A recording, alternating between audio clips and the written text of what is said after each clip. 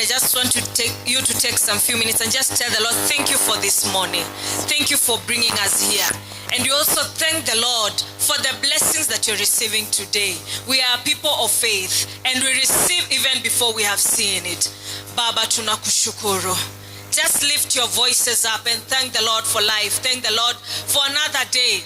Thank the Lord that you are healthy, you are strong, you are functioning. Thank the Lord for these blessings of this day. The weather is so beautiful. Everyone that is here is so happy and blessed. Everyone that we invited has come. Just thank the Lord. Na moyo wako wote. Na moyo wako wote mshukuru Bwana. We bless your name, Almighty Father, for you are grateful. We bless your name, oh God, for you are great, for you are wonderful, you have done as well. We thank you, my Father, kwa sababu hatuna Mungu mwingine isipokuwa wewe. Asante kwa uhai, asante kwa uzima. Asante Bwana kwa yote ambayo umetutendea. Umbali huu ni wewe Ebeneza. Umbali huu ni wewe Ebeneza. Tunakuinua, tunakusifu kwa sababu umetutenda wema.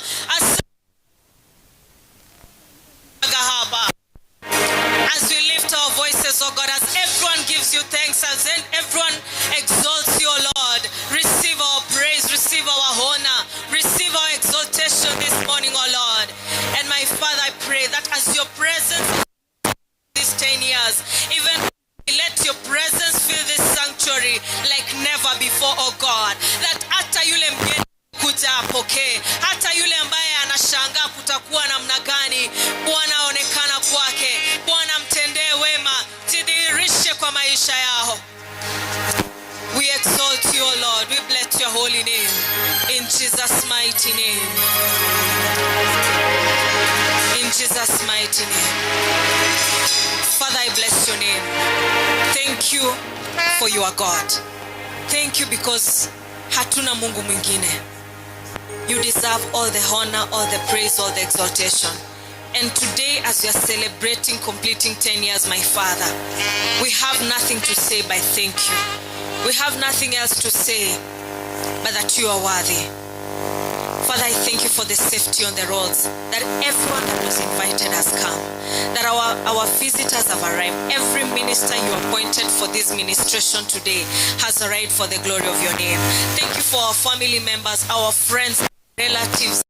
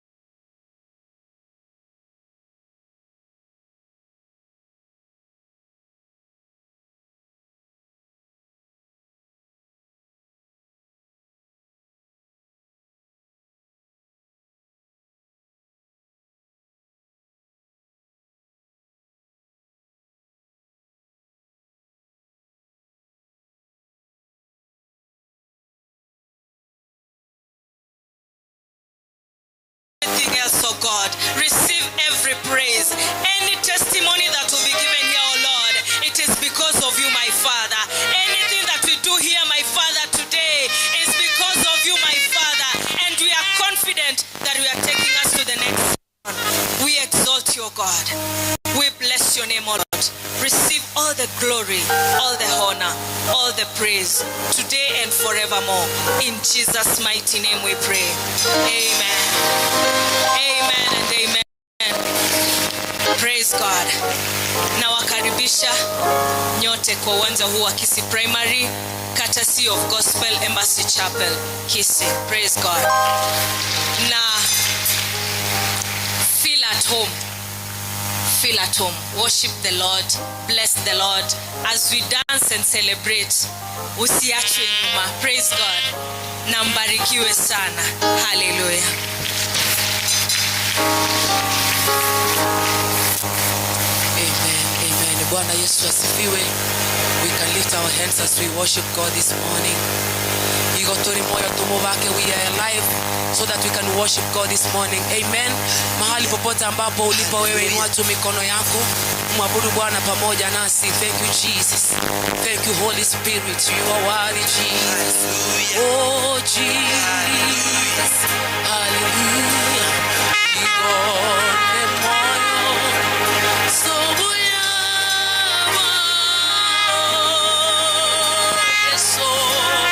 Igone moyo Igo sasimbe.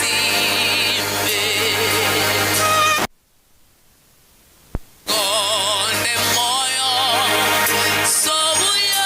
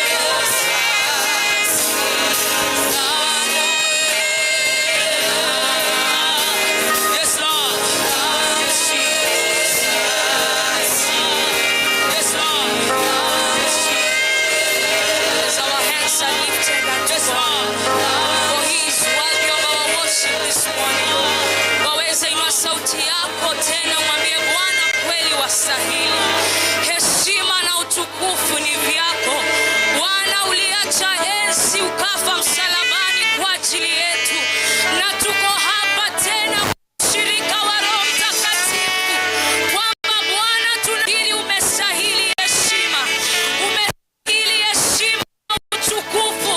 Come on somebody, you can lift your worship this morning. Our God is worthy of our praise. He is worthy of our worship. He is worthy of our honor. He is worthy of adoration. Bwana umestahili.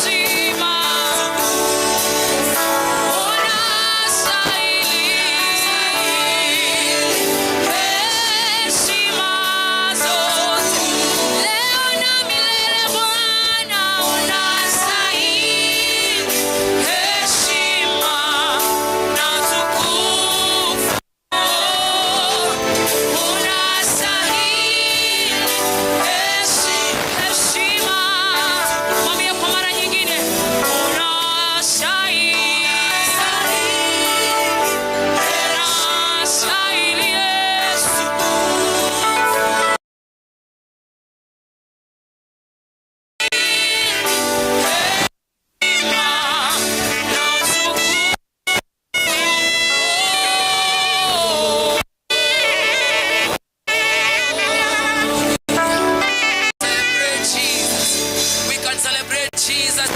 Yesu makofi mazuri. Haleluya, pigia Yesu makofi mazuri. Haleluya. Majina yote mazuri ni ya Bwana. Bwana Yesu wasifiwe. Hayo majina yote mazuri, Shalom, El Shaddai, Adonai, majina yote mazuri ni ya Bwana. Pigia Yesu makofi mazuri. Wapi shangwe vigeregele? Hallelujah. Are we happy? Na furaha. Shangi kumi. Hallelujah. Hallelujah. Tunaweza kuinua mikono yetu hapa tu zaidi, mpaka pale nyuma hadi pale chini kwa watoto. Tuinue tu mikono hivi na uchapie Yesu makofi mazuri. Amen. Amen. Majina yote mazuri ni yako Bwana. Thank you Jesus.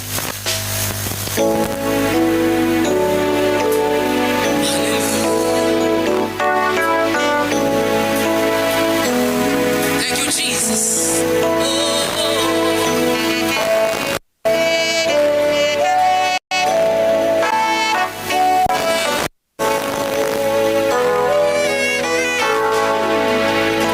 Majina yote mazuri ni yako, Jehova.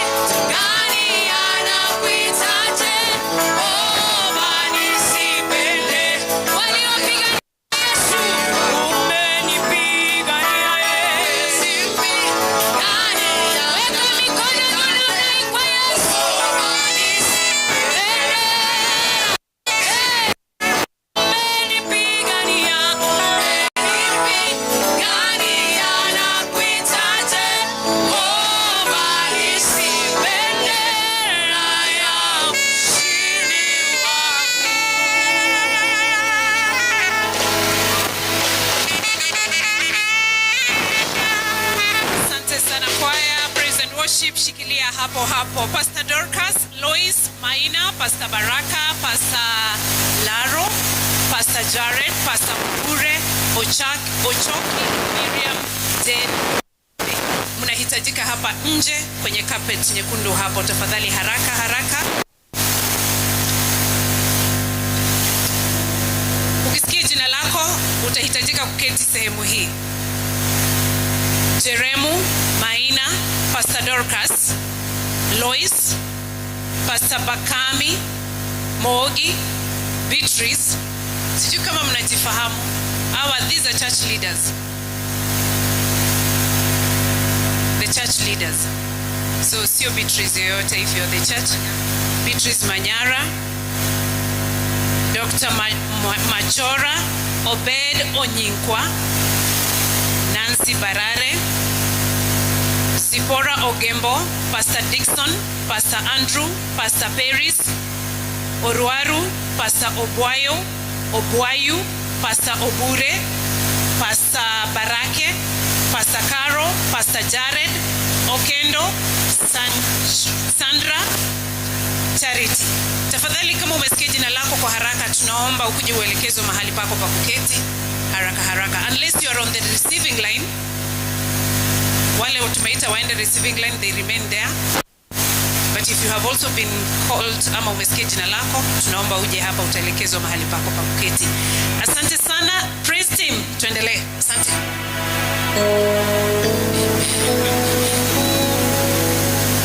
Bwana asifiwe. Haleluya. Ni wangapi wanaamini kwamba wakiwa na Yesu hakuna kitu ambacho kinatokea kiume? If you know that there is nothing. Kumbe sisi wote tunamtegemea Yesu. Tunamtegemea Yesu kabisa. Basi kama unamtegemea Yesu, uimbe huo wimbo ukiwa unamaanisha kutoka ndani ya moyo wako. Ufungue tu moyo wako, uinue mikono yako, uimbe huo wimbo pamoja na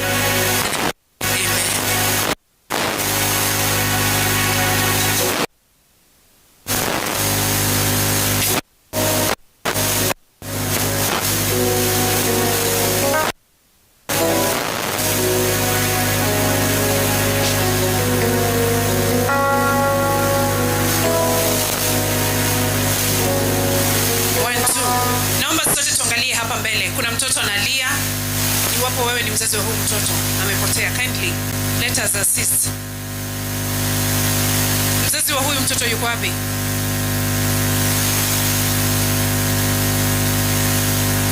Angalia kama uko na mtoto wako tafadhali.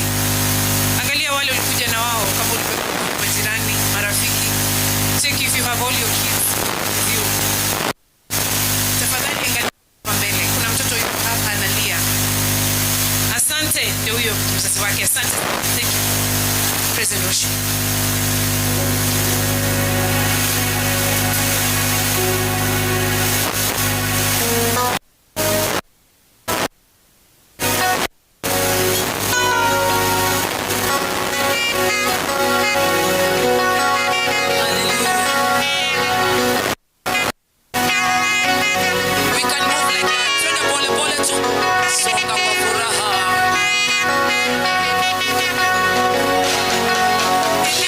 Wewe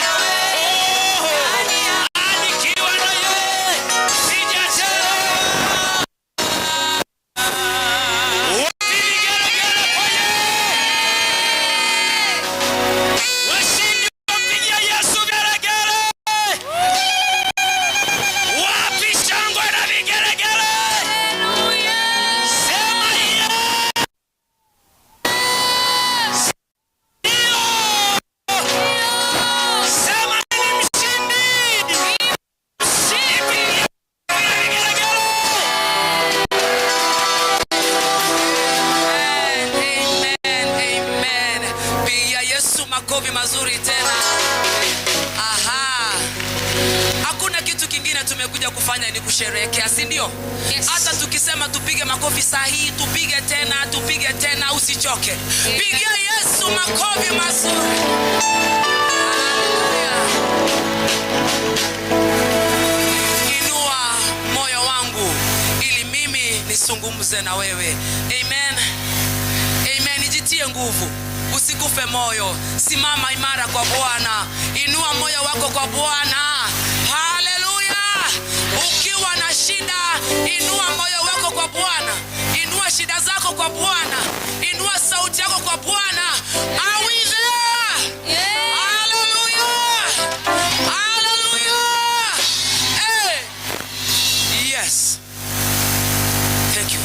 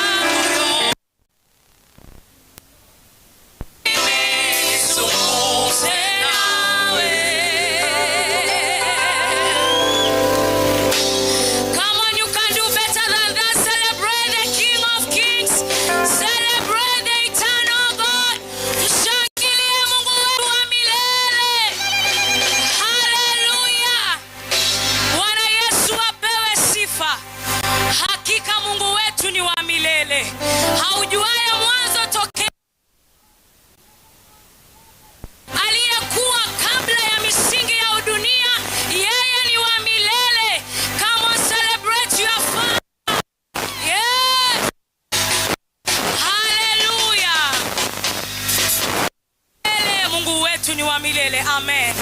Amen. Songa tu pole pole kwa furaha. Kama baba yako ni wa milele. Let me see you.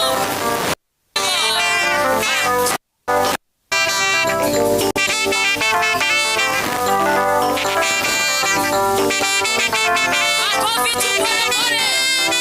Hallelujah.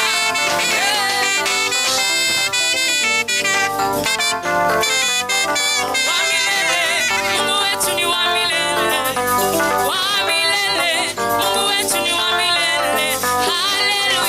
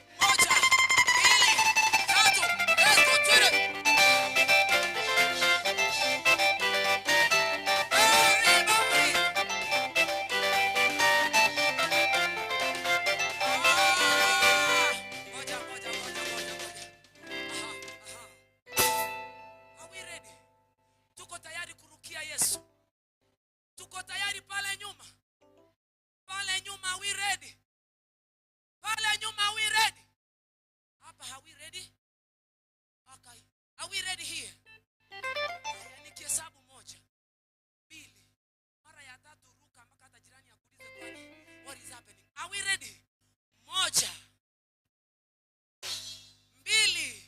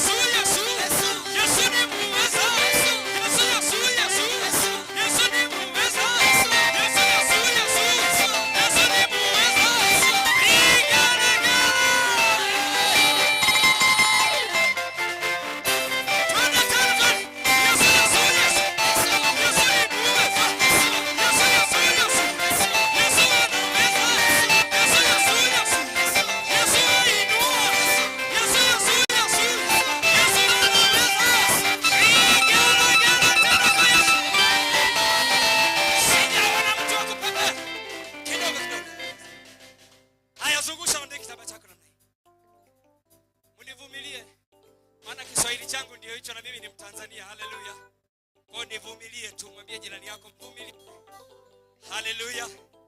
Inua kitambaa chako kama ni leso kama ni ega zungusha namna hii. Na muangalie jirani yako, kiona yeye hazungushi, umuulize uko upande wetu ama upande gani? Hakikisha anazungusha namna hii. Na kama ukiona ametulia, muulize wewe ndio mdosi kuliko Yesu? Alafu akujibu, akisema ndio, mwambie wewe kuna namna. Hallelujah. Zungusha tu namna hii, zungusha. Lazima ijulikane. Hallelujah. Lazima ijulikane kama Kisii imetembelewa.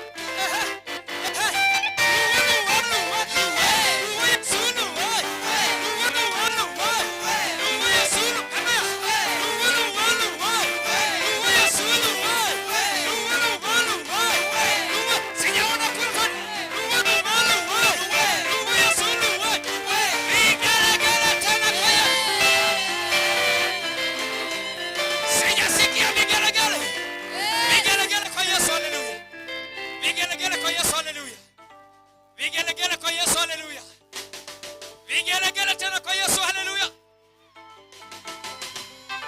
Weka mikono yako namna hii kama umeshweka hivi. Weka juu kabisa namna hii. Weka namna toni.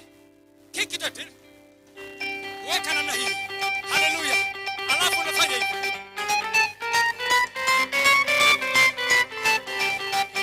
Haleluya. Tena tena. Alafu unasema tawala. Yesu tawala.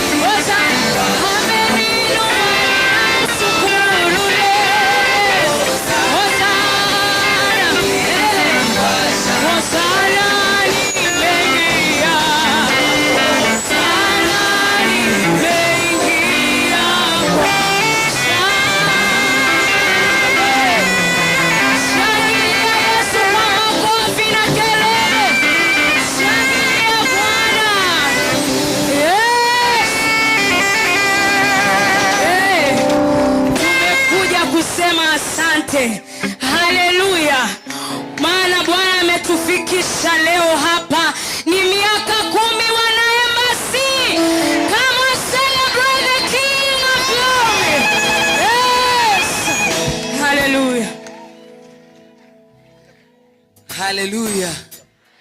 Tumekuja kusema asante. Let's go.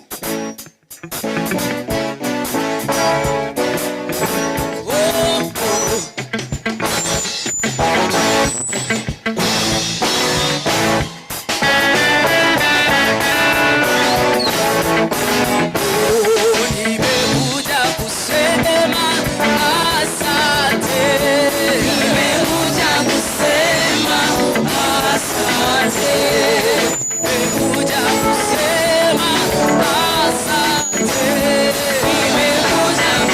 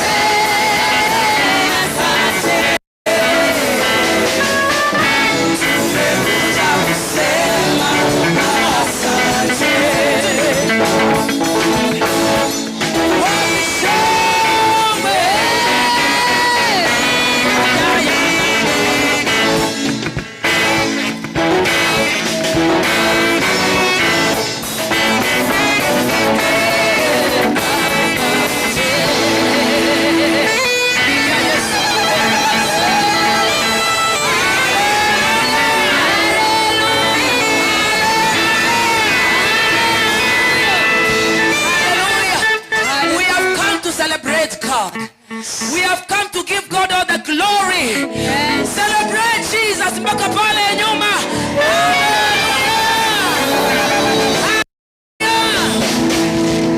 Yahweh uimidiwe.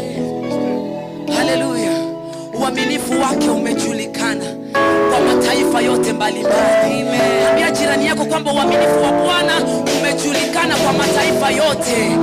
Haleluya, come on. Ambia jirani kwamba uaminifu wa Bwana umejulikana. Amen, amen, amen. Yahweh uimidiwe.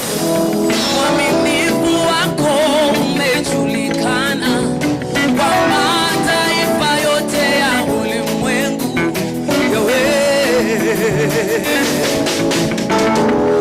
Yahweh uimidiwe. Uaminifu wako umejulikana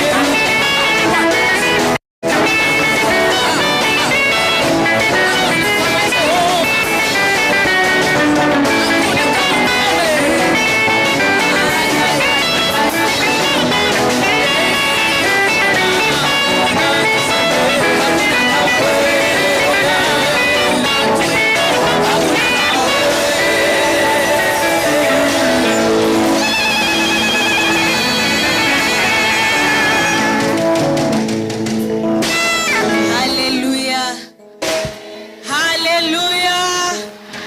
Watoto wa Bwana, haleluya. Tunamshukuru sana Bwana kwa kutufikisha umbali huu. Na siku ya leo tunasherehekea tukisema enyewe Bwana ni Ebeneza. And before tubebwe na furaha ya sherehe, Father, you and we exalt you. Today is a day of thanksgiving. And we are here, oh Lord, we are celebrating, we are flaunting, and we are so happy because you are our God. You have been so faithful to us. Na umbali huu Jehova tumesimama siku ya leo tunasema enyewe wewe ni Ebeneza. Hatungefika umbali huu kama sio wewe. Asante kwa kutuinua beba katika safari. Asante kwa hekima yako na mkono wako ambao tumeuona usiku na mchana. Umetutetea, umetupigania, umetuponya, umetukomboa, umetufungua kutoka kwa minyororo ya giza, na siku ya leo tuko hapa kusherehekea wema wako Jehova. Ninasimama kwa madhabahu haya. Ninakushukuru kwa sababu umewafikisha wageni wetu wote salama Jehova, na wamekuja nasi kusherehekea wema wako. Bwana, ninaomba ibada hii jinsi umetembea nasi, na ibada hii ya leo ukatembelee kila mmoja aliyekanyaga hapa Bwana, na kila mmoja anayetutazama wakati huu, na kila mmoja anayetusikiza Bwana, ukamguse, ukamponye, ukakutane naye katika kila hali ambayo anahitaji Jehova. Na baada ya mambo yote Mfalme, jina lako lihimidiwe, uzidi kuinuliwa zaidi na zaidi. Asante kwa sababu utatenda zaidi ya vile tuwazavyo, hata vile tunavyoomba. Tunakuinua leo na hata milele, ni katika jina la Yesu aliye Bwana na mwombezi wetu. Hallelujah. Amen. Praise God. Nawashukuru sana nyote kwa kufika. Her Excellency the First Lady of this Republic, Madam Rachel Ruto, asante sana kwa kufika, na watu wako wote asante. Bishop Dr. Mark, karibu sana Kisii, na asante kwa kukubali mwito wetu kuja Gospel Embassy. Karibu sana. Mama Joyce, thank you so much for coming. Wachungaji wote ambao wako hapa, mabishop wote, na wakaribisha. Hapa ni Gospel Embassy, na zaidi ya yote tumekuja kumwabudu Bwana ambaye ni baba yetu. Kwa hivyo usiseme mimi si wa Gospel Embassy. Hapa uko nyumbani. Bwana Commissioner, karibu sana. Tunasema nyinyi hamfiki, lakini umefika hapa. Barikiwa sana na timu yako, Bwana Komanda, karibu sana. Kila kiongozi aliye hapa kwa namna yoyote ile, ninawakaribisha hapa Gospel Embassy. Na kwa madhabahu haya siku ya leo tunasherehekea miaka 10 ya Mungu kuwa mwaminifu kwetu tangu Gospel Embassy kuanza. Na kwa muda wote Bwana amekuwa mwaminifu. Ndio maana tuko na ibada siku ya leo kumshukuru Bwana kwa uaminifu wake. Na kila mmoja wa Gospel Embassy pamoja na marafiki zetu na jamii zetu na wananchi wote ambao wametoka katika nyanja ya East Africa and Central Africa, you are so welcome to this place, and let the Lord visit each one of you today for the glory of your name. Hallelujah. The glory of the Lord will surely fill this place. Na vile ambavyo mmefika, na washukuru sana. Na sitaki kusema mengi kwa sababu tukuja kumwabudu Bwana na mambo mengine mengi ambayo ametuandalia siku ya leo. Ningealika praise team ikiongozwa na Sami Baraka, so that they take us briefly to in the next session as we praise the Lord. We can have our seats. God bless you. Praise God. Kuna waimbaji pia ambao wametoka mataifa, the international singers who have joined us. I know Minister Ruben Kigame is in the house, or is on his way coming.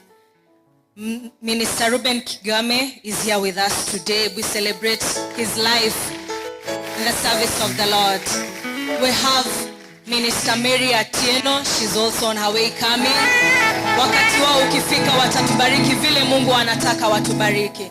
And then we have Minister Solomon Mkubwa is already in the house. Gospel Embassy worship team is here, and many other ministers who are here who have come to bless the Lord by song. I know at the end of everything, the Lord will be exalted. Mbarikiwe sana. You can take it briefly as we take the next program.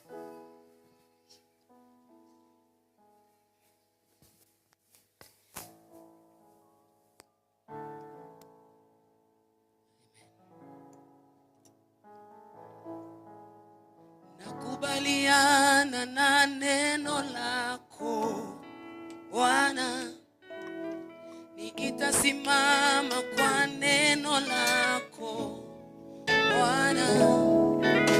Nakubaliana na neno lako Bwana, nitasimama kwa neno lako. Nakubaliana mimi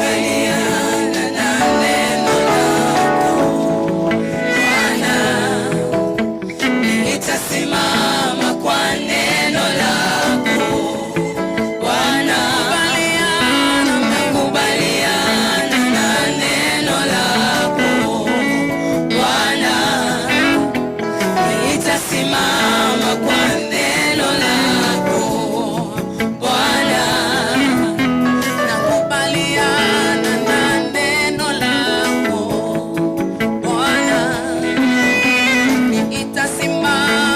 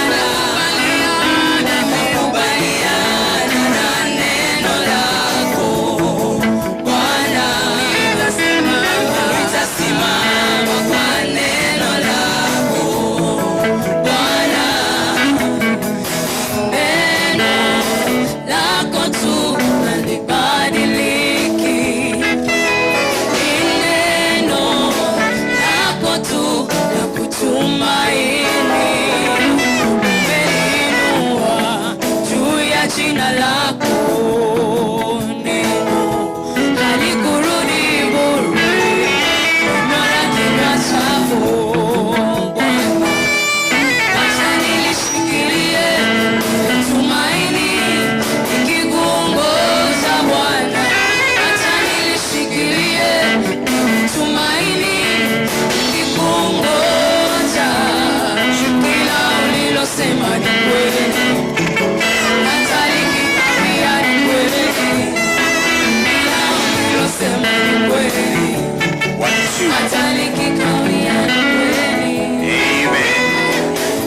Amen, amen, amen. Praise and worship.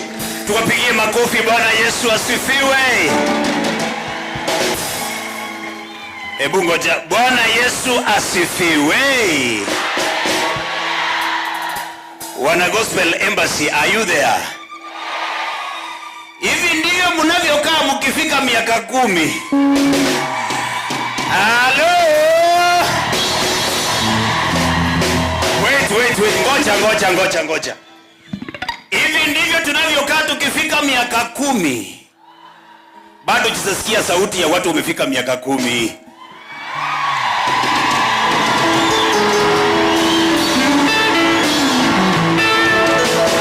Yes.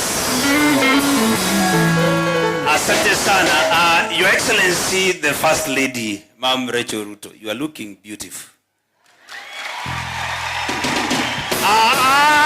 Bado. Ma'am Rachel anakaa mrembo zaidi vile alikuwa mwaka jana. Hey! In that spirit ni kama Uncle Willie anafanya kazi nzuri. Yes. Your Excellency, karibu sana Kisii. Ni wangapi wanakaribisha First Lady Kisii? Wow. That's good. naona oh my good Lord. Mom Joyce, you're looking beautiful. Unakaa poa sana. Wapi makofi ya Joyce?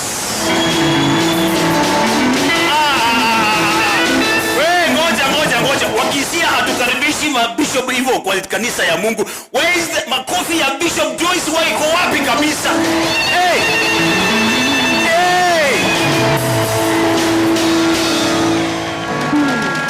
In the same spirit, it's like Bishop Mark is doing a good job. And then tukienda kwa mama wetu, Mama Lona.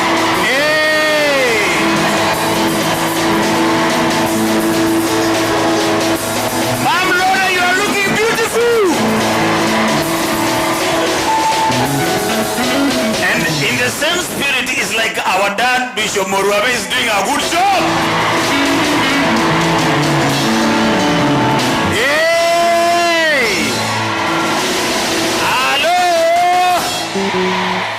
Now in the same spirit tunasema our bishops, Bishop Mark, Apostle Moruabe, nimeona mabishops wote wako hapa, hata nyinyi wote mnakaa sawa kabisa. Karibu katika nyumba ya Bwana. Yes. So we are here just to confirm to the world. Na wale wengine ambao walikuwa na wasiwasi, we are not there mahali tulikuwa miaka 10. Hatuko pale mahali tulikuwa miaka 10. Mungu ametusaidia, tumepiga hatua sana. Hello? We are not there mahali tulikuwa miaka ngapi? Yes, ambia mwenzako I'm not there kwenye nilikuwa miaka 10. Yes. And Gospel Embassy, we are not there mahali tulikuwa miaka ngapi? Na sio kwa uwezo wa mwanadamu. It's by the grace. Sijasikia watu wa Gospel Embassy. It's by the grace of who? It's by the grace of who? Are you ready for praise and worship? Muko tayari kwa praise and worship? Where is Sami? Unajua nilikuwa nafanya hivyo ndio Sami afike hapa. Where is Sami Baraka? Sami amefika ama amechelewa kidogo tena? Where is Sami? All right. Where is Boni? Boni, where is Boni? Boni amsala, kimbia tafadhali. All right. Yes, Boni tumpigie makofi. Alafu ningependa kuwajulisha kwamba tuko na waimbaji hapa. Tuko na Douglas Otiso, Taliboro Ekeniki. Hey! Yes. Are you ready for Douglas Otiso? Haya, tuko na Pensila Mora. Alafu tuko na Solomon Mukubwa. Alafu in the house tuko na Omo Imerania from Megasa FM. Your Excellency the First Lady, this is Omo Imerania from Megasa FM, the head of radio.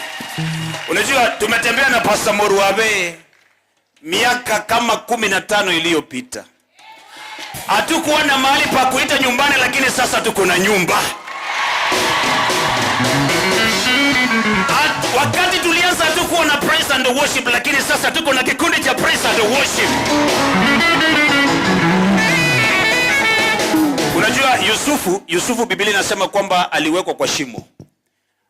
Wale ambao waliweka kwa shimo walienda wakampata ikulu, State House. Yaani walimwacha kwa shimo, lakini wakati walienda next walimpata wapi? Unajua hata pasa aliachwa mahali kwenye watu, mavita ilikuwa mingi sana. Lakini siku hizi yako wapi? Ni nani amekaa next na Pastor Moruabe? Hello! Gospel Embassy, can you see God? Munamuona Bwana? Ni wangapi wanamuona Bwana?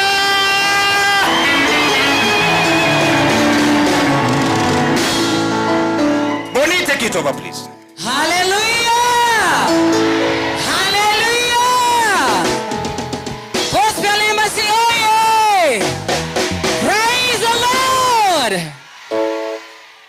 Amefanya maajabu nami siwezi kueleza. Siwezi kueleza. Amefanya maajabu nami siwezi kueleza.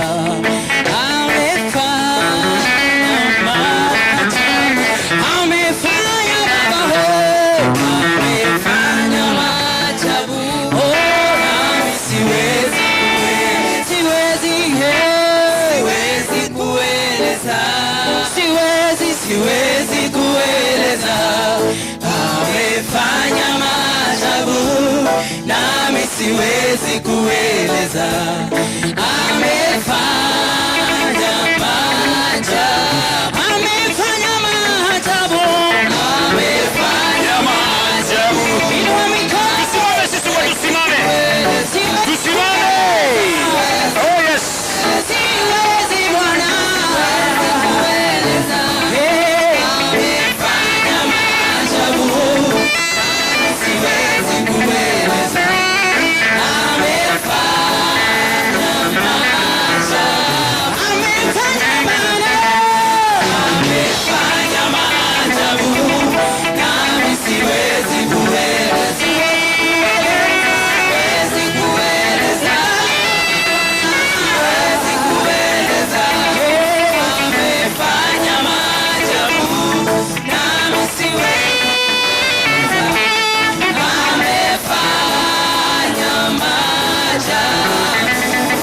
Piga makofi mazuri kwa Yesu. Maajabu Yesu. Atakumilia mituna.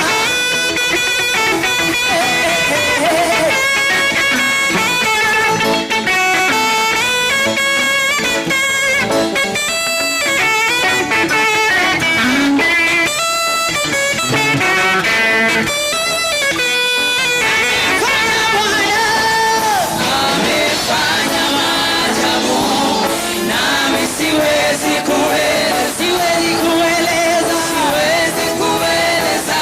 Mbali humo siwezi kueleza.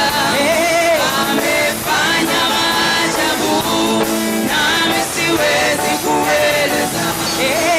Amefanya maajabu. Haleluya, hosana kwa Bwana. Haleluya, hosana kwa Bwana. Haleluya, hosana kwa Bwana. Haleluya, hosana kwa Bwana. Alisalime, hosana kwa Bwana. Haleluya, hosana kwa Bwana. Maisha yangu ni hosana kwa Bwana.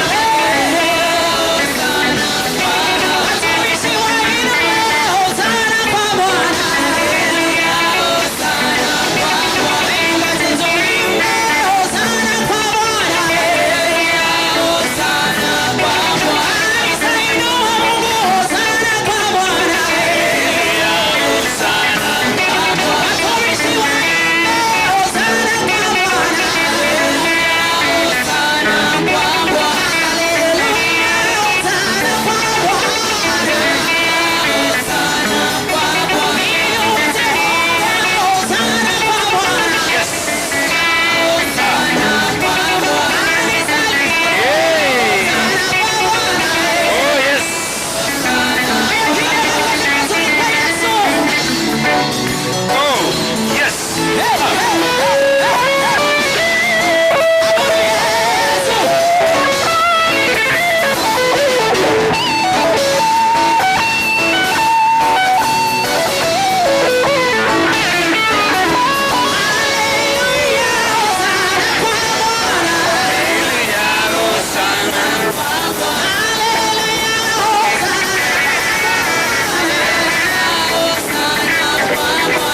yes. Yes.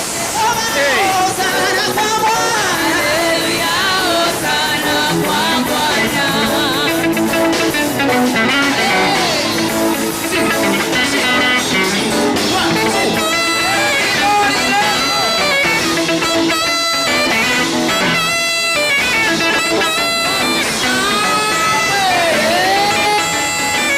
Oh yes.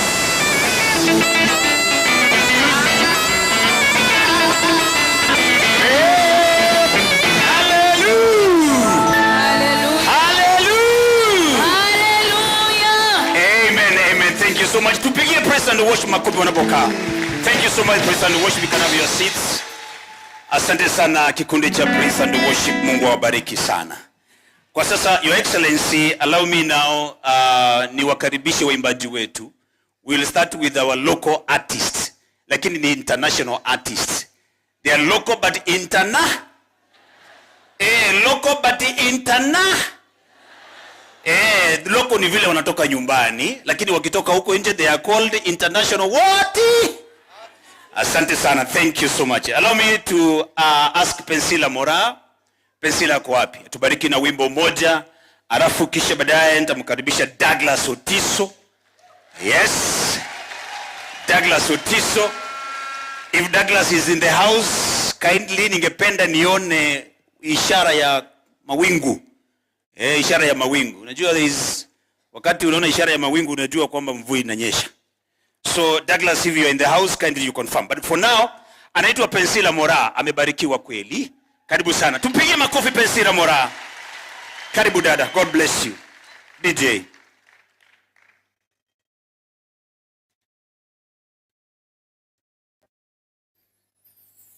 Tupigie Jemo makofi. Jemo, our DJ, our technician is doing a good job. Thank you so much. Jemo.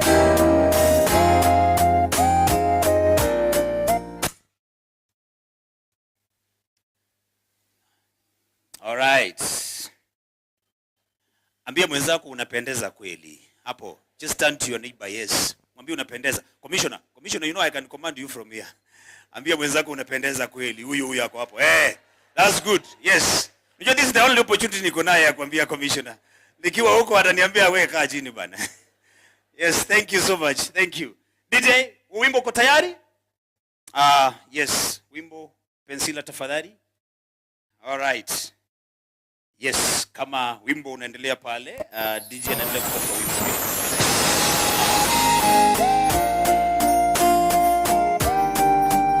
That's good. Are we there, Pensila? Uko sawa? Okay.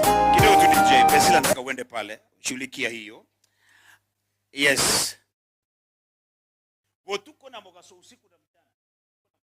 Alright.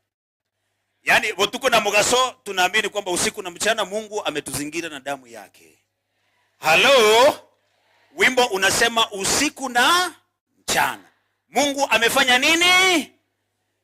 Mungu ametuzingira usiku na mchana. Yes, huu ndio wimbo ambao tunabarikishwa nao kutoka kwa dada yetu Pensila. Kama huko yes. Kama wimbo Jemo umeupata? Bado. All right. That's okay. Sasa kama wimbo huko ako wapi Douglas Otiso? Where is Otiso?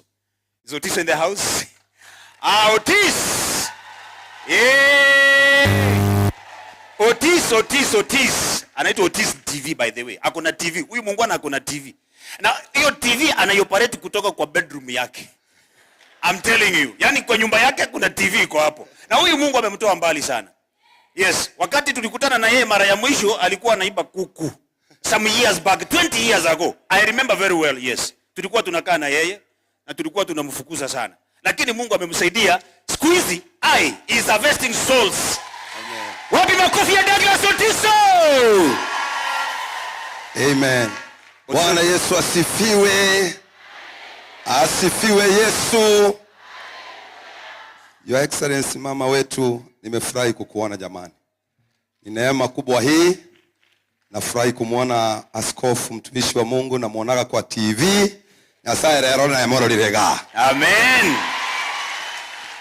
Naomba tu niimbe wimbo huu ambao unasema nafasi yetu haitachukuliwa na mtu yeyote.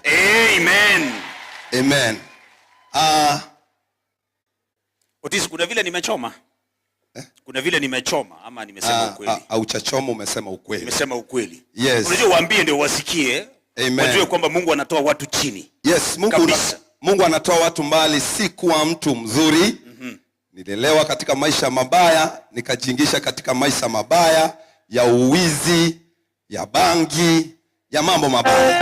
Lakini nilipopata Yesu, miaka kadhaa iliyopita, alinibadilisha, aliniokoa. Wow. Nina ushuhuda leo. Wow. Hallelujah. Your Excellency, sitoki mbali, mimi ni mtoto hapa nyumbani. Tafadhali unaposikia nikiimba Kikisii, Roho wa Mungu atakuinterpretia. Amen. Amen. Amen. Wimbo ule unasema nafasi yetu haitachukuliwa. Kwa jina nafasi nitaisema kwa Kiswahili. Lakini Bosio Mbuyele nitasema kwa Kikisii. Tusikia anasema Bosio Mbuyele na maanisha mbele iko sawa. Amen. Tusikia anasema nafasi yetu haitachukuliwa. Wapendwa, jikase hapo hapo, kaa hapo hapo. Ichukue, hiyo ni yako. hakuna mtu wa kuichukua. Amen. Namba, asante sana. Haya DJ.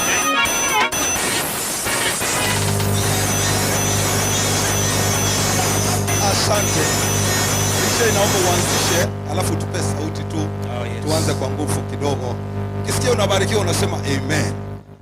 Na ikiwa unasikia kwamba unaweza simama, usimame, usikae. Haya DJ, are you ready? DJ uko tayari?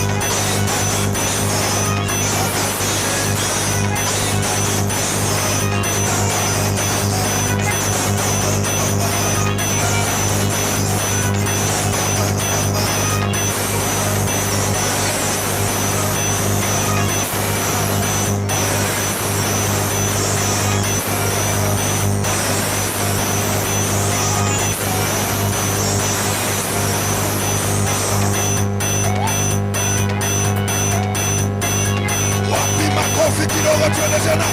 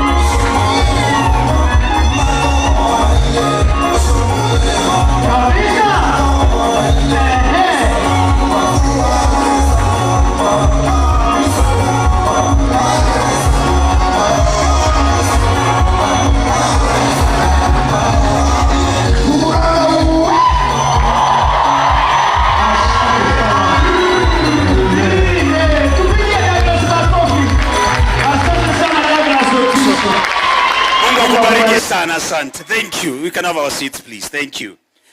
Na kwa sasa ningependa kumuandaa Mary Atieno. Wow. Ningependa kumuandaa Mary Atieno. Kwa hivyo yule mwelekezi wake tafadhali munisaidie pale kwa mitambo. Nikiendelea kumuandaa Mary Atieno akaweze kuingia hapa. Lakini tukiendelea hivyo ningependa kutambua mabishops wetu wala ambao wamefika hapa. Bishop Ken Nyarieko, Deliverance Kisii. Wapi makofi ya Bishop Ken Nyarieko? Yes. Tuko na Bishop Isaboke. Bishop Isaboke. Wow. Thank you so much. Tuko na Bishop Nduvi. Bishop Nduvi. He preached to my dad, and my dad became a bishop. Bishop Nduvi. Our senior. Thank you so much. Good to see you in the house of God. Pia tuko na Bishop Nyanuga Omambia. Where's Bishop Nyanuga? Wow, thank you so much. Thank you so much. Na watumishi wa Mungu wale ambao umefika tunawakaribisha kabisa. Thank you so much. Bishop Ken, we recognize you while you were away. Karibu sana. Thank you. Good to see you, Daddy. Karibu sana. All right. Now, I would like to invite Mary Atieno. Are you ready for Mary Atieno? Mnataka wimbo gani? Adamu na Eva. Ati baraka zafanya nini? Watu yani jameni. Mnataka wimbo gani? Are you ready for Mary Atieno? Are you ready for Mary Atieno? Wapi makofi ya Mary Atieno?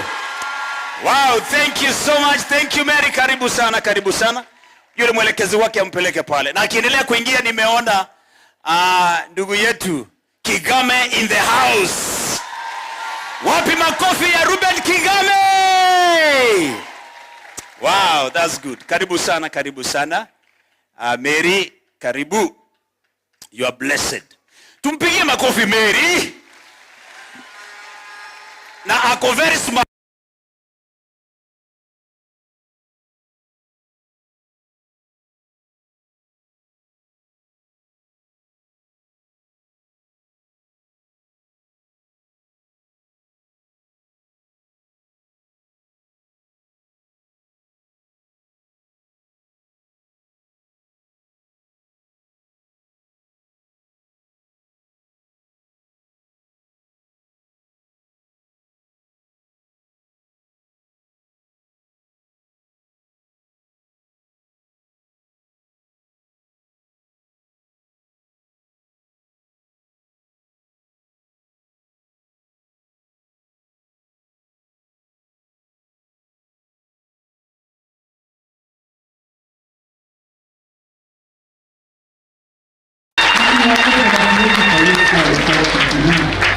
Tutaimba wimbo ambao unasema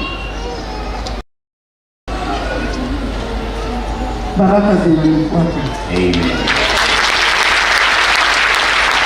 Tupige makofi mazuri kabisa. Wewe kama hauamini baraka zinakufuata kaa huko. Lakini wale ambao wanaamini kwamba baraka zinawafuata wapige makofi ya Yesu.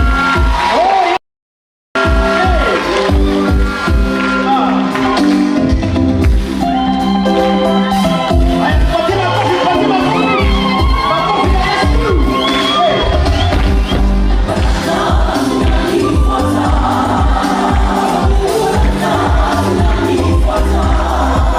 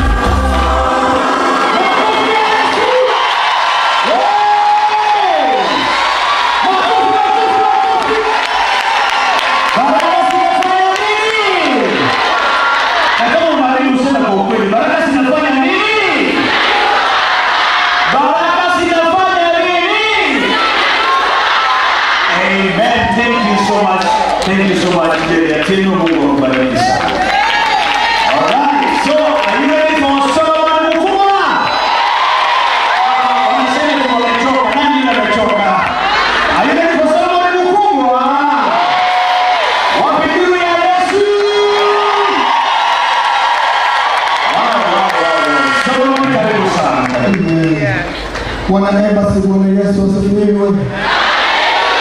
Na mikono miwili tupepeane wana. Tuna mama wapi? Nasema unajua nini nasema tuna mama wapi tugelele? Leo nyumbani tuna malkia wetu.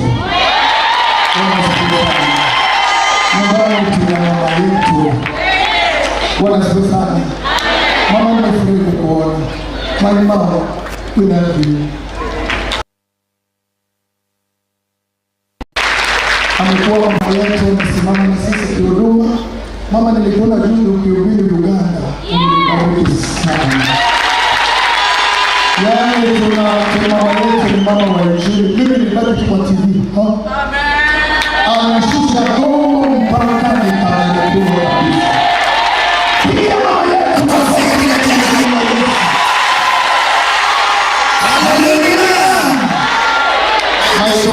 yetu furahi kukuona leo baba. Tukiwa na nyinyi neema inatosha tu. Bwana asifiwe sana. 10 hata kama hatujakuwa pamoja na nyinyi kwa miaka 10, najua 10 ijayo tutakuwa tena pamoja katika jina la Yesu. Sijawahi ona mwenye yake ameachwa mimi, wala watoto wake kuomba mikate barabarani. Mungu ni mwaminifu kwa ahadi zake wanadamu. Akiongea Yesu ameongea. Leo Yesu ongee kwa maisha ya mtu hapa. Hata kama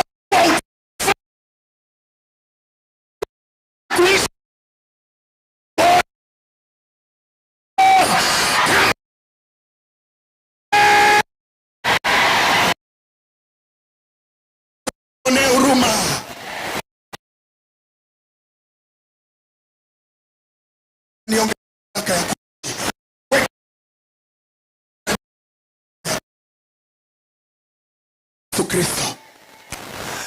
Usichoke, mwambie tu Bwana niongezee miaka ya kuishi. Mwambie niongezee miaka ya kuishi katika jina la Yesu Kristo.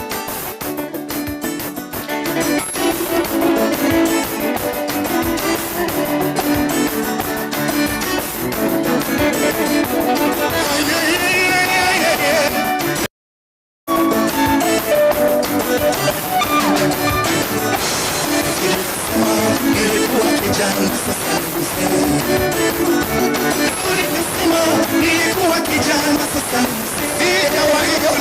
sijawahi ona mwenye yake ameachwa wala watoto wake kuomba mikate.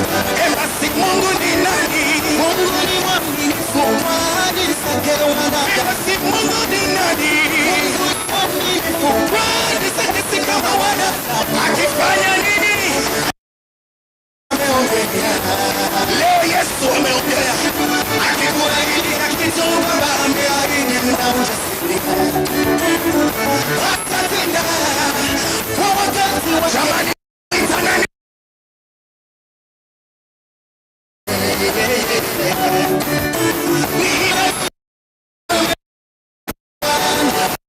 Ndio maana mimi ninaimba kwa sababu ya amani. Uwezo gani unao? Uwezo gani?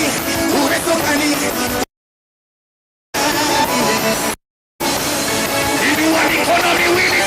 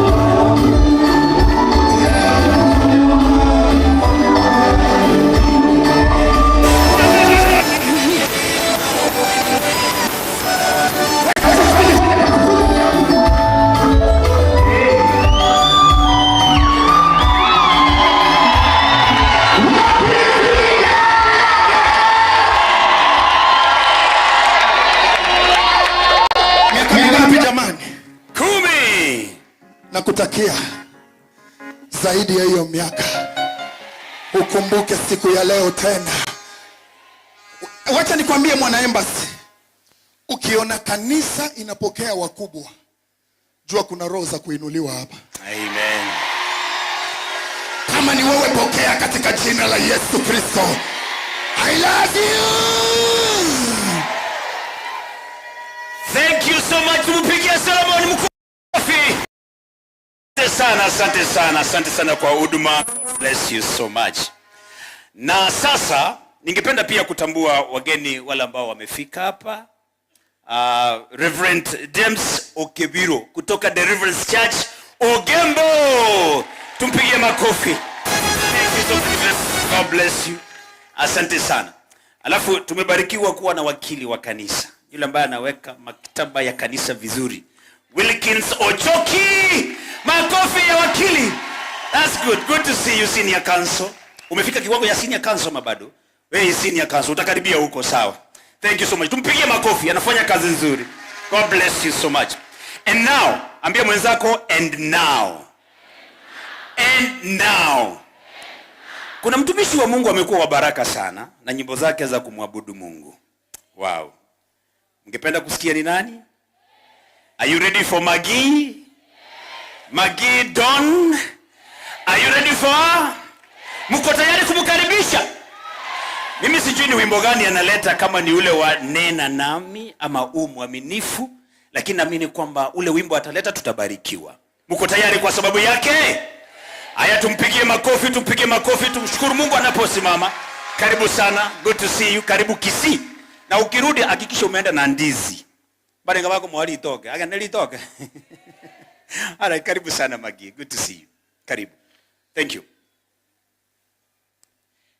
Napenda niwasalimu nyote katika jina la Yesu. Watu ambao Bwana amewapa neema ya kumwabudu, tunaongeanga pole pole. Na kwa hiyo mimi napenda nimshukuru Mungu kwanza kwa kunipa fursa ya kusimama mbele zake nikiinua sauti yangu nimwabudu leo.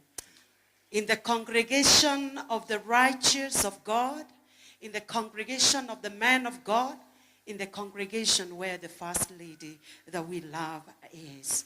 We want to thank God for his grace. Napenda niimbe wimbo unasema Hosana, tumwimbie Hosana, na mimi ninajua itampendeza Mungu tukimwimbia. Bwana asante kwa neema yako.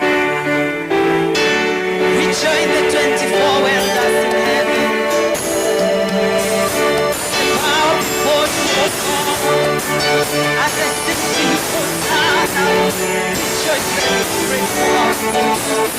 Hosana, Hosana, to him be Hosana, Hosana, Hosana, hallelujah, Hosana, Hosana, Hosana, to him be Hosana.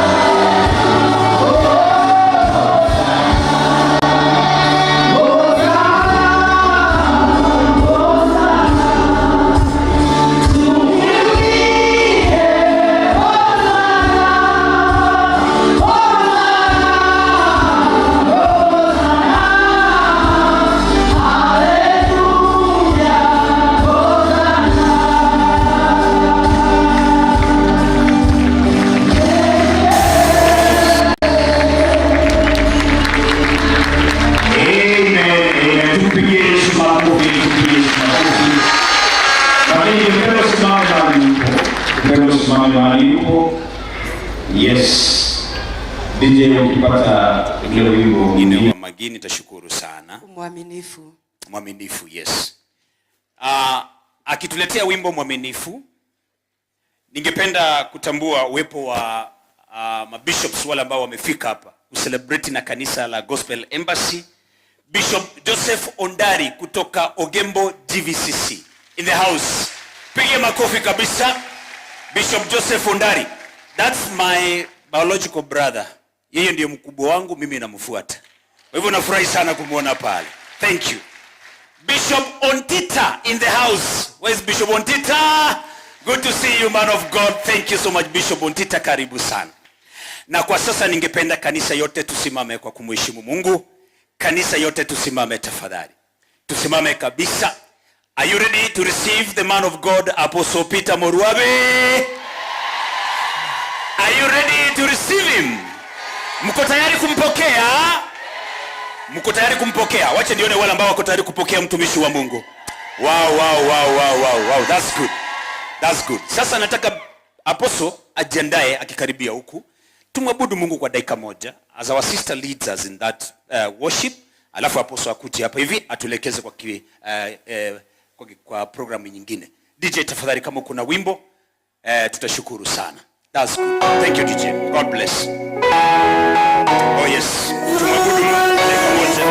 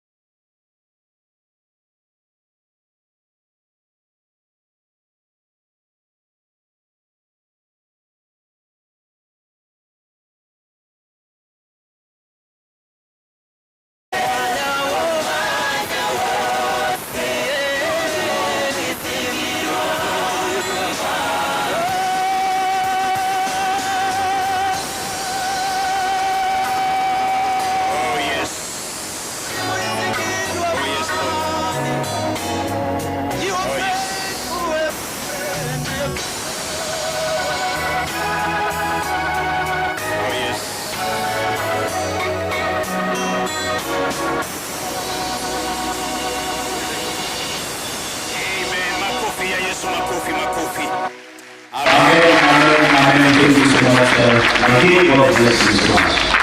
Alright, you have our seats. Naam, sasa umefika ule wakati vile nimewaalika mbeleni kwa kumkaribisha mtumishi wa Mungu Apostle Peter Murabe.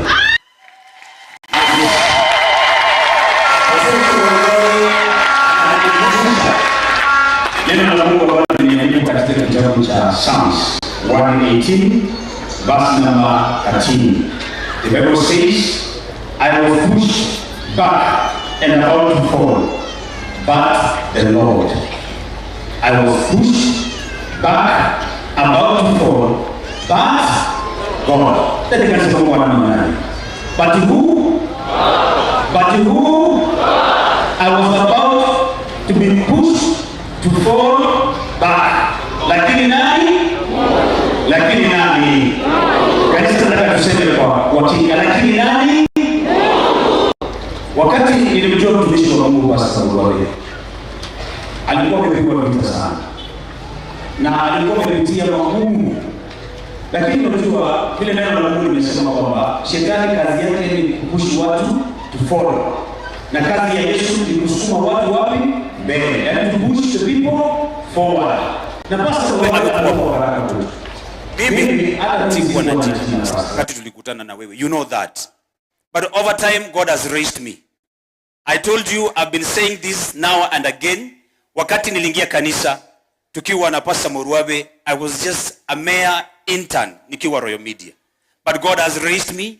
Now I'm the head of radio Egesa FM. Ni wangapi wanasikiza Egesa FM? Waje nione wale ambao wanasikiza Egesa FM. Tunaona ni wote hapa hivi. Thank you. First lady, you can see all these people listen to Egesa FM. Enguba ya Mwanyagetinge. Enguba ya Mwanyagetinge omobusi. Oh, umesikia first lady? So are you ready for Apostle Murabe?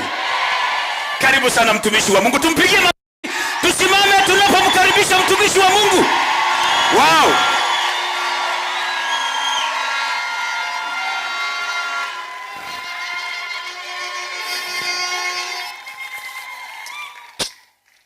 We can all be seated. Thank you.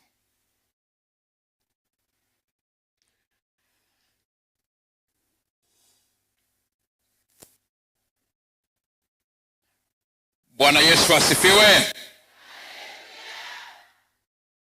Naomba kurudia na wewe urudie. Bwana Yesu asifiwe. Your Excellency the First Lady, you're welcome.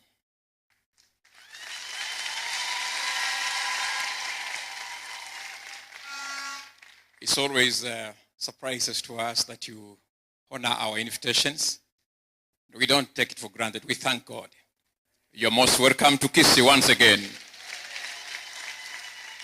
Kuna mtu wa Mungu hapa anaweza kushangilia kwamba tuna baraka na tunaheshimika kila wakati.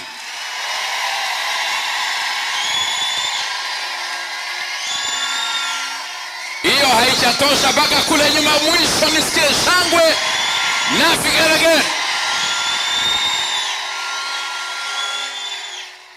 Thank you, Bishop Dr. Maki Kariuki.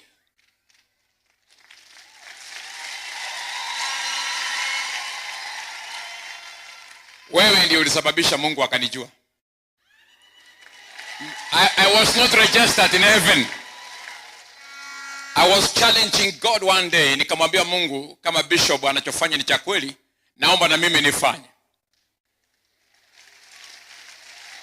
Na nilipofika kanisani siku moja, nikasema Mungu, wale watu wanaanguka pale kama si ujanja, naomba hapa pia waanguke.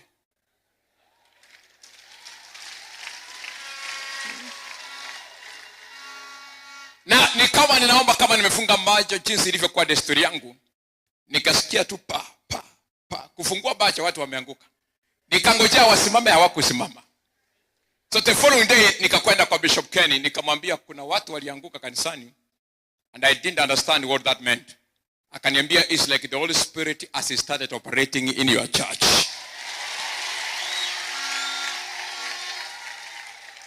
He confirmed to me that the Holy Spirit is still present with us Na hata leo kama kuna mtu amekuja anatarajia, Jesus will do it for you in Jesus name. So Bishop Mark, I salute you with Mama Joyce and Bishop Ken for honoring our invitation. Our commissioner is here, ulitambuliwa, but I'm happy. Tumekuwa na wewe hapa usiku. Mungu akubariki sana na kukaa kwako kisikwe kwa baraka sana. Mabishop wetu wote wa Kisii mumetambulika, na wenda nisiwatambue tena kwa sababu MC amefanya hivyo, lakini kwa heshima tu, kwa sababu kiongozi wetu wa mabishop wote yuko hapa. County mzima, Kisii County Clergy Forum, Bishop Nyanuga. Ni kinyume cha taratibu, lakini kwa sababu serikali yote iko hapa, useme tu salamu tu ukitumia microphone yangu. Kiongozi tu wa mabishop wote.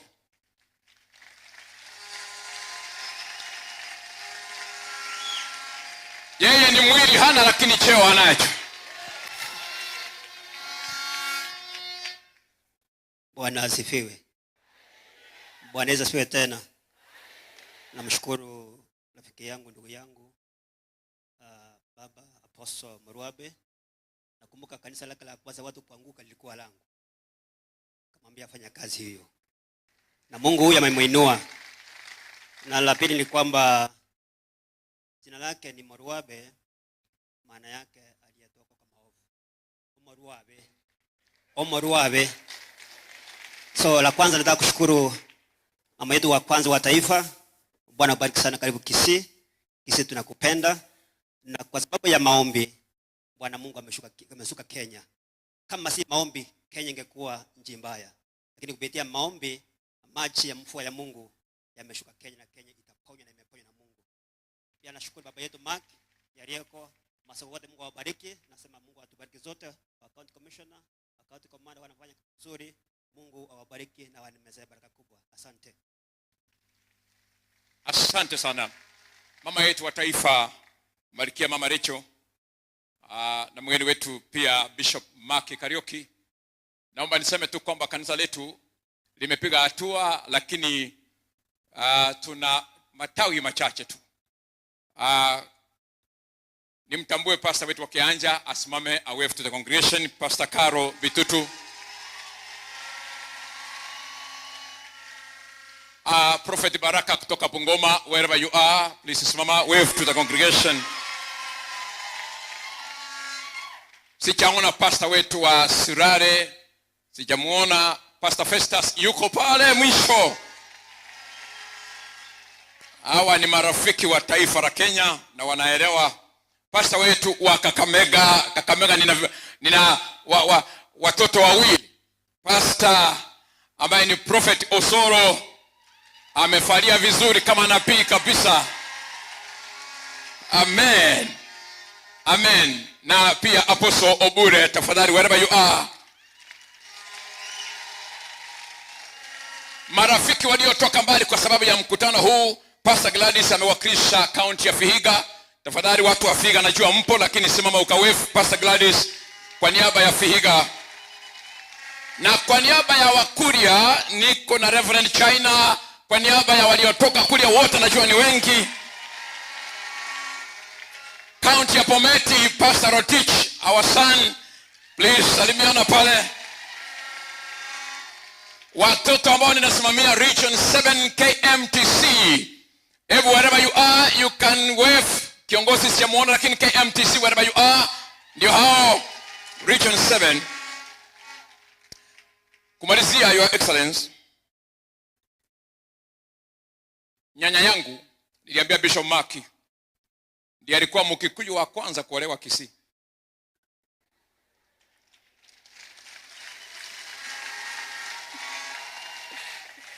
Japo ameondoka, aliaga dunia, yeye hakuama. Tulikuwa tunasikia Wakikuyu wakiolewa Kisii wanaamanga. Lakini nyanya yangu alikaa sana. And she was buried in Kisii.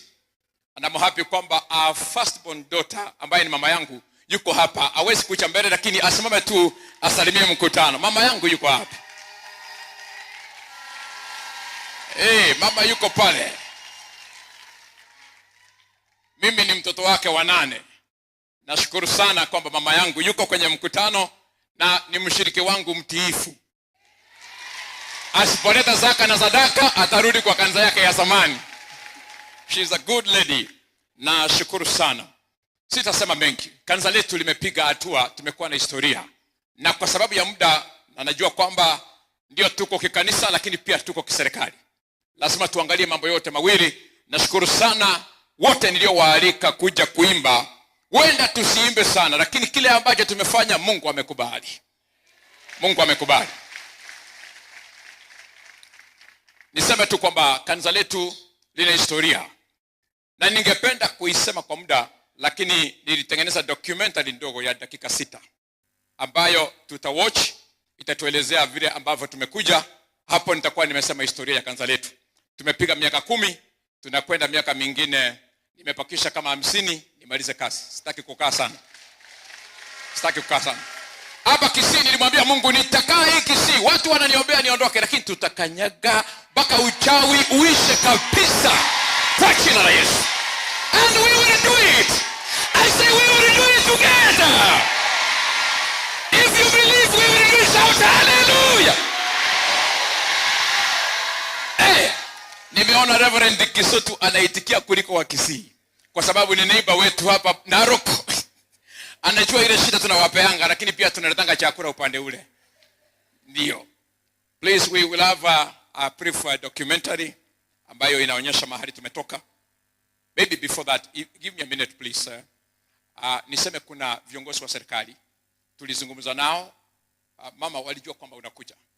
Wakasema kwa heshima that I tendered their apology. Mheshimiwa Zaid Janda, I've spoken with him this morning. He was to be here, lakini ameshikika kidogo. Amesema we accept apology zake na amekukaribisha Nyaribari Church. Amen. Mheshimiwa Waziri Machoku hata ametuma ujumbe wake sasa hivi tu. He was to be here, but he has also tendered his apology kwa sababu ya shughuli za serikali, na ameniambia kwamba unaelewa. You understand what they are involved. Wamepewa majukumu na Mheshimiwa Rais. Kwa hiyo hawezi kufika, but he was coming. Jamani, mkubaliane apology ya Mheshimiwa Waziri Machogu. Hebu nione kwa mikono ndio ajue tumeitikia. Mheshimiwa Governor, he promised to be here. But nimeona hapo kwa ujumbe amesema kuna mahali ameshikika. He is trying to be here. He may make it or he may not make it. But he says you are welcome, uchiisi kwamba uko Kisii County. Amen. Kwa niaba yao tu niseme Mheshimiwa MCA wetu wa daraja 2, kwa sababu ya muda na ni wakati wa mahubiri, atasimama awefu tu. Nimemwona yuko hapa Mheshimiwa Diuki ambaye ni mshiriki wetu by extension. Mke wake ni mshiriki wetu, na Mheshimiwa pia ni rafiki yangu sana. Na waheshimiwa wote wa MCA walio hapa tunasema karibu. Kanisa, hebu inua mkono kuonyesha waheshimiwa kwamba tunawapenda na tunawakaribisha. Kuna mama mmoja bado amenuna, kwani tumekosea? Tumekusanyika kuhakikisha kwamba shetani hana nafasi. Sema amen. Please, in 5 minutes we want to watch this documentary, and then I will invite Madam Beatrice to take over. But Madam Beatrice, please, before you take over, allow us to allow our legend, musician, gospel, I don't know, iko machina mingi, but I call him Minister Ruben Kigame. Yeah. So immediately I'm through, he will come, he will sing 2 songs, and then I will usher in Madam Beatrice. She will take over the state part, and then later we will proceed with the preaching. Please, this is our brief history as a church. Tangu siku za wazee wetu wa zamani na manabii, Mwenyezi Mungu hajaacha kuwa na uhusiano wa karibu wa kihuduma na wanadamu. Siku zote Bwana Mungu amekuwa akimchagua mtu mmoja miongoni mwa ndugu zake ili kumwakilisha yeye katika mafundisho, maelekezo na udhihirisho wa nguvu zake. Mchungaji Peter Murwabe ni mmojawapo wa wengi walioitwa na Mungu kwa kazi hiyo. Mnamo mwaka wa 2004, Mchungaji Murwabe akiwa mjini Masaka nchini Uganda, Mwenyezi Mungu alimtembelea kupitia ufunuo wa kiungu na ujumbe wa mwito mkuu.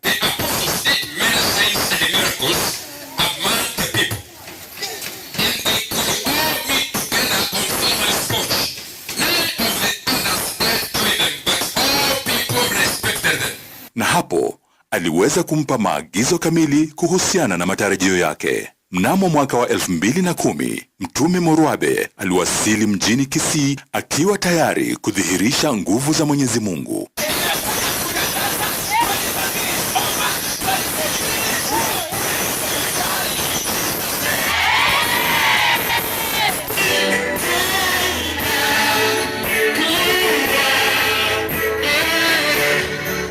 Polepole alianza huduma ya kuhubiri uponyaji na ukombozi.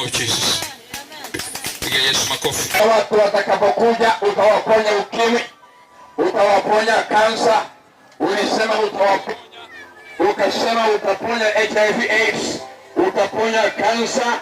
Watu ambao biashara yao imefungwa na mapepo, ukasema utawafungulia. Watu ambao ndoa yao inaharibiwa, ukasema utaifungulia. Na kuna mtu ambaye unasema anaumwa na kichwa kila wakati. Huduma hii ilianzishwa baada ya maombi ya kufunga kwa siku 30 na siku zingine 7 kwenye mlima wa Kamel Keroka. Hatimaye Mwenyezi Mungu aliweza kumpa mtumishi wake Mtume Morwabe jina la huduma ambalo ni Gospel Embassy Chapel. Wewe unatosha. Hatutaki Mungu mwingine. Lakini tutachukua mamlaka ya nguvu zako kutangazia miungu mingine kwamba masaa yao yame-expire. And the Spirit of God is working all over your life. It's going all over to check on you. Receive the power of God. Receive the Spirit of God. Receive the power of God. Mnamo Januari mwaka wa 2014, huduma hii ilipata kusajiliwa na serikali ya Kenya na baadaye kuanza kazi kirasmi mwezi wa 5 baada ya uvumbuzi uliofanyika kwenye mkutano mkubwa wa Injili ya uponyaji pale Gusii Stadium. Tangia hapo, huduma imezidi kunawiri na kufanya mikutano ya wokovu, uponyaji na ukombozi. We are going to see a nation that is patriotic. Saidia hapa. Makao ya huduma yalianzia kwenye chumba cha County Council, kisha baadaye yakahamia kwenye ukumbi wa Gusii Stadium. Kwenye uwanja huu mfalme, ijulikane kwamba siku ya Jumamosi ya leo Mungu alitembea kwenye uwanja wa Gusii akatenda mambo makubwa na hatimaye kufikia hapa yalipo.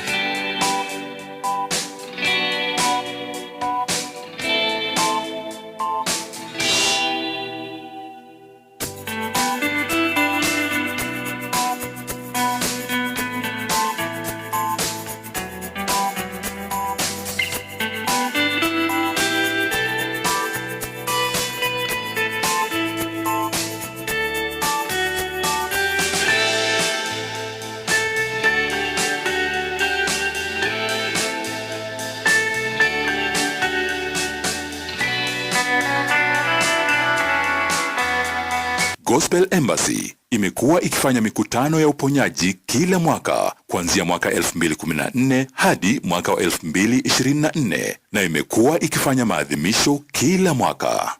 Katika hii safari, Mungu amezidi kudhihirisha neno lake na kutusaidia kuafikia aliyoyasema. Tumeweza kupata shamba na kujenga kanisa. Vile tumeweza kumudu uchukuzi kwa kununua mabasi 4 na van 1. Gospel Embassy ina matawi 4 yakiwemo Kehancha, Sirare, Kakamega na Bungoma. Uaminifu wake Mwenyezi Mungu umeonekana kupitia udhihirisho mkuu wa miujiza. Kupitia nguvu za kipekee za Mungu, huduma hii imezaa ushuhuda kwa maisha ya watu wengi. Magonjwa sugu yameponywa, wanawake tasa wamepata ujauzito, viwete wametembea na mamia ya watu kuinuliwa kutoka kwenye ufukara.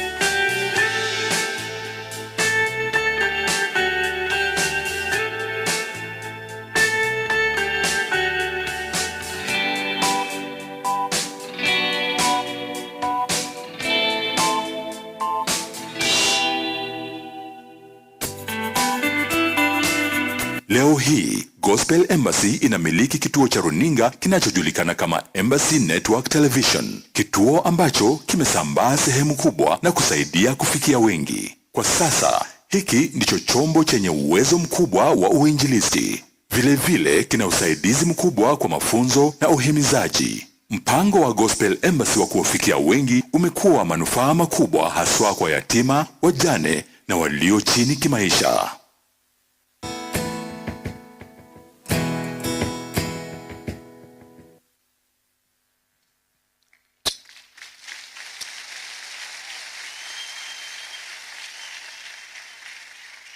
Hiyo ndio safari yetu.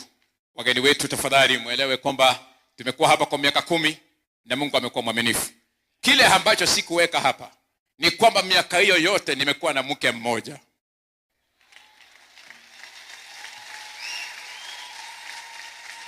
Tunapomwalika mgeni mwimbaji Ruben Kigame, naomba mke huyo mmoja aje hapa, na nina mpango wa kuishi naye peke yake siku zangu zote. Huo ndio mpango ninao. Sina mpango mwingine wa kando. Alizungumza nanyi, lakini naomba mke wangu aje awasalimie, kwa sababu that is hiyo singeweka hapa. Niseme mwenyewe. She's not part of history, she's part of my future. Na Mungu ametubariki na watoto 4 kwa sasa. Na tunamshukuru sana. Tunafikiria tukipata kuna sehemu Kenya haina watu, tutapanga vile tutaleta mwanadamu mwingine aende kwa hiyo sehemu. Amen. Wacha mke wangu awasalimie wakati mwimbaji wetu anapokuja kwenye stage. Bwana asifiwe. Bwana asifiwe tena. Haleluya. Ninamshukuru Mungu sana. Ninawakaribisha bado, na wacha Mungu aendelee kutenda vile ambavyo wamepanga. Mbarikiwe sana. Amen. Mpige makofi mke wangu. Abarikiwe sana sana sana. Naona pale mtu wa Mungu Ruben Kigame anakanyaga kweli kweli. Jana aliniambia nikimuita mheshimiwa, akaniambia hapana, mheshimiwa leo ni Yesu. Jamani, mheshimiwa leo ni Yesu. Amen. Thank you so much. Nitampa nafasi atatusalimia, kisha atamtukuza Mungu kwa nyimbo 2. Immediately is done, Madam Beatrice will take over the program.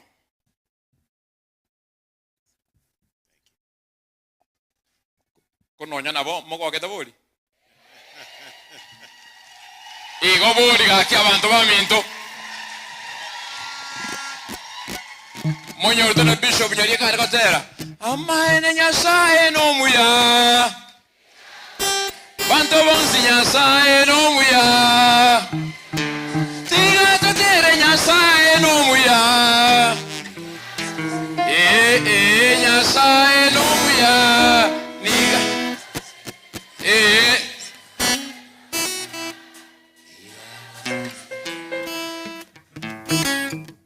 Karibu sana Bwana Ruben, na Mungu akutumike jinsi apendavyo. Amen. Omonene abakwe. Omonene abakwe. Bwana Yesu Kristo asifiwe. Apostle Morwabe, asante kutukaribisha hapa. Mama wa taifa, Mama Rachel, karibu Kisii, and thank you for being here and representing Christ.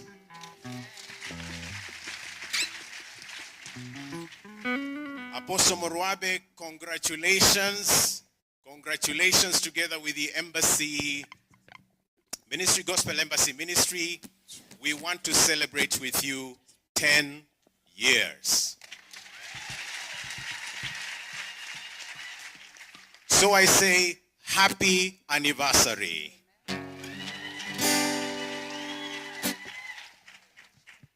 Ukija kwa anniversary, sio siku ya huzuni, unakuja na zawadi, unakuja na vigelegele, unakuja na shangwe.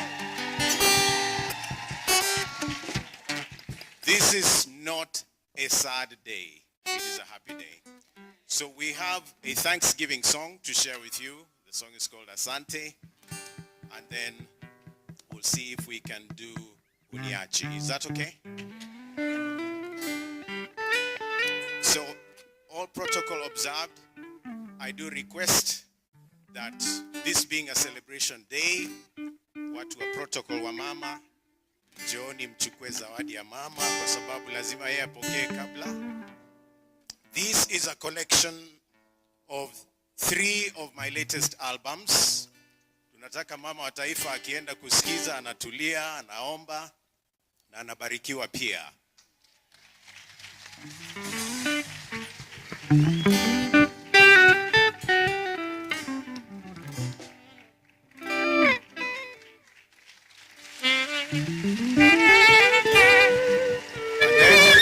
I would like to request Bishop. Pole nimezoea kumuita Bishop. Ni Apostle Morwabe na yeye achukue zawadi yake.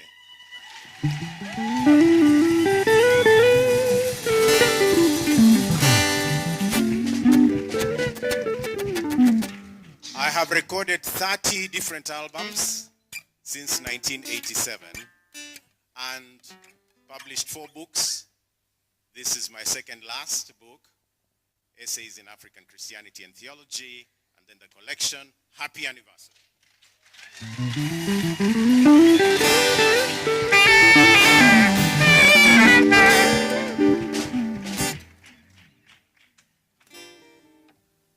If God would give you 14 different tongues or languages to say thank you, which ones would you use? Najua wakisi mtasema buyamono. So naomba tuseme asante. Mbona msemi? Asante. Thank you. Thank you. Ashe. Ashe. Niwega. Niwega. Kongoi. Kongoi. Erokamano. Erokamano. Nemobea. Nemobea. Chapcha. Chapcha. Merci beaucoup. Merci beaucoup. Hiyo ni ya Waluya. Merci beaucoup. Gracias. Danke. Oshe. Sema na attitude. Oshe. Amen.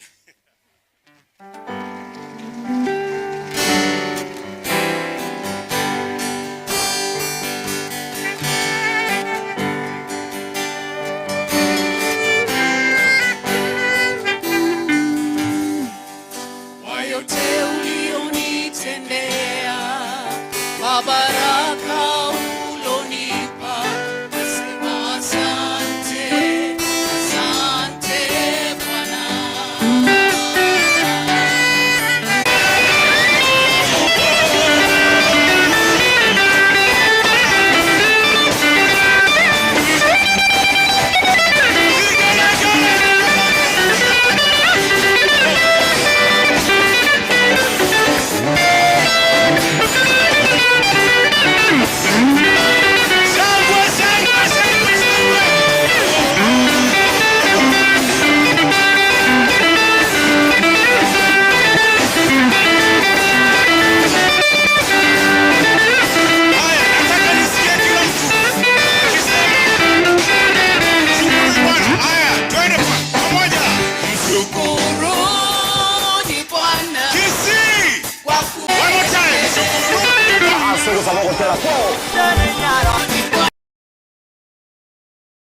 ikumi na ibiri gwika chinsenye chamambia toma chakuligereria egesinga kyamasesenia gwesamulire amaseseni yao Kaliborogi ayayigana masobo Kaliborogi ayana masobo Kaliborogi ayayigana masobo Kaliborogi ayana masobo Kaliborogi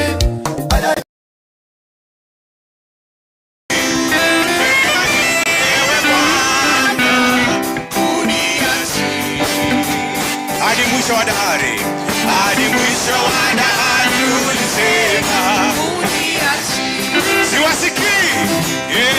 Wewe ni Mungu uliye mwaminifu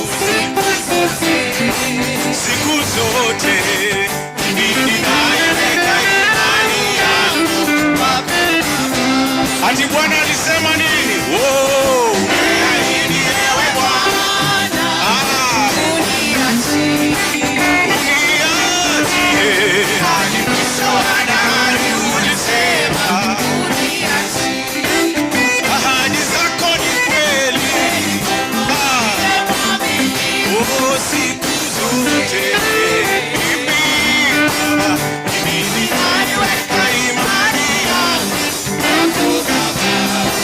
Sing it out. Nitiapo maji mengi au moto, uniachi. Nalijua jina langu wewe Bwana, uniachi. Haleluya. Unatengeneza njia hata mito kule jangwani.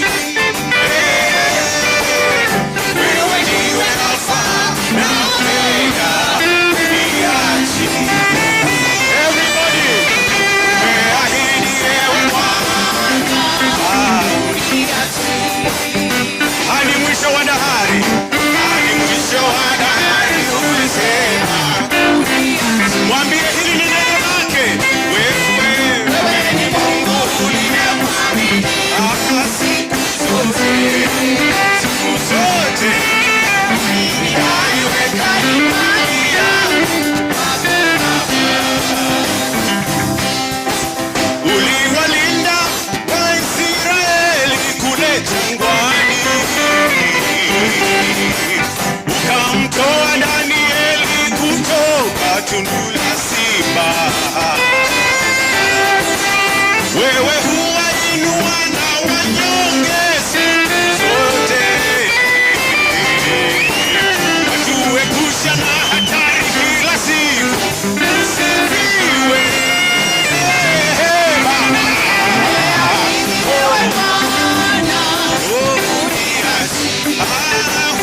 Uniachi hadi mwisho wa dahari ulisema.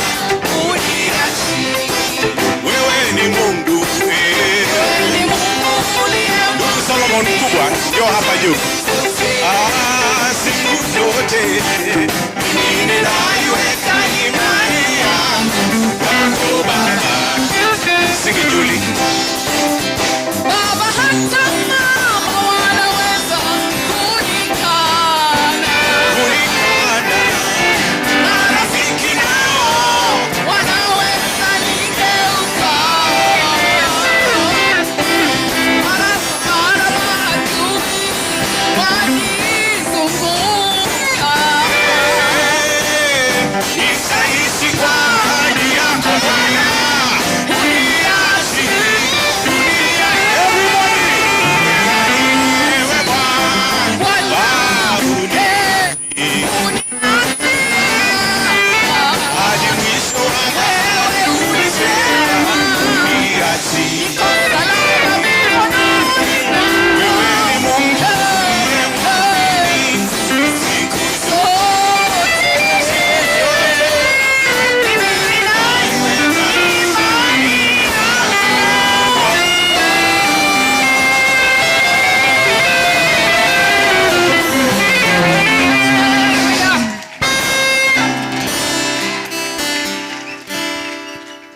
Wow. If you are blessed and you are celebrating with us, shout hallelujah. Amen. Amen. Please, let's be seated. Thank you very much. Please. Thank you. Take your seats. Asante sana mtumishi wa Bwana Ruben Kigame for leading us in that wonderful worship. Tunashukuru Mungu sana kwa maisha yako na kwa maisha ya mkeo ambaye muko naye. It's a wonderful thing to serve the Lord with your family. Ni kama Joshua alisema, I and my family, we shall serve the Lord. Amen. Sikuwa nije hapa, lakini imebidi kwamba nije hapa kwa sababu jua nao ni kali. Kwanza tupokee neno, alafu baadaye tutakwenda kwenye mazungumzo mafupi kutoka kwa wageni wetu waliotoka Ikulu wakiongozwa na Malkia, mama wetu wa taifa. Kwa heshima, kanisa pia liko na protocol. Kwa heshima, hapa Kisii, Bishop Daktari Mark Kariuki hako na mtoto wake wa kiroho ambaye pia ni Bishop Ken Nyarieko. Kwa heshima kuu na taadhima, ningependa kumkaribisha Bishop Ken ambaye kwa kweli amekuwa msaada mkubwa kwetu kama wana Worship Members, na tuna uhusiano wa karibu sana wa kikazi ya wokovu, wa karibu sana. Ningependa nimkaribishe ili atusalimie, na kwa heshima hiyo aweze kumleta Bishop Daktari Mark Kariuki aweze kunena makuu kwa ajili ya nchi ya Kisii. Ninajua Kisii itapona. Bishop Ken, you're most welcome, sir, so that utaweza kutuletea mgeni wetu aweze kuleta mkate wa mbinguni. Hawa watu wanakupenda, lakini nang'ang'ana wanipende zaidi. Amen.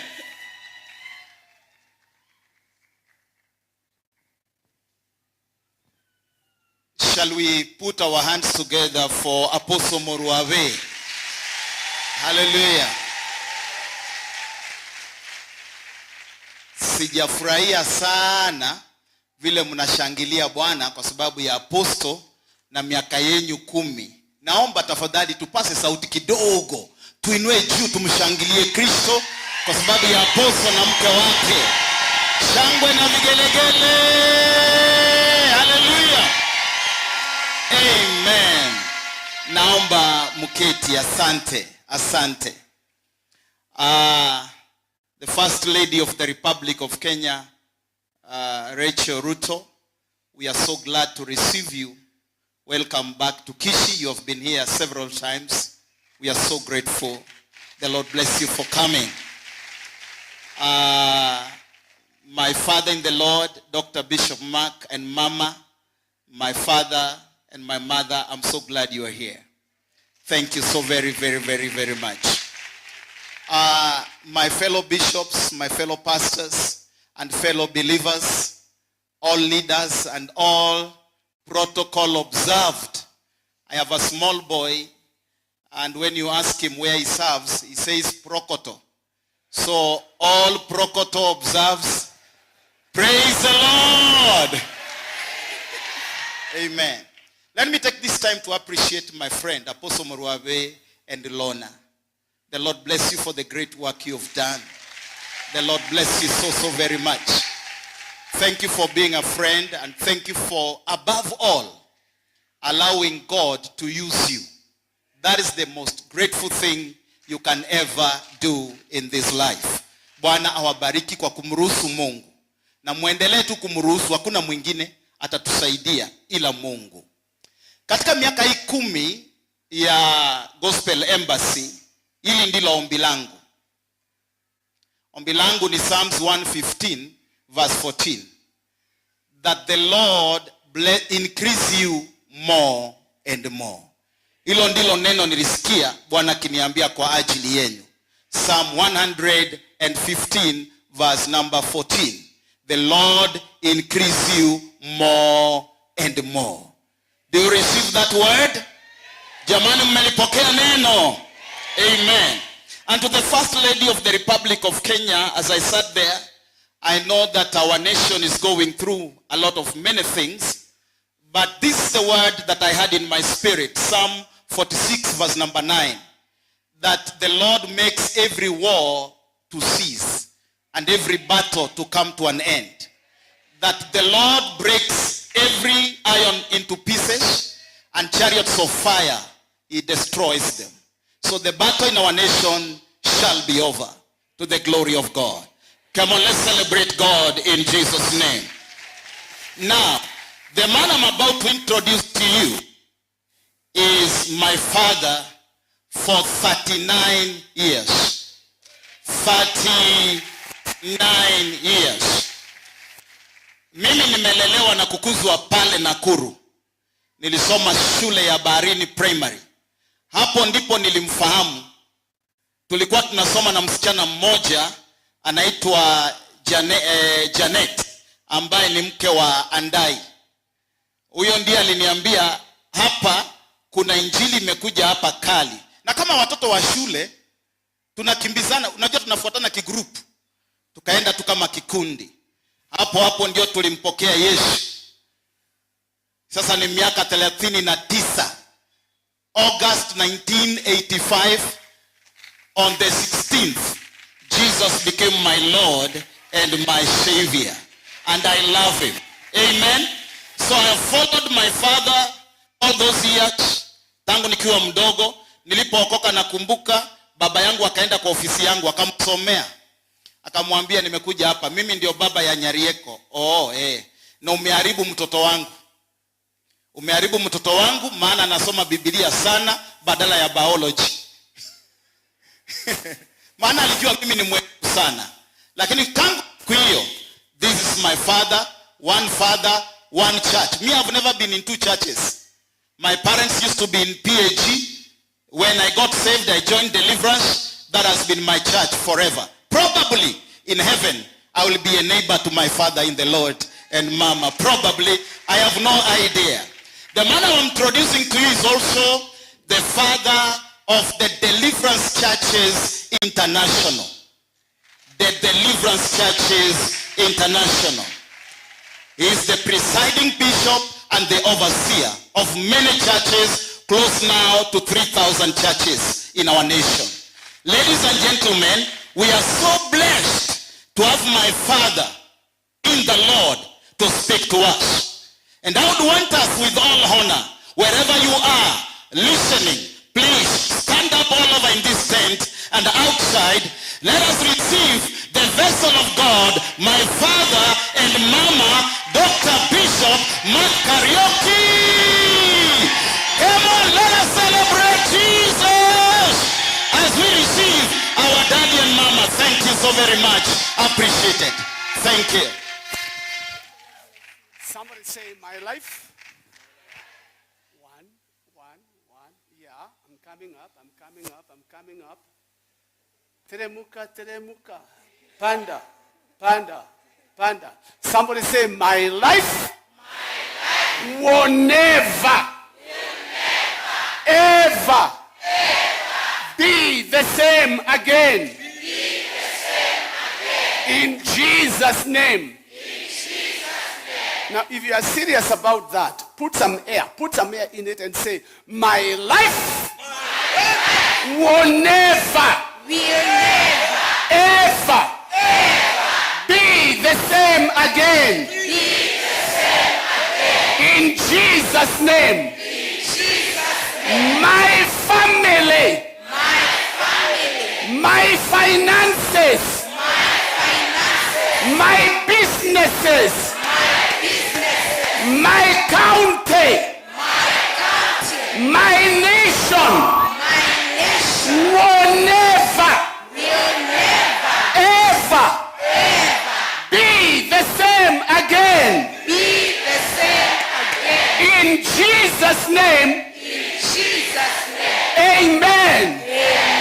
Give God a shout of celebration. Come on, celebrate.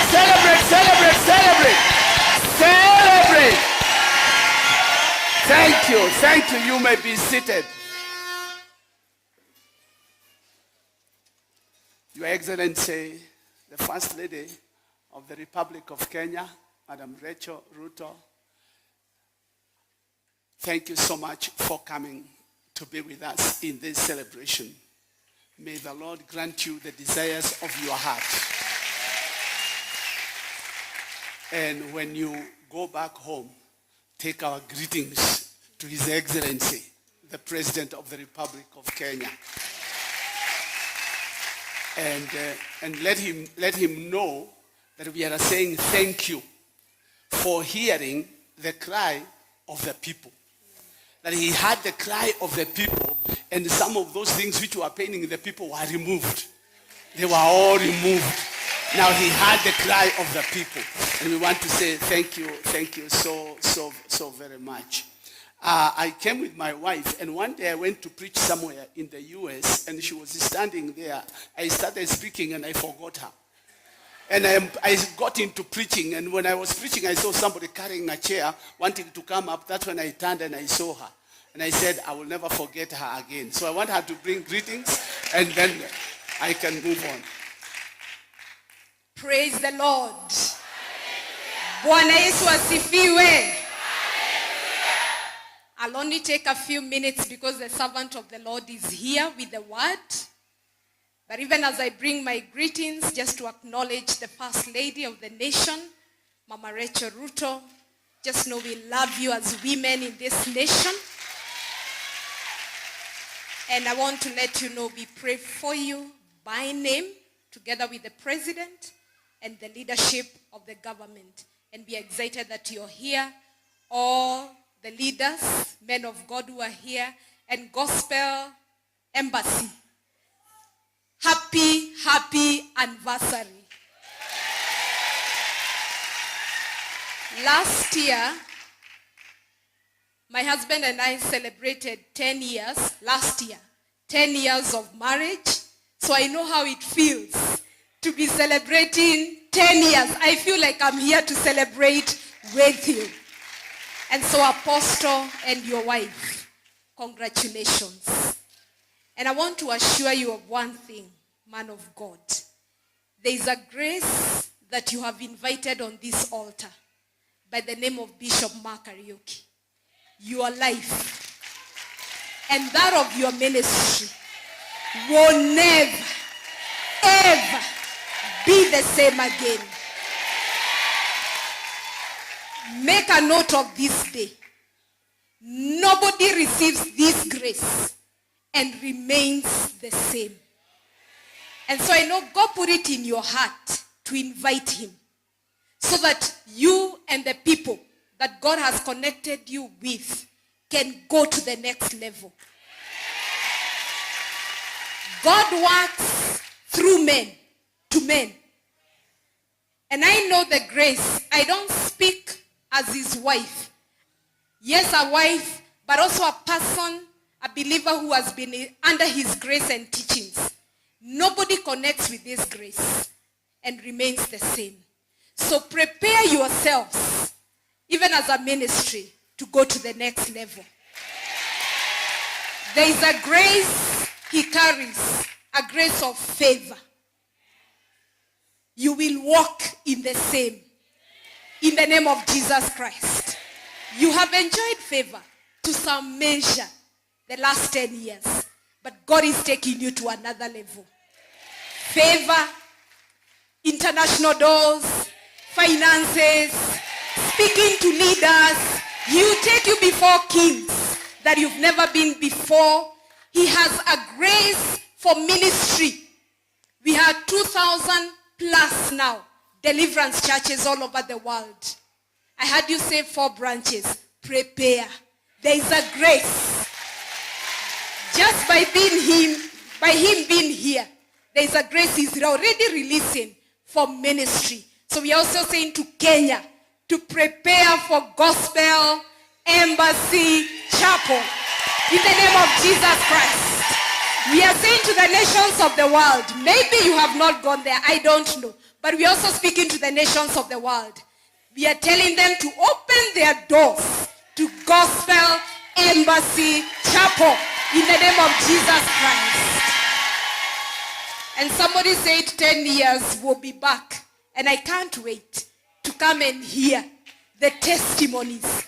You'll be standing here to say, tangu siku ile askofu Mark Kariuki alikanyanga hapa. Hivi na hivi na hivi na hivi na hivi na hivi na hivi tumemwona Bwana. I'm excited for you, and may the Lord speak to us, all of us. A day comes when God remembers his people.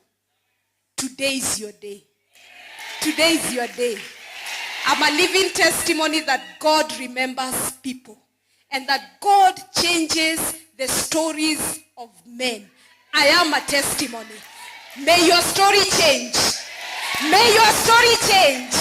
May your story change. For his glory in Jesus' name. Receive the servant of God. Come on, celebrate him. Amen.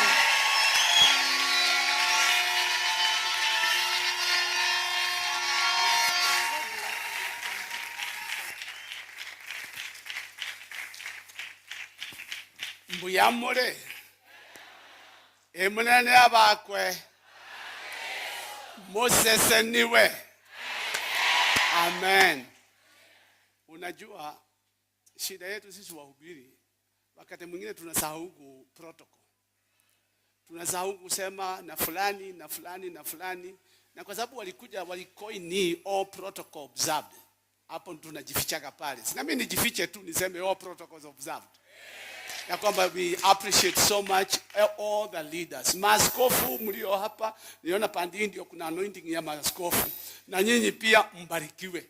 Na mpokee ile neema mnayotarajia katika jina la Yesu.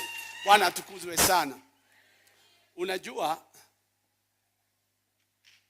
Ken Nyarieko amewaambia tulikutana na yeye miaka gani? By the time tunamaliza kuna maombi nataka kufanya. Wewe ndio utanikumbusha nikisahau.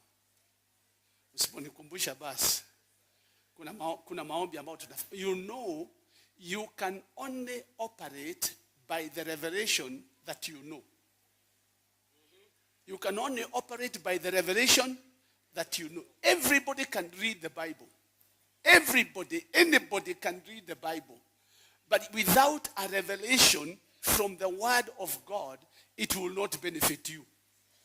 And when you know the revelation, ukishafahamu huu ndio ufunuo, utendeze kazi, huo ufunuo unakusaidia, unakuinua, unakupeleka mbali.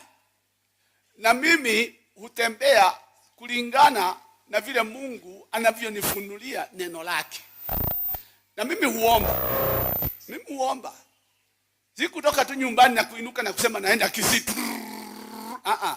Nimeomba tangu ambapo nilipopata mwaliko. Nimekuwa nikiuliza Mungu, sasa nikienda pale nitasema nini? Kwa sababu Mungu hakuniruhusu niende Bible school. Mimi sijaona Bible school inakaa namna gani. Sikuingia ndani. So mimi nategemeaga maombi. Nategemea maombi. Na Mungu akinipatia neno moja tu hivi naisema kama kwamba hiyo ndiyo ya mwisho. Na mimi nimeona Mungu akiheshimu ile neno nasema. Na hayo maneno ambayo mke wangu amesema hapa ni ya maana sana. Ya kwamba Apostle Morwabe, you are going places. You are going places.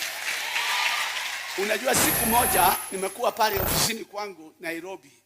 Iko katika 3rd floor. Niko nateremka, nikakutana na mama moja kwa ngazi.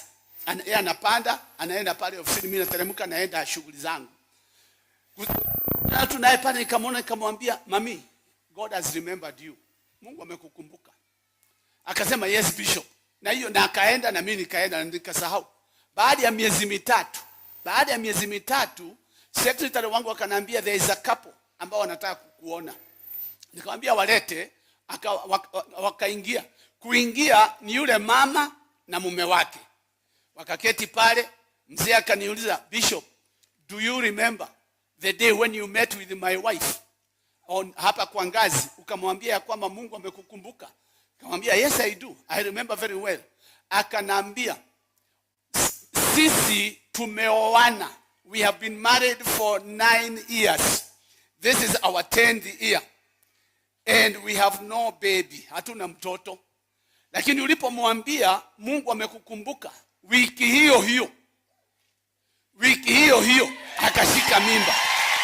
That same week akashika mimba. Mzee akanambia, "She is here 3 months pregnant." Nikasema Mungu ni mwaminifu. Baada ya miezi 9 si mtoto amezaliwa. Na hiyo imekuwa ni history. Na mimi nimekuja nikuambie Yehova amekukumbuka. I came to say to you, Jehovah has remembered you. And that which you have been crying for a long time, hiyo ambayo umekuwa ukingangana nayo miaka mingi, leo hii imefika mwisho. Haya, ketini. Wapi yule head usher? Head usher uko wapi? Tulikuwa na head usher, tuliagana na head usher. Alipatikana, ulifanya kazi homework. Head usher. Ulifanya homework ama hukufanya? Alifanya. Yako wapi? Hayo makaratasi yako wapi?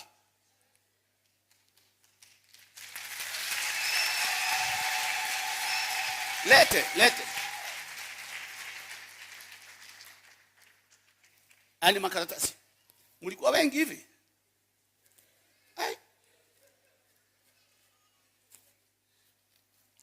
Haya makaratasi ni ya viongozi. Nilikuwa hapa jana tukakutana na wale viongozi walikuwa hapa. Hiyo ni nyingine. Lete. Kama watu wa Mungu waliandika lete.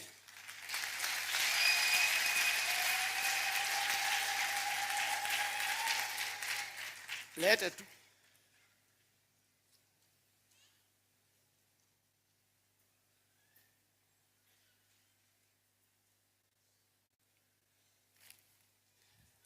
Mimi sikuambia washirika, niliambia tu viongozi. Na hujui ni ya nini. Hapa wewe, hapana wakati wa kuokota, leta ile uko nayo. Bwango mwana.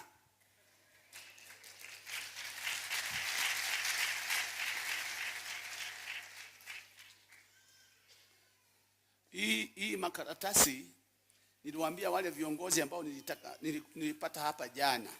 Ile vitu ambavyo inasumbua wewe, imekusumbua miaka mingi, andika kwa karatasi, kesho unilete. Si ndio hii wamelete hapa? Si ndio hii nikawaambia wasiambie washirika. Niambia wasiwaambie kwa sababu ilikuwa ni ya viongozi. You know it's good to follow instructions. Ilikuwa ni ya viongozi, ili viongozi wawe mfano. Wakiwa mfano watafanya ile. Sasa hizi shida zako zote nimezichukua.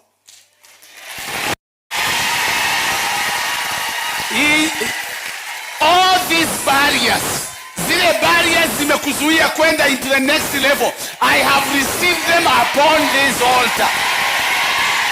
Therefore, you do not have them. You don't have them anymore. You have surrendered them to me. And I am going to deal with them perpendicularly. I will deal with them squarely. In the name of the Lord Jesus Christ. Kama ningekuwa nyumbani ningedeal nazo hapa, lakini kwa sababu sasa hapa tuna wageni, wacha zikae hapa. Hizi wewe shika hizi, nyalia kwa. Utanipatia baadaye. Yes sir. Umpatie mama akae nazo sasa hivi. Thank you. You may be seated. Somebody say, I don't have my burden anymore.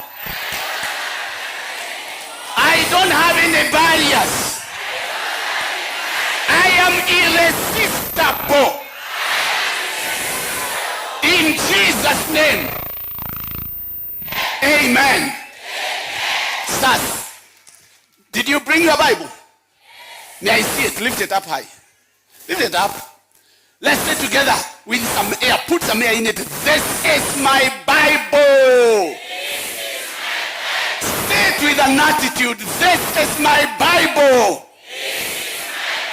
It is the Word of God. I love it. It has changed my life. And this day, willingly, I open up my spirit. I'm ready to receive the word. I'm ready for change. I'm ready for my miracle. In Jesus' name, amen. Put it on your lap somewhere and give the Lord Jesus a clap offering.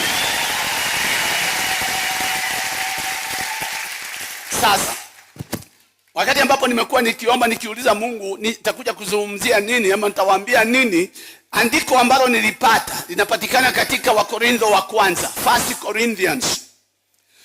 Corinthians chapter number 3, and I will read two verses. That is verse number 10 and verse number 10 and 11. Na hivi ndivyo Paulo anasema akiandikia Wakorintho. According to the grace of God which was given to me as a wise master builder, I have laid the foundation, and another builds on it. But let each one take heed how he builds on it. For no other foundation can anyone lay than that which is laid, which is Jesus Christ. No other foundation can anyone lay other than that which has already been laid, and that foundation is Jesus Christ. Ni vizuri kuelewa ya kwamba msingi wa kanisa sio kamati. Msingi wa kanisa sio board of deacons. Msingi wa kanisa sio itikadi, sio mafundisho. Msingi wa kanisa ni Kristo Yesu. Na mimi ningependa tu nizungumzie kidogo kwa ufupi kuhusu msingi, kwa sababu msingi ni jambo la maana sana. Mimi nimejenga kidogo, kwanza nianza na kanyumba kangu kama tope pale Nakuru, kalikuwa kanaitwa Iglu. Nikawa naishi pale na hubiri pale Old Town Hall, nikiwa naishi kwa hiyo Iglu ya matope. Nikakaa pale, nikajenga ingine ya mawe, bedroom 4. Nikawa sasa naweza kupumua. Wageni wakija hawalali kwa kiti, wana bedroom yao. Nikatoka pale nikajenga nyumba ingine pale Nakuru Blanket, kubwa kidogo. Ilikuwa ni kubwa kidogo. Siku moja watu wa gazeti walikuwa wanatafuta ni nyumba gani nzuri sana ni wa mhubiri gani. Wakaona yangu, wakapiga picha, ikatokea kwa Sunday Nation, I have a front page, Max Paresio Home. Mimi naenda church, jamaa moja washirika wananiambia, umeona gazeti? Nikasema sijaangalia gazeti. Kawaida Jumapili sisomagi gazeti. Hapana, nyumba yako iko pale. Hawa watu ni wabaya sana. Watu gani? Hawa magazeti. Umeweka nyumba yako pale. Nikamwambia hebu niletee hiyo gazeti. Nikachukua hiyo gazeti nikaangalia, nikaona inaonekana ni nzuri. Kumbe mimi ndio sikuwa nimepiga nyumba picha. Sikuwa naona uzuri wake. Sasa nimeona wamepiga, inaonekana ni nzuri. Nikaenda na hiyo gazeti, wakati nimeanza kuhubiri nikachukua ile gazeti, nikawaambia unajua watu wa gazeti wametafuta Kenya hii yote, ile nyumba mzuri sana ya mhubiri, wakachagua yangu. Oneni ndio hii. Watu wakapiga makofi, tukasonga mbele. Kitu ambacho nataka kueleza ni kwamba wakati huo nilipokuwa najenga, yule jamaa alikuwa ananiambia ananijengea. Alitumia pesa nyingi sana wakati wa msingi. Na kaka naambiwa tunahitaji kokoto. Na kaka naambiwa tunahitaji chuma. Na kaka naambiwa tunahitaji simiti. Na shindwa hii pesa yote inaenda wapi? Na huyu ni ndugu ameokoka.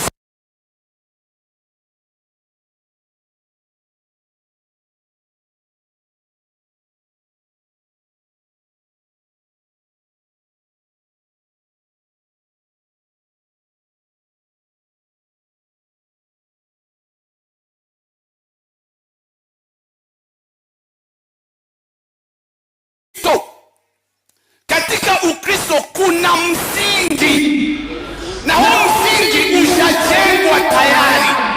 Mtu mwingine hawezi kuja kujenga msingi tena. Yetu ni kujenga juu ya huu msingi. Na Paulo anatuonya, anatuambia uchunge ule utajenga na nini, kwa sababu material zote zimemwagwa pale. Kuna ingine ya dhahabu, kuna fedha, kuna asili, kuna mawe, kuna nyasi, yote pale, yours for the asking. or yours for taking. Kwa sababu msingi ni wa muhimu, nikaona ya kwamba Paulo anapotuambia habari ya msingi, ni muhimu tuelewe huu msingi wetu ambao ni Yesu Kristo uliwekwa namna gani. Kwa sababu msingi wa nyumba yangu nilichanganya kokoto, nikachanganya mchanga na simiti na maji na limestone na chuma, yote ikakorogwa ikawekwa. Sasa ninaposoma maandiko ndio nielewe huu msingi, nikaona ya kwamba huu msingi ambao ni Yesu Kristo umewekwa kwa njia 4. Njia 4 zimesababisha huu msingi usimame, na hiyo ndio sababu nizungumzie kidogo tu kwa ufupi. Huu msingi wa Ukristo haujakorogwa na maji, haujakorogwa na kokoto. Huu msingi umekorogwa na damu ya Yesu. Tunapoelewa nguvu iliyo katika damu ya Yesu, tunakuja kujua ya kwamba huu msingi hauwezi kutingisika. This is the unshakable foundation. Kwa Biblia tunasoma we have been given an unshakable kingdom. I want to say to every one of you that the church of Jesus Christ is not a political party. I will say it again, that the church of Jesus Christ is not a political party. The church of Jesus Christ is the very presence of God in the midst of his people. And the foundation that was laid, it was laid by the blood of Jesus Christ. And life is in the blood. So in the church there is life because of the foundation on which the church is built. Ili tukaweze kuelewa, ni muhimu turudi nyuma, twende pale Genesis 1. Unajua mimi najua wakifiki wanafundisha, kwa sababu ukielewa kitu, ukione hivi, hata ukutana na shaitani mwenyewe ama ukutana na mganga mchawi mgani, hawezi kutisha wewe kwa sababu unaelewa. Shida ni kwamba sisi tunashikana dini yetu. Hatushiki neno. Elewa neno. Ukielewa neno, kutana na shaitani, kutana na mchawi ama mganga yeyote yule, utamwambia we, nikihesabu 3 sitakukuona hapa. By the count of 3, I don't want to see you here. Why? Yesu alisema, mtaifahamu kweli, nayo kweli itawaweka huru. Na Hosea anasema katika Hosea 4:6, my people perish for lack of knowledge. Nisaidie tu kuongoza kuambia wacha ujinga. Tuache ujinga. Kwa sababu lack of knowledge si ujinga. Lack of knowledge ni ujinga. Anasema my people perish for lack of knowledge. But you shall know the truth, and the truth shall set you free. Genesis 1:26, and God said, let us make man in our image after our likeness. You are made in the image of God. I said you are made in the image of God. Sasa mwanadamu alipoumbwa hakuandika application aseme dear God, can you put me in the garden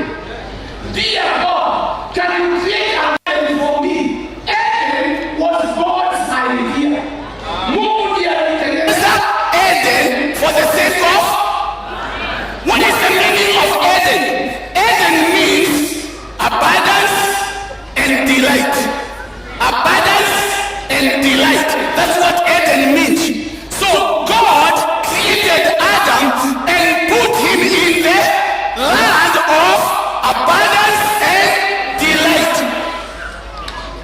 Akaambiwa unaona hii matunda yote jitetee, kula hii yote, hii kula, lakini hii usiguze. Kwa siku ile utakuguza hii utakufa.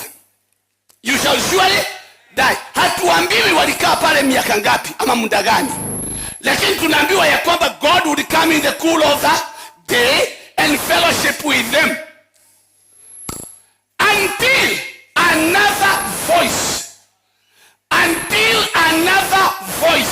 appeared. Be careful of other voices. Haya. Be careful of other voices. Kwa sababu another voice comes to trap you. Another voice comes to get you out. Shetani akaja akamwambia, we mfanyeni hivi. Ati Mungu alisema msikule hii. Wacha bwana. Hata Mungu anajua. Mkikula hii, mambo yenu imekitakwenda nywee. Hivi akasema hebu nionje kacha. Akaliposikia ni tamu akamwambia, baby, tafuta jaribu hii. Adam naye kacha. Mapenzi ya Mungu yalikuwa Adam aishi in the land of abundance and delight. Kwa wingi. That was God's plan. Lakini Adamu worked against God's will for his own will. So he implemented, akatendeza mapenzi yake mwenyewe. His will against God's will. What happened? Adam died. Adam wakafa. But we know that dead people don't talk. They don't even move. So we need to find out, to understand what is death. Because death is not a state of lifelessness. Death is not a state of lifelessness. Death is a separation. Death inakuwa ni separation. When Adam was separated from God, by what? By sin. Because the Bible says your sin has separated you from God.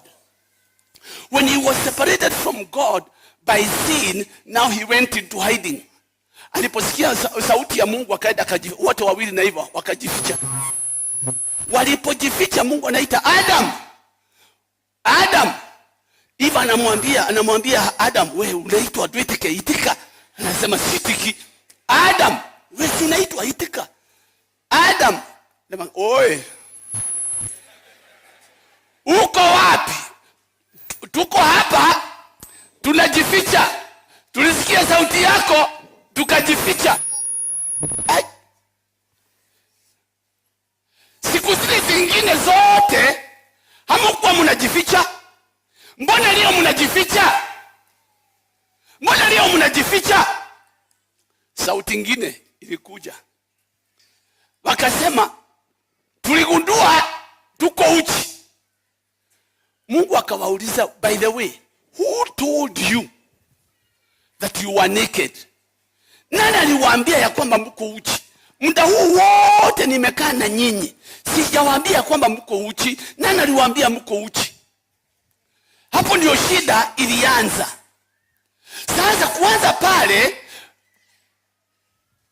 Adamu akasema, unajua yule mwanamke ulinipatia, hiyo ndio shida yako.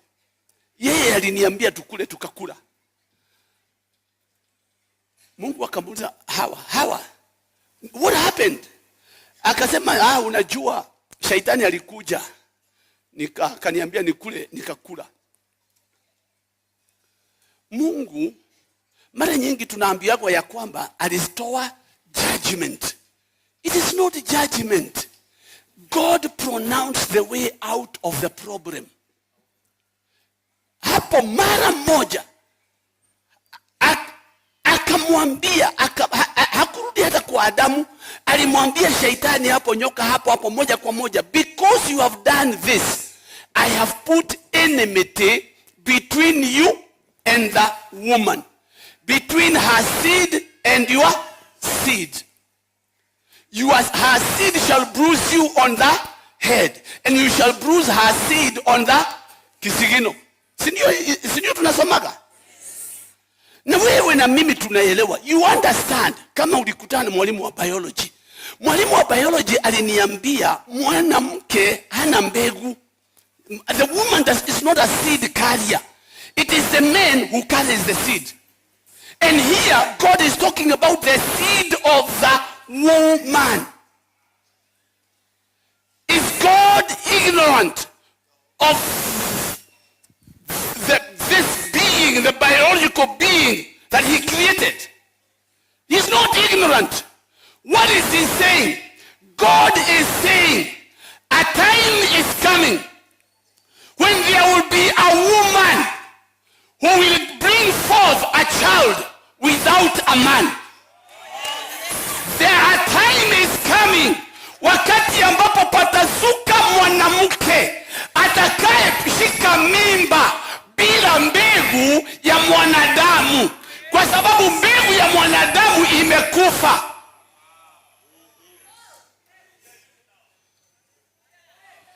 Na chochote mwanadamu atakachozaa kimekufa. So patahitajika mbegu isiyo ya mwanadamu ingie ndani ya mwanamke, azae mtoto atakaye ponda kichwa cha huyu adui. Miaka mingi ikaenda. Nilisema time ndio wakati ndio mfupi, lakini time zikaenda mpaka malaika Gabrieli alipotumwa kwa kasichana bikira kanaitwa Mariamu, akamwambia Mariamu, wewe umepata kibali machoni pa Bwana. You are highly favored of all women, and by the way Mary, you are going to conceive and bear a son, na ataitwa Yesu, na hii ndio itakuwa kazi yake. Mariamu hakuelewa hiyo mambo. Akamwambia malaika, unajua, this is Mark Kariuki paraphrasing. You know, I am engaged to Joe. I am engaged to Joe. Na harusi yetu ni mwaka ujao. Na mimi sitaki kupitia kwenye ndizi. Nataka yangu iwe mchana. Sasa hii mambo itakuwa namna gani? Akaambiwa, wewe usiwe na wasiwasi. Vile ambavyo umesikia hiyo ndio itakuwepo. Mariamu alisema nini? Let it be unto me according to your word. Even if I don't understand it, na iwe kwangu. Hata kama sijui, iwe hivyo. Wauga, hiyo umesema. Hiyo umesema iwe kwangu. Mimi natafuta wale ambao watasema vile neno limesema na iwe kwangu. Vile neno limesema na iwe kwangu. Natafuta watu ambao wanasema I'm going to the next level. I'm going to the next level. I'm looking for a people who are saying my life will never ever be the same again. Why? By the word of the Lord. Kama ni sawa, sema sawa. Sema sawa. Haya, ketini. Sasa Yesu akazaliwa, akakua. When he grew up, kafika miaka 30. Baba yake, ilikuwa ni desturi ya Wayahudi, mvulana akifikisha miaka 30, baba yake anampeleka a public place. Anampeleka mahali public na kutangaza, my son is now 30. That means he qualifies to inherit me. He qualifies to represent me in a court of law. He qualifies to give evidence. Akishafika 30. Hiyo ndio sababu Yesu alimwambia Petro wakati walikutwa na watu wa KRA. Akamwambia Petro, fanya hivi, Achana haja jamaa wengine hawajafika 30, wewe na mimi tumepiga 30. Sasa fanya hivi, uende pale baharini, ile samaki ya kwanza utapata iko na pesa ndani. Toa, nenda ukalipe kodi yako na yangu. Jamani, tunaelewana?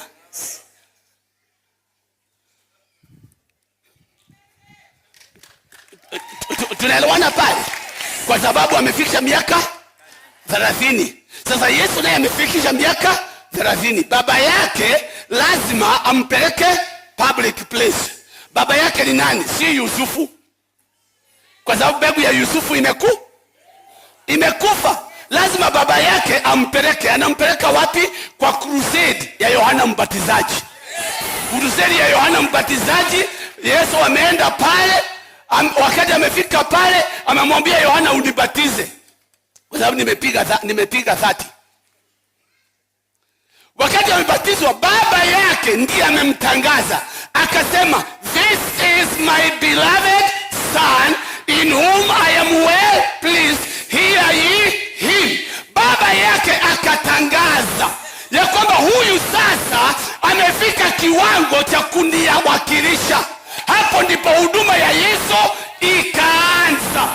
Lengo la Yesu lilikuwa gani? Lengo la Yesu kulingana na Luka 19 na mstari wa 11, for the Son of Man has come to seek and to save that which was lost. When did it get lost? In Eden. Ilipotelea wapi? Eden. Sasa amekutumwa kutafuta na kuokoa. Amehubiri mpaka wakati umefika. Wakati umefika wa kuweka msingi. Wakati ulipofika wa kuweka msingi, wako kwa last supper. Wakaambia wanafunzi wake, nyinyi mmekuwa na nyinyi hapa, tumekuwa pamoja, nyinyi nilipowatuma wawili mlienda mkaponya viwete. Nikawatuma wawili mkaleta watu kwa ufalme. Mlikuweko siku ya kugawa samaki. Nyinyi na mikate, nyinyi ndio mligawa. Lakini mmoja wenu ni shaitani. Mmoja wenu watanisaliti. Wakaulizana ni nani? Anyway, naenda mbio kidogo. Ikawa Judas akahepa, akatoka. Yesu akawaambia wanafunzi, twendeni tukaombe. Wameenda mpaka wapi? Gethsemane. Aisi, unajua Gethsemane? Si wameenda mpaka Gethsemane. Yesu amewaambia jamaa, muombeage hapa, wacha mimi nisonge pale mbele nikaombe. Jamaa si walilala. Yesu ameanza kuomba. Ameomba. Anaomba maombi gani? Father, if only this cup would pass from me. Kama hii kikombe inaweza tu kunihepa, nitashukuru. So tunaona mapenzi ya Yesu ilikuwa ni nini? Kikombe Lakini hakukubalizia maombi pale, akasema nevertheless, not my will but your will be done. Maandiko yanatuambia aliomba mpaka akatoa damu. Jasho yake ikawa ni damu. Wakati hiyo damu inagonga ardhi ambapo ndipo mwanadamu alitoka, msingi umeanza kujengwa. Msingi umeanza kukorogwa. Msingi wa damu, kwamba hii damu yake inapogonga mchanga na kuchanganyika na mchanga, ni msingi ambao unasema kama Paulo, it is no longer I that liveth, but Christ lives in me. This is the beginning of the foundation. The foundation ambayo iliwekwa kwa damu ya Yesu. Foundation ya kukukomboa wewe kutokana mapenzi yako, ili mapenzi ya Mungu yatendeke. Na Yohana anasema katika waraka wa kwanza wa Yohana 5, nafikiri mstari wa 14 pale, anasema, and this is the confidence that we have in him, that if we ask anything according to his will, he hears us. And if he hears us, we know that our petitions have been met.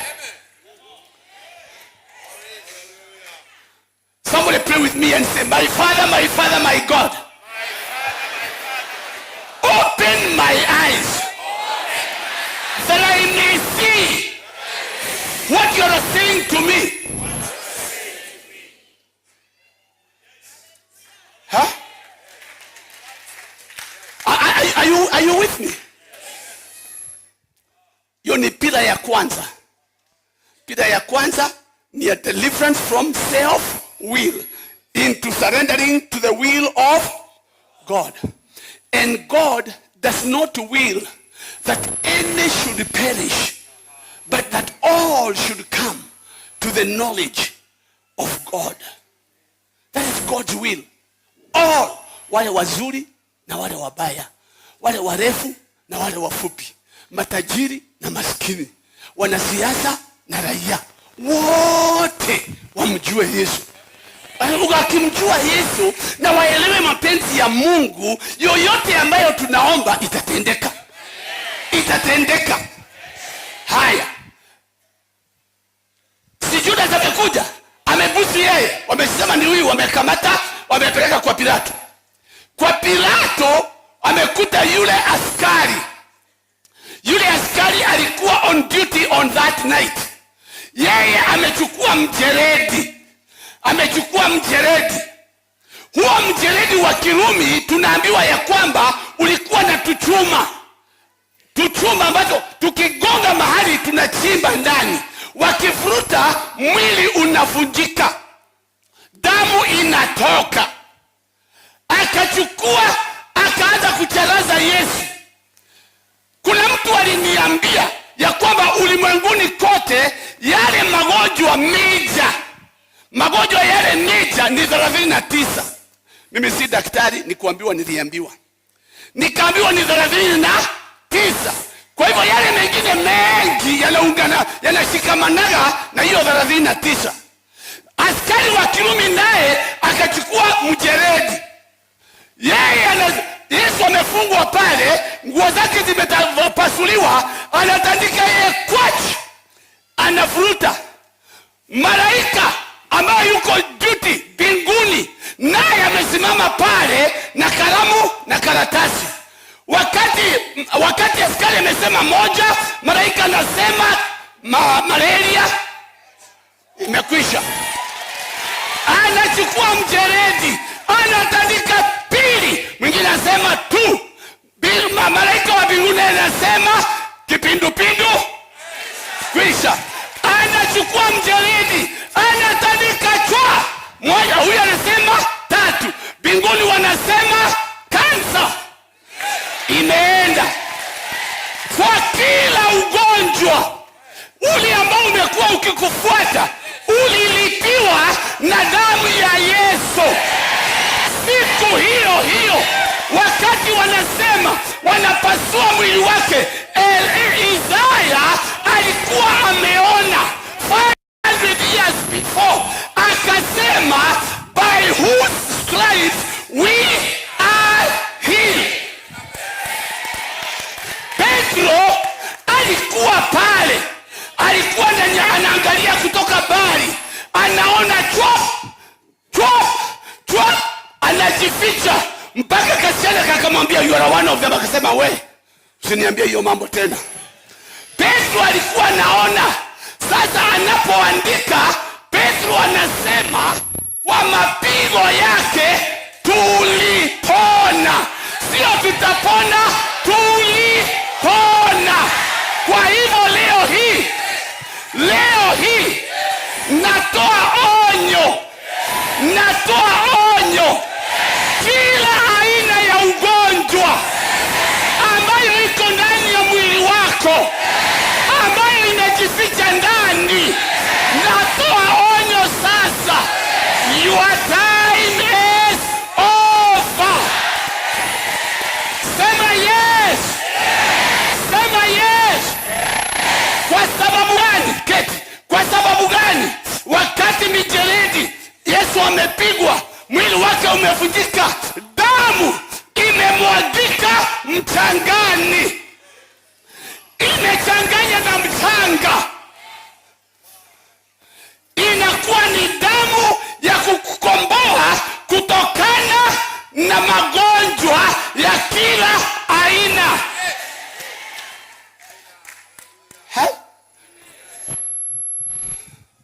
Unajua kule kwetu wakati nilikuwa pale Nakuru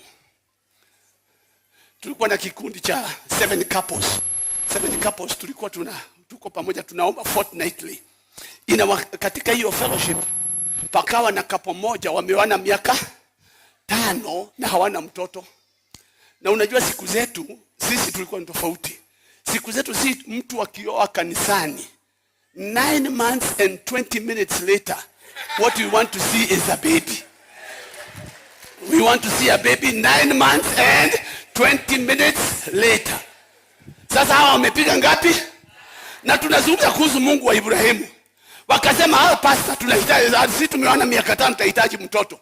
Kasema sawa, pigeni magoti, tukawekelea mikono, tukaomba. Maombi rahisi, Baba, fungua kila mfereji ambao unahitajika kufunguliwa wapate watoto katika jina la Yesu.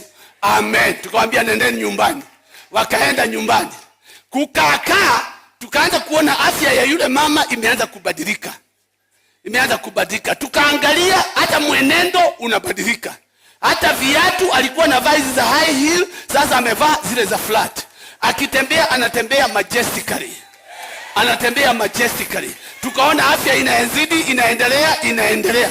Baada ya miezi 9 huyu mama akapelekwa Annex Hospital hapa Nakuru ndio akajifungue. Walipoenda madaktari wakapima yeye, wakamwambia mtoto hajageuka ndio aingie kwa birth canal. Kwa hivyo wewe tembea tuone kama atageuka. Mama anatembea tu majestically. Akipimwa jioni no progress. Anatembea, analala, anaamuka, akipimwa no progress. Anafanya juhudi zote lakini no progress. Na pengine unanisikiza na hapo ndipo unaishigi the land of no progress. Umeajiriwa kazi, umekaa pale miaka hiyo. Wengine wanaajiriwa wanapandishwa vyeo, wanakuacha tu bado pale umebaki pale. Na wewe unaimba tu za kiroho. Goboka nyume veno mbuya tasai mbuya. Hiyo tu ndio unaimba, na wengine wanapanda wanapanda kwa sababu umefika the land of no leo hii unatoka.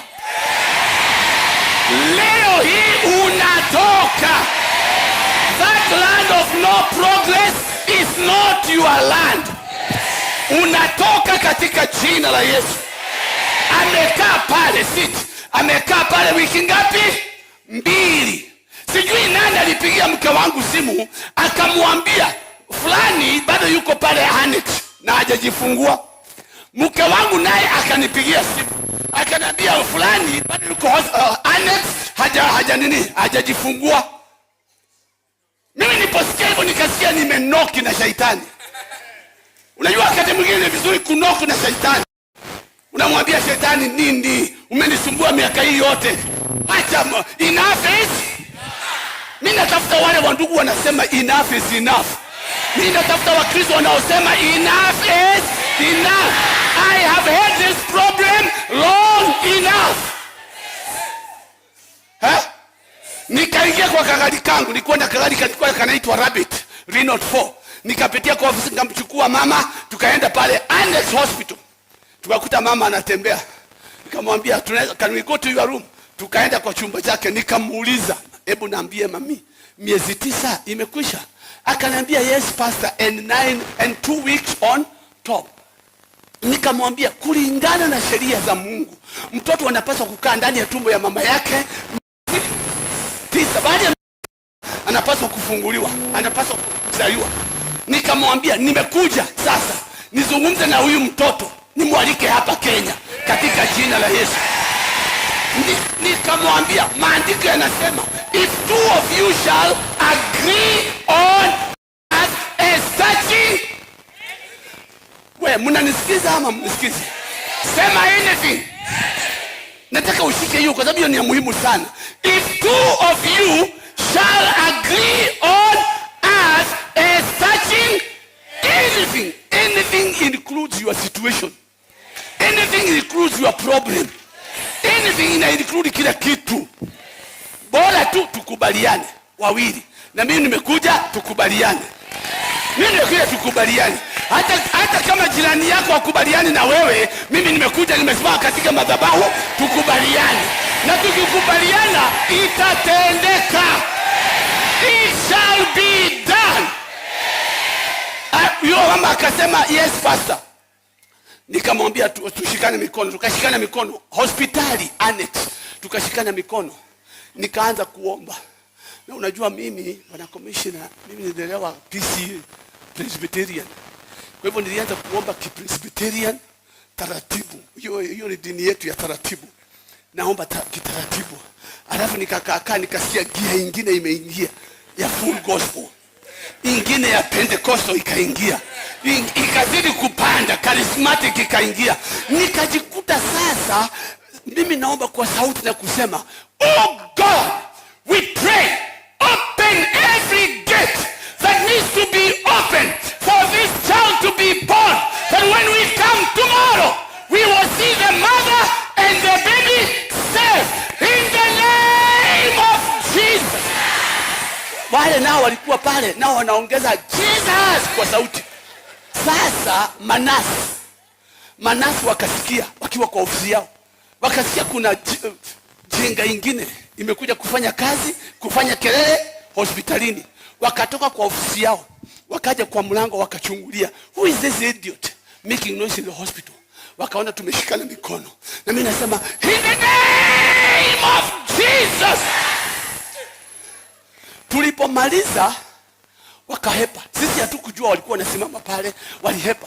Sisi tukabaki pale tumesema amen, amen. Mume yule mama naye yule mama akamwambia, "Sasa uende nyumbani. Bedroom yetu kwa ile wardrobe, drawer ya pili kuna juara nimeweka pale. Niletee hiyo juara, hizo ni nguo za mtoto. Niletee kwa sababu mtoto anakuja kesho." Mumewe akauliza, "Daktari amesema nini?" Akasema, "Hapana, you bring me the clothes. Baby is coming tomorrow." Akamuliza, "How are you feeling?" "Don't worry. You bring me the clothes. The baby is coming tomorrow." Mama anafanya nini? Anachanganya neno na imani. Maandiko yanatuambia neno lililohubiriwa ni lile lile tulilohubiriwa, lakini halikufaidi kwa sababu hawakuchanganya kwa imani. Mama akachanganya neno. Mumewe hakuwa na jambo lingine. Sisi tukatoka tukaenda, na yeye akaenda nyumbani. Asubuhi yake, the following day 8:30 in the morning, simu kwangu nyumbani ikapiga. Nikachukua, nikasema halo. Pande ile nyingine nikasikia sauti ya mwanaume, "Pastor, Bwana asifiwe." Nikasema amen. "Pastor, Bwana asifiwe." Nikasema amen. "Pastor, Bwana asifiwe." Nikamwambia, "Ndugu." Akana, sijui kama mnajua wandugu hawajui kuwa excited. Hata kama ni mtoto wa kwanza, there is excitement na fear na nini zote zimechanganyika, hajui kuwa excited. Yanapiga tu, "Pastor, Bwana asifiwe." Nikamwambia, "Ndugu, ni nini?" Akaniambia, "Pastor, mtoto amekuja. Mtoto amekuja. Mtoto amekuja. Mtoto amekuja." Kumbe wakati amepeleka nguo alipata mtoto ameingia. Saa 7 nikamchukua mama, tukaenda pale hospitali. Tukakuta mama, nikamchukua mke wangu tukaenda hospitali. Kakuta yule mama na katoto ayakako pale, kameoshwa, ni kazuri. Na unajua tutoto tunakuwa tudogo. Sasa mke wangu ndio naona anatoa hii show, anatoa hii, anatoa hii, anatoa hii, anatoa hii, na anataka nikashike. Kwa nini unaweza kukashika akachomokea hapa? Sasa hapo ndipo yule mama nilimuuliza, "Hebu niambie ilikuwaje?" Nataka usikize hivi vizuri sana. Nilipomuuliza ilikuwaje, aliniambia, "Pastor, ulipoomba mimi nilijua Mungu amesikia maombi yetu. Na nikajua mtoto anakuja lakini nilipoenda kulala sikuwa nasikia kitu, lakini nilijua mtoto anakuja." Saa 6 usiku sikuwa nasikia kitu, lakini nilijua mtoto anakuja. Saa 8 sisikii kitu, lakini najua mtoto anakuja. Saa 10:30 mtoto akaanza kubisha na kusema nataka kuja Kenya. Nikafinya kengele ya kuita Manasi walipokuja, mtoto naye ndio huyo Chibulio ameingia Kenya. Moja kwa moja mtoto ameingia Kenya. Sasa mama akaniambia walipokuja wakamchukua mtoto wakamuosha, walipomrudisha ndipo wakaniambia, we now believe that your God hears and answers prayers. Sasa tumeamini ya kwamba Mungu wenu anasikia na anajibu maombi. Kwa sababu gani? Jana jioni yule mtu alipokuwa naomba, tulisikia akifanya kelele, tukaja hapa tukachungulia, tukaona mmeshikana mikono, tukasikia vile alikuwa anasema. Sasa tumeona na macho yetu ya kwamba Mungu wenu anasikia na anajibu maombi. Nimekuja kuambia watu wa Kisii, Yehova tunayemuomba anasikia na anajibu maombi. Our God hears and answers prayers. I came to prophesy to somebody. This is your day of a new beginning. I came to say to somebody, today marks the end of that problem you have been carrying for years. I came to say to somebody here, today marks the end of that sickness in your body, in the name of Jesus Christ. Sema yes. Sema yes.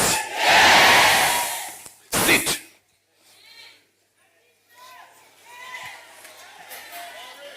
Damu ya mijeledi ikaweka msingi wa uponyo. Wakati huo askari mwingine akataka kufanya utani, akakumbuka huyu aliitwa mfalme wa Wayahudi, akatoroka akakimbia pale nje, akakata miiba, thorns, akakata miiba, akatengeneza taji. Akiwa anataka kufanya utani ndio wengine wacheke, akaja akaiweka kwa Yesu chubuliu, ikaingia kwa maskini, damu ikaanza kufanya nini? Kuteremka. Ukisoma katika Genesis utagundua Eden. In Eden hakukuwa na miiba wala michongoma. Ilianza ama ilikuja mwanzo Genesis 3 verse number 18. Wakati ambapo Mungu amemaliza kila kitu, amemwambia Adamu na Hawa na nyoka what is going to happen, na amemwambia nanyi mnaenda, hapo ndipo thorns and thistles started coming up to prevent Adam from living in the land of abundance and delight. Miiba na dhavai, sijui mdhavai mnaita nini? Elbago nitukuwa naita hila neto, hiyo ya kuchoma inachomanga. Hapa iko mingi. Marwa amagua, hiyo amagua hazikuweko. Zilitokana na laana, zilikuja ili kumzuia Adam, ili Adam aingie katika ukosefu. Ukosefu kwa jina lingine ni umaskini. Jamani, tunaelewana? Sasa wakati huyu askari wa Kirumi anatengeza hii taji ya miiba, yeye hajui anafanya nini, yeye ana entertain watu. Lakini kwa mpangilio wa Mungu kuna damu inahitaji imwagike ya kukutoa wewe katika umaskini. Therefore, as far as God is concerned, poverty is not your portion. I said poverty is not your portion. Weka kidole hivi.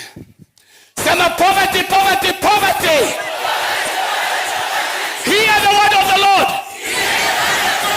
You are not my portion. In Jesus' name. nilianza kwa kuambia you can only operate in the revelation that you know. If you do not know, you cannot operate in that revelation. Wakati missionary alikuja, hakuwa na huo ufunuo. Yeye alituambia the poorer you are, the closer you are to God. Kwa sababu yeye mwenyewe ndiye alikuwa ametengeneza zile vitu mwalimu alitufundisha shule. Zinaitwa nini? Are they similes or comparatives? One of those. Either similes or comparatives. As fat as a pig. Tulisoma hiyo. Jameni hawa. Si tulisoma hiyo shule? As fat as pig. As tall as giraffe. As poor as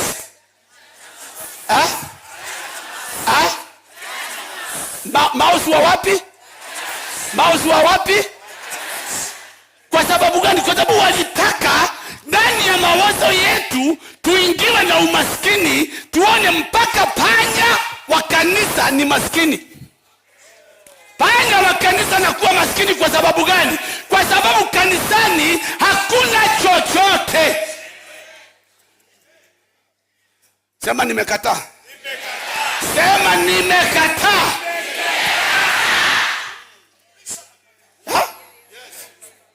Mtaifahamu kweli, nayo kweli itawaweka huru. Watu wangu wanaangamia kwa kukosa maarifa. Kenneth, hebu njoo hapa. Simama nyuma yangu. Unaona hii? Hii nimeshika hapa. Hizi hapo ndani. Vizuri. Ndio neno ingie vizuri. Afinya. Sawa. Hakuna haja ya kung'ang'ana nishikilie suruali kwa sababu nini suspender imetoka. Si afadhali itengenezwe tu mapema. Itengenezwe mapema ndio nihubiri vizuri. Na ya kung'ang'ana hapa the Bible says kumbe ni suruali mimi nashikilia isianguke. Na Kennedy yuko hapa. Sema nimekataa. Mtaifahamu kweli, nayo kweli itawaweka huru. Kwa sababu ya ile damu iliyotoka kwa taji ya miiba kuanguka chini, ilikuwa na koroga, inakuwa inakoroga msingi wa kudeal na umaskini.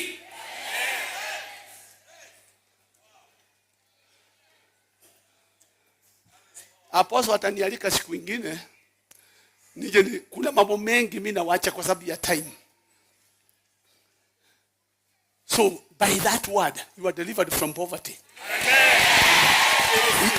Hiyo ndio sababu nasema and the work of your hands shall prosper. Everything you touch to do with your hands shall prosper.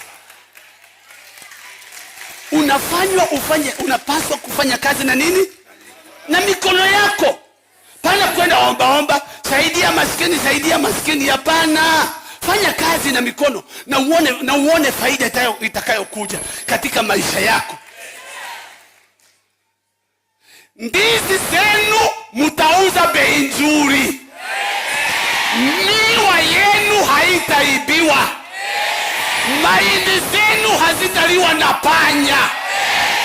Kuku zenu hazitaliwa na mwewe. Chakula chenu hakitaharibika. Kwa sababu gani? Mtaifahamu kweli, nayo kweli itawaweka huru. Pila ya 4 ndio nimalizie. Pila ya 4 akapelekwa pale Calvary.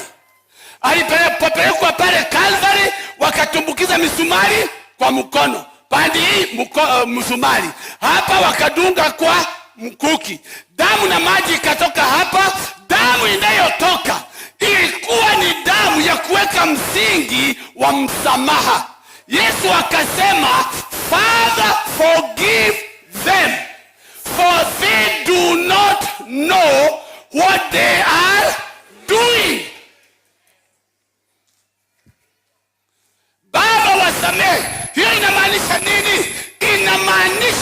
you don't have to live in unforgiveness. Hata wale wamekuudhi namna gani, wasamehe. Hata wale wamekuita majina, wasamehe. Kwa sababu gani? Damu ya Yesu ilimwagika kutoka mikononi na miguuni na ubavuni ya kuweka msingi wa msaada.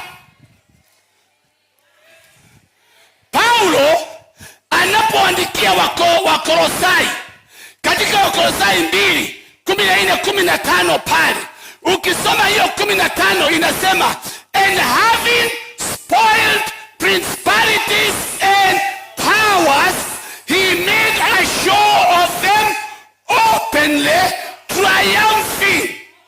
triumphing over them at the cross. Kwa hivyo msalaba wa Yesu palikuwa ni mahali pa ushindi. Kwa sababu ya kazi ya msalaba, Shetani hana uwezo juu ya maisha yako. Najua nilifundisha watu pale Nakuru, nikawaambia kulingana na maandiko, Shetani yuko chini ya miguu yako. Yuko chini ya miguu yako. Nilikuwa nafundisha Bible study. Na Bible study zangu zilikuwa zinakujwa, watu wanajazana pale town hall. Pap. Watu walikuwa wanakimbia kutoka kwa ofisi kuja kusikiza mafundisho. Nimefundisha, nimewaambia the devil is under your feet. The devil is under your feet. Nikaona hawashiki, nikawaambia we toa kiatu. Wakatoa, weka mkono ndani, wakaweka, geuza, tafuta kalamu, andika hapo chini, devil, Shetani, wainga, ibilisi, andika. Wakaandika, nikwambia vaa kiatu, wakavaa. Nikauliza, Shetani yuko wapi? Chini ya miguu yangu. Nikauliza, Shetani yuko wapi? Chini ya miguu yangu. Nikamwambia kanyaga, wakakanyaga Shetani chini ya miguu yao. Kutoka hapo, si Bible sasa imekwisha. Nikamwambia nendeni nyumbani. Alhamisi, the following day, that was Wednesday, the following day, Thursday, niko nyumbani kwangu na pastor mwingine, nikasikia gari imeingia. Kuingia pakazuka wamama watatu. Hao wamama watatu nilikuwa nimewafahamu huko hapo town, na waona wakitembea. Wakaja wakaniambia, pastor, tumekuja. Sisi si wa kanisa yako. Sisi tunaendaga Baptist hapa kwa Adha Kenya Njui. Hapo ndio tunaendaga. Lakini tunakujaga Bible study zako. Hata jana tulikuweko. Ulipotuambia Shetani yuko chini ya miguu yetu. Wakanaambia, sisi tumekuja watatu. Tunakuaga wanne. Lakini mmoja wetu kwa mwezi mmoja hajaenda kazini. Kwa sababu gani? Waliingiliwa na Shetani. Namna gani? Ati kwao kuna rushwa mawe. Nikawaambia, jana ilikuwa ni theory, sasa ni practicals. Twende practicals. Twende tukafanye practicals. Nikaingia kwa gari yangu, tukaenda hapo Ngera Estate. Kufika pale watu wamekaa nje, ni kama kwamba wanaomboleza. Hata polisi wako pale, wanatembea pale. Wengine wana uniform, wengine hawana uniform. Wanatembea pale na ile G3 wako nayo, na wengine wako na ile hapa, wanatembea tu pale. Wanatembea. Mimi kufika pale, nikauliza nyumba ni ya nani? Nikaambiwa ni ya huyu jamaa. Nikaambiwa yeye ni major kwa jeshi la Kenya. Hili alikuwa Laneta ama alikuwa Gilgil, lakini alikuwa anaishi pale Ngera. Nikaenda kwake, nikamwambia, you are the owner of the house. Can we go inside? Akasema hapana, hakuna mtu anaingia hapo. Hakuna mtu anaingia hapo for 1 month. Sasa ndio akanipatia hii story. Story ilikuwa ni kwamba jioni moja walipotaka kwenda kulala, wamezima taa. Yeye kuzima taa, akasikia mtu anabisha, mlango unabishwa. Akaenda kwenda kufungua, hakuna mtu. Akafunga mlango, akarudi kwa bedroom.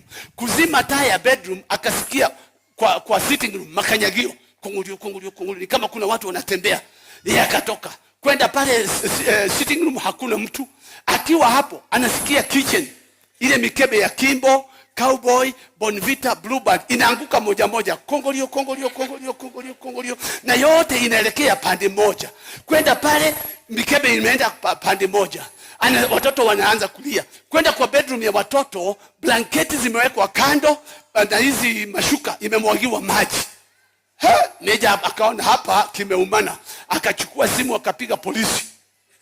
Akaita polisi. polisi na unajua meja akipiga hapigii kopro, anapigia wale wa juu. Kwa hivyo amri inatoka within a short time, wako pale ndio wanaenda pale.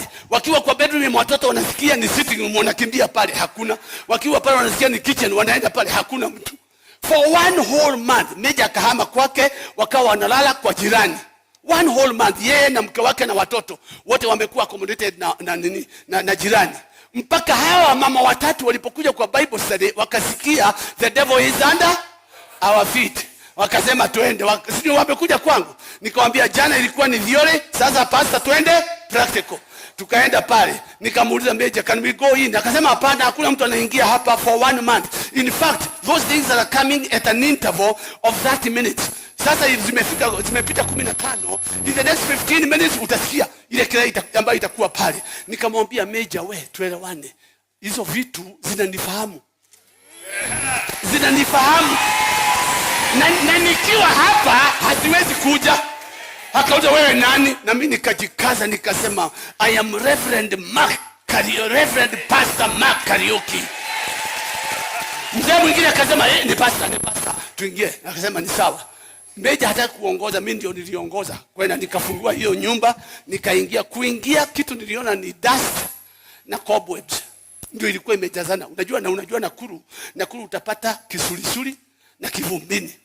Hiyo yote ni mambo ya dust. Kuna estate inaitwa kisulisuli, kuna estate inaitwa kivumbini. Mahali yule alikuwa anasoma, alikuwa anaishi kivumbini. Sasa kuingia kwa hiyo nyumba ni kivumbini na kisulisuli na cobweb. Nikaangalia nikamwambia meja, hii inaitwa demonic operation na nitadeal nayo sasa hivi. Nikamwambia na hata wewe ukiokoka meja utakuwa na uwezo juu ya hayo mapepo yote. Meja unataka kuokoka? Akaniambia you know pastor, you know. Nikajua anasema, nikauliza mama unataka kuokoka? Akasema yes pastor.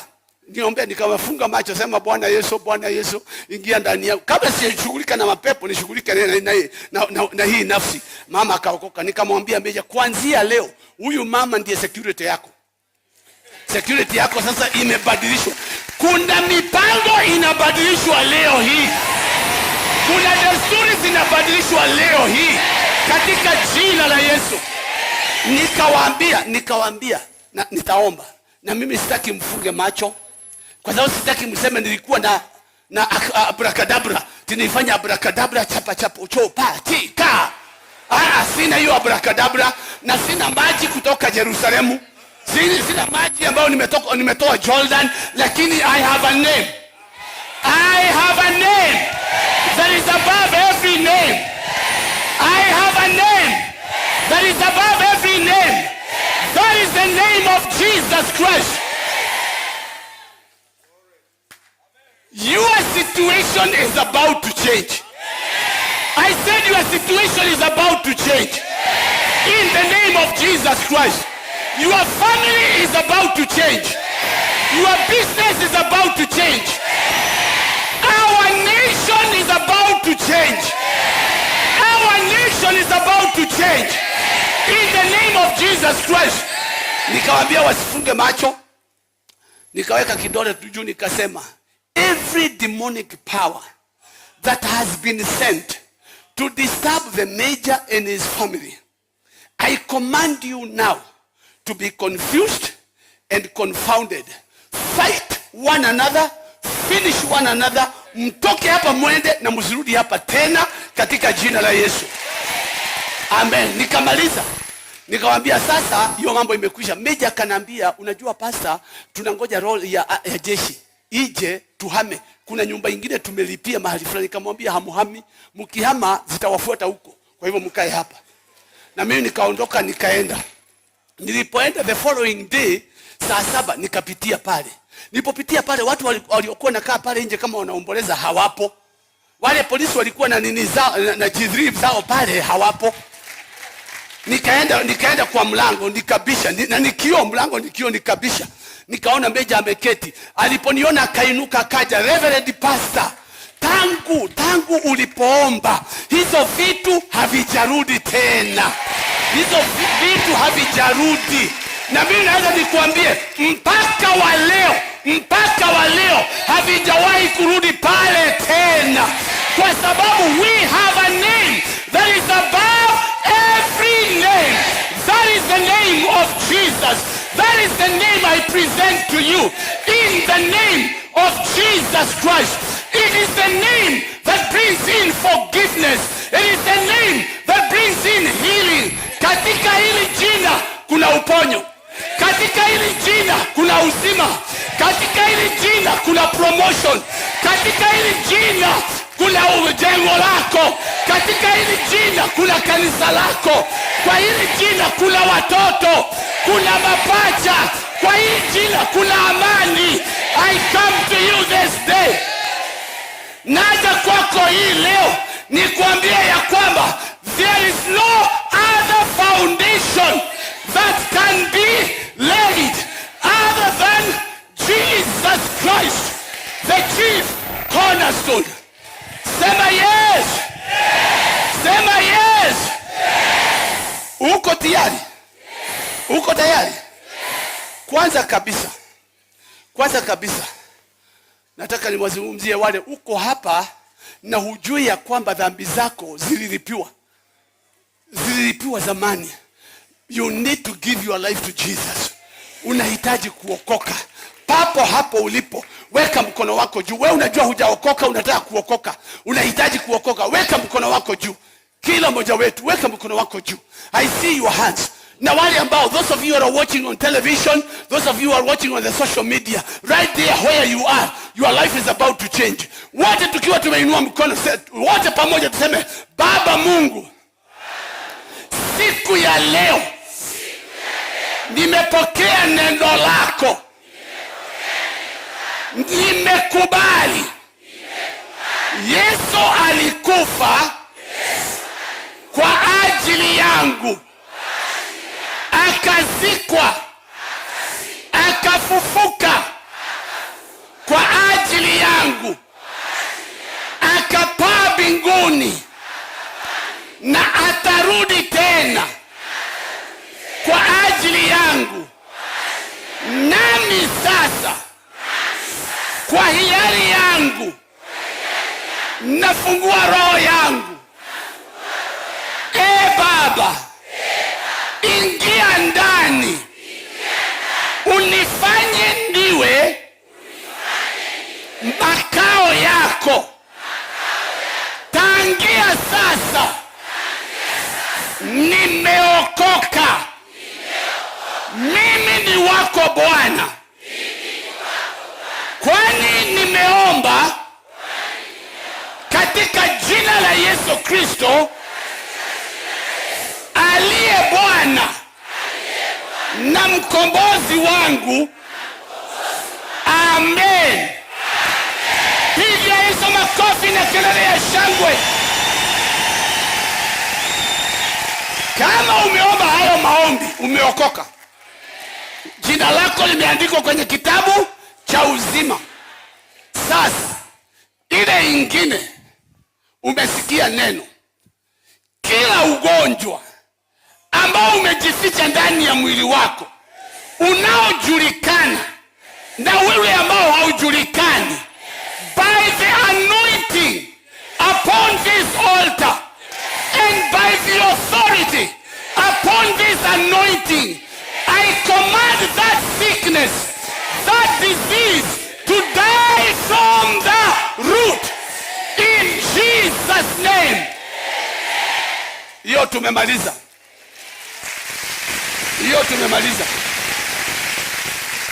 Sasa kila mahali ambapo jina lako limewekwa na waganga na wachawi, iwe ni kwa nyungu, iwe ni ndani ya maji, iwe imezikwa, sasa hivi by the anointing upon this altar, by the authority upon this grace, I break those pots.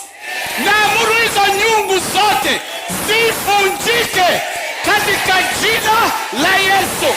Wewe uko huru. Pigia Yesu makofi na kelele ya shangwe. Hiyo tumemaliza. Jamani, tumeelewana? Sasa niliwaambia you can only operate by the revelation that you have. Kama huna hiyo revelation, huwezi cooperate kwayo. Everything, and please hear me and hear me good. Everything you see in the physical starts in the spiritual. Kila kitu unachoona kikitendeka in the physical kilianza ulimwengu wa kiroho, because God is spirit. Na shetani pia ni spirit. Utakutana na shetani akwambia, hata ukiona ati amechorwa na mkia hivi, utakutana na yeye akwambia mimi ndio shetani. He is a spirit. Hiyo ndio sababu anatumia mapepo, anatumia watu. I don't have the time to explain that. But this is what I want you to see. Everything you see in the physical starts in the spirit. Now you who are spiritual, it has been given to understand spiritual things. Umepewa wewe kuelewa mambo ya kiroho. Hiyo ndio sababu Paulo akasema ya kwamba tunapigana na principalities, na powers, na rulers of darkness in the spiritual realm, katika ulimwengu wa kiroho. Ukisoma katika Ezekieli 11, utaona Ezekieli alitolewa kwake nyumbani kiroho, akapelekwa kwenye barango at the gate of the city, akaonyeshwa wazee 20 na wangapi? Na 25 elders. Najua nyinyi mmezoea wale 24 au ni wa mbinguni, hawa ni wa hapa duniani. 25 elders wameketi pale, na maandiko yanasema these are the men who devise iniquity. Hao ndio wanaleta iniquity na wanaharibu mji. Wanasema it is not time yet. Hao ndio wanatengeneza. This is in the spiritual realm. And in every village, in every family, kuna wale ambao wamewekwa pale in the spiritual realm kuhakikisha kwamba you don't move forward. Na katika taifa letu kuna wale in the spiritual realm wamewekwa pale kuhakikisha kwamba we don't move forward until pazuke mtu ambaye macho yake imefunguka, na unaona ulimwengu wa kiroho, na unaona ukiona maandamano inafanyika, haiji kuanza Nairobi, ilianza in the spiritual realm.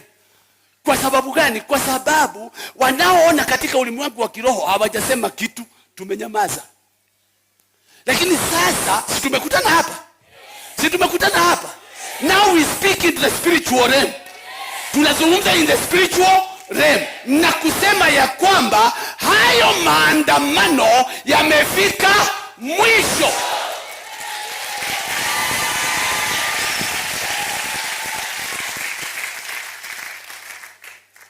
Kwa sababu tusipozungumza tunampatia shetani nafasi ya kuendelea. Therefore, by the revelation of my spiritual authority in this nation, I stand upon this altar and command the powers, the principalities of the air that are in charge of the mandamanos to be confused and confounded, to fight one another, finish one another, and never ever allow our children to go back to the streets in the name of Jesus Christ. Let the church say amen. And the church said amen. Na wale ambao wanatumiwa na those powers, we disconnect them now. We disconnect them now. We disconnect them now. We disconnect them now. In Jesus' name. Mbona nayasimamisha maandamano? Kwa sababu tayari zile vitu zilikuwa zinatuumiza ziliondolewa. Kama hapakuwa na hiyo ya kuchochea, ingekuwa imekwisha zamani.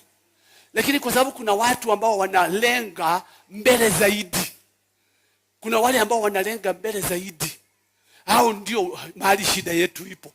Na nimeona katika social media wanasema occupy all churches tomorrow. Ukisikia sasa imefika kuingilia kanisa, ujue ya kwamba ni hatari. Wameguza kitumba, wameguza hot wire.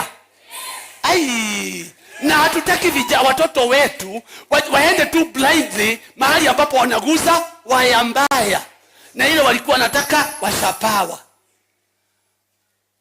Kwa tunawazuia watoto wetu kushika hot wire, kwa sababu kanisa si la maka. No, Yesu alisema I will build my church and the gates of hell shall not prevail.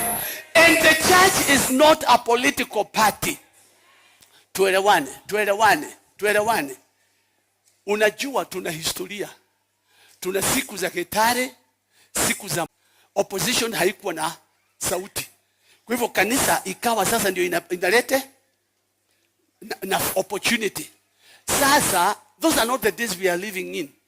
We have the opposition to speak for the people. For me, when you come to church, I want to give you the good news. The good news is hard times do not last. Hard times do not last. And it doesn't matter who would have been the president. Hard times are here, not only in Kenya, all over the world. So we've got to stand and say enough is, and we have done it now. Weka kidole. Sema Kenya, Kenya, oh Kenya. Hear the word of the Lord. Hear the word of the Lord. You are not a victim of the 25 elders. Kenya, Kenya, oh Kenya. Hear the word of the Lord. You shall enjoy peace. In Jesus' name. Amen. Piga hizo kelele ya shangwe na makofi ya shukrani. Sit.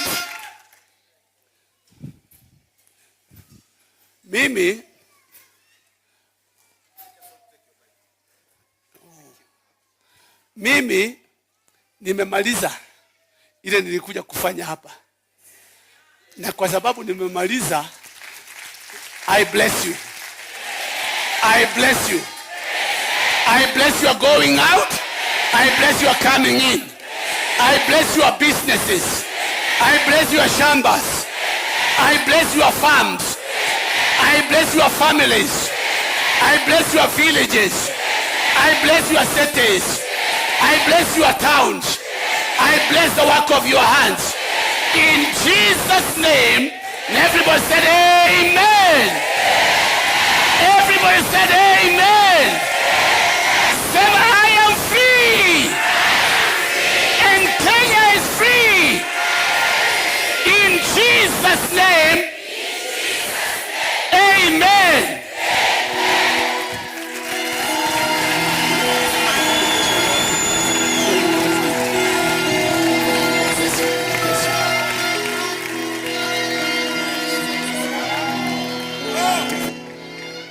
Amen. Please be seated. Thank you. Thank you.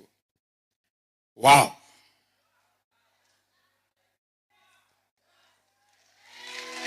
Wow. Hey. Hey. Mama has requested me that we sing a song. And we will sing a song. Aichawa raisi kufika hapa. Bishop, we are grateful. That is God that has been speaking. And God has spoken to the nation of Kenya from Kisii.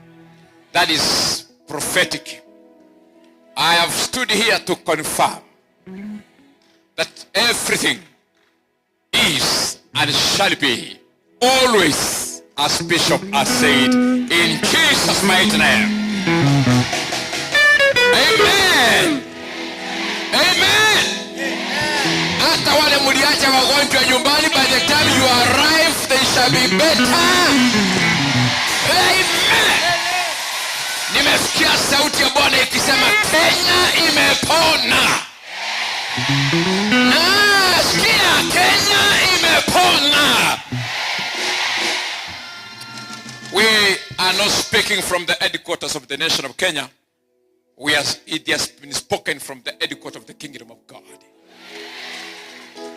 I personally know who Bishop Mark is to the nation and in this nation. I have never had an opportunity to tell him, but I know. I told Bishop Ken, I know who your father is. He is the father of this nation. Amen. May I request all of us to stand. All of us, please. Everyone. Hata wale walikuja wakafikiria kwamba walikuwa wagonjwa, tayari umepona. Ukisimama, ripoti tayari. Wewe uko na ripoti mwenyewe. God has done you great. Amen. Then I ask the leadership to lead us in song Haijawa Rahisi. Ni mkono wa Bwana. Haijawa rahisi kufika hapa, ni mkono wa Mungu umenibeba. Haijawa rahisi kufika hapa, ni mkono wa Mungu umenibeba. Somebody say haijawa rahisi kufika hapa, ni mkono wa Bwana umenibeba.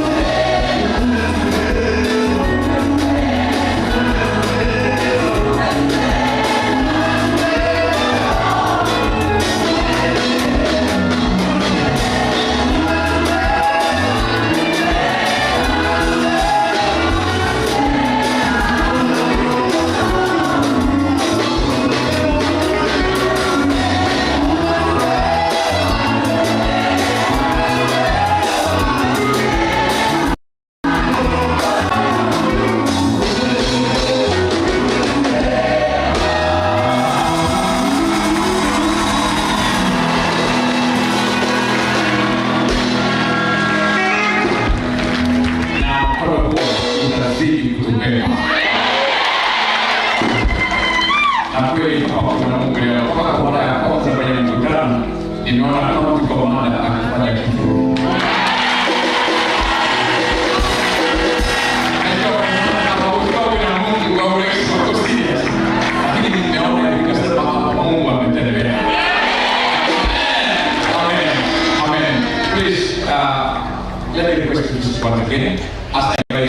Kisotu to help us in a small section ambayo lazima tuifanye kabla tuondoke mahali hapa. Please mpe makofi mtu wa Mungu anapokuja. Amen. Amen.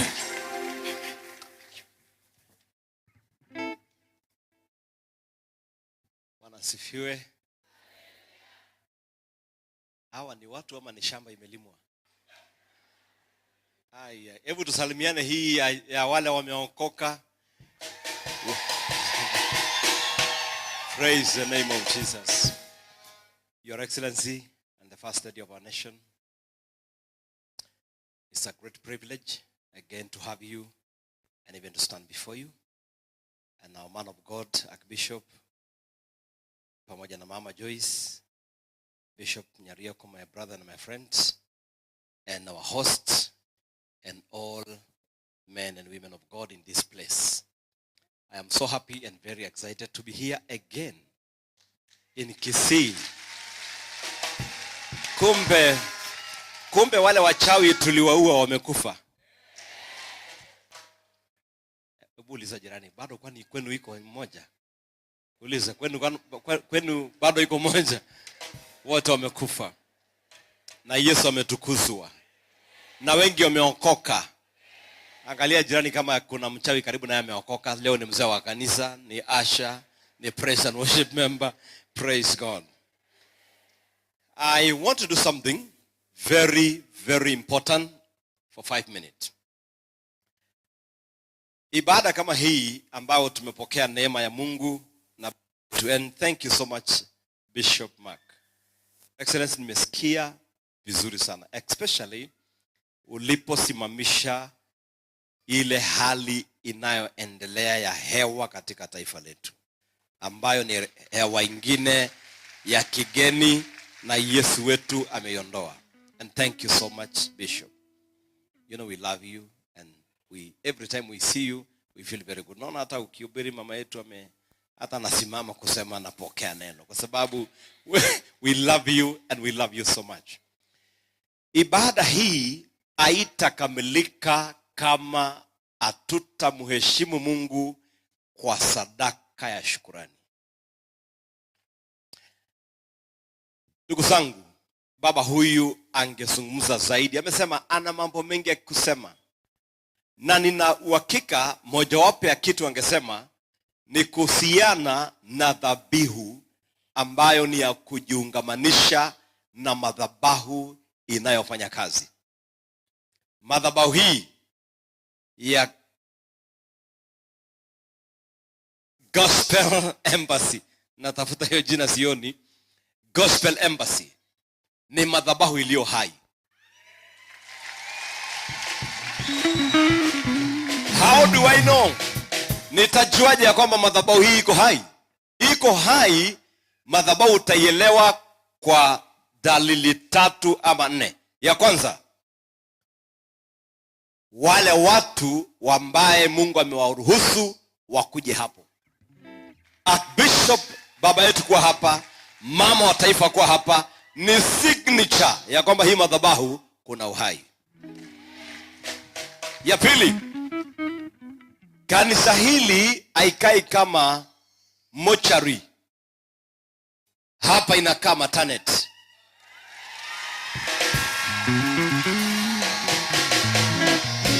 Mochari na maternity zote mbili ziko kwa compound moja.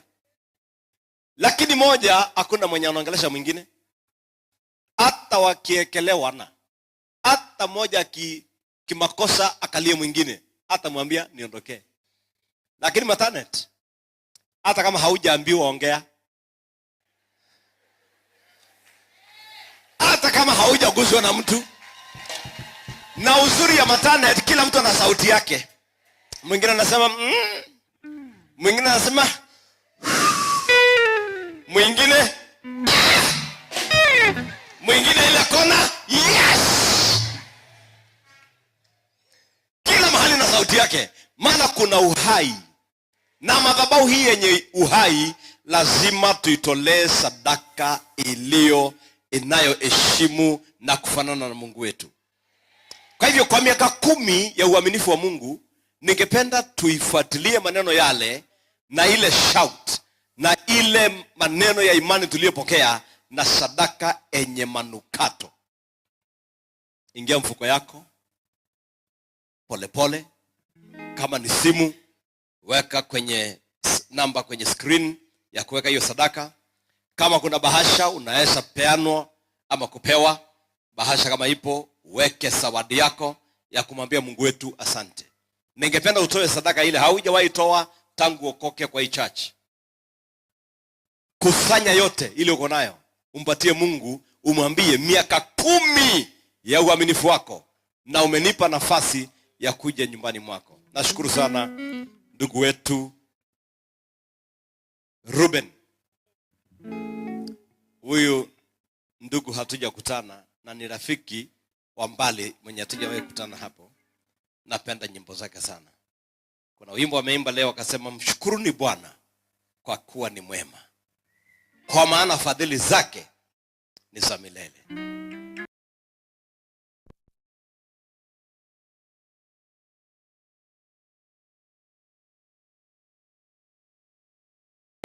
Ndugu yangu, kwa kutuita tena tuje tupokee baraka. Sisi kila wakati tunakuja kanisani, tunajua opportunity to receive again and receive the blessings from God. Kila mtu shika simu yako. Kama iko kwa simu, shika hiyo simu ibariki. Kama iko kwa mkono, ushike ibariki. Kama iko kwenye bata, ushike niombee. Alafu kisha vikapu vitawekwa kila kona. Tuko wengi sana wote tunaweza kuja hapa. Nafikiri ashas wacha nione vikapu mahali zipo kule ndani na kule mwisho ashas. Tunapaka kule mwisho kabisa kila mahali hiyo na inaweza kuweke hata kule nje kwa zile masomo za nje, mweke vikapu kila mahali, na hapo mbele tutaweka wale wako karibu wanaweza kuweka hapa kwenye madhabahu na Mungu wetu atawabariki. Sasa shika niombe. Baba, nashukuru kwa sababu ya uaminifu wako. Miaka 10 umepatia mtumishi wako na mchungaji wetu Mrwabe neema ya kutangaza habari ya ufalme, na hii ni dhihirisho ya kwamba wewe Mungu uko na wewe, kwa sababu ya matendo yako makuu tumeona hapa siku ya leo, ushuhuda ya ajabu, na hata kupokea neema tofauti hapa kwenye hii madhabahu. Ninaomba katika jina la Yesu uipokee hii dhabihu ya shukrani na hii sadaka na hii zawadi tunatoa kulingana na baraka uliyotubariki. Hivi Bwana, tunakupa kwa heshima, tunakupa kwa furaha, na kupitia hii tunatangaza ya kwamba kama vile baba yetu ametuongoza ya kwamba umaskini haina uwezo katika maisha yetu. Tunatoa kama mbegu vile ya kupanda mara na kupanda na kushuka na vile kufuna mara 60 mara 100 kulingana na ahadi ya neno lako. Nimeibariki watu hawa, wacha mkono wako uendelee kwa mema katika jina la Yesu Kristo tunaomba, na watu tuseme amen. Basi ningependa umtolee Mungu kwa furaha, kwa heshima, na Mungu wa uzima atabariki. Tunaweza weka hapa mbele ile ambayo watumishi wa Bwana na viongozi wataweza kuweka. Hizo zingine weke kila mahali, ona kila mahali kule, tumtolee kwa furaha sana. Thank you.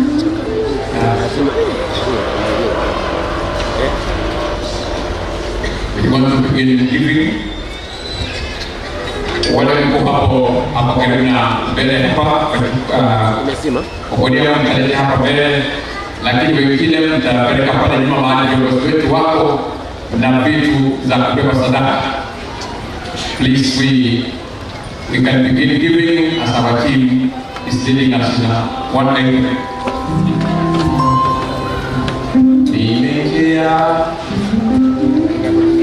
If one was leading us from this. Thank you, Bishop. Wanted to come away. We fanya haraka.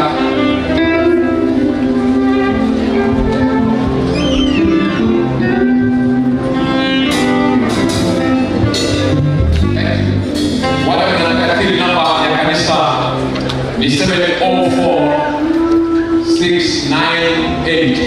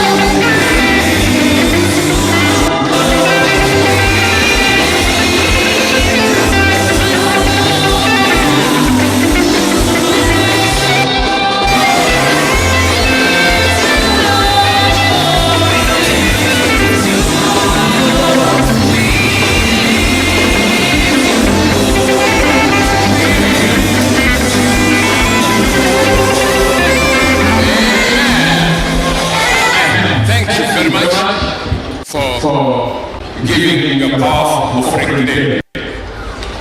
Allow me, please let everyone seated, except the ushers,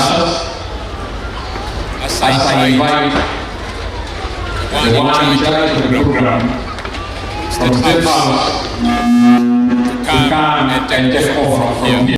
Tafadhali tukae kwa sababu tunamaliza, na pia nitangaza kwamba kutakuwa na lunch for everyone. Please don't go.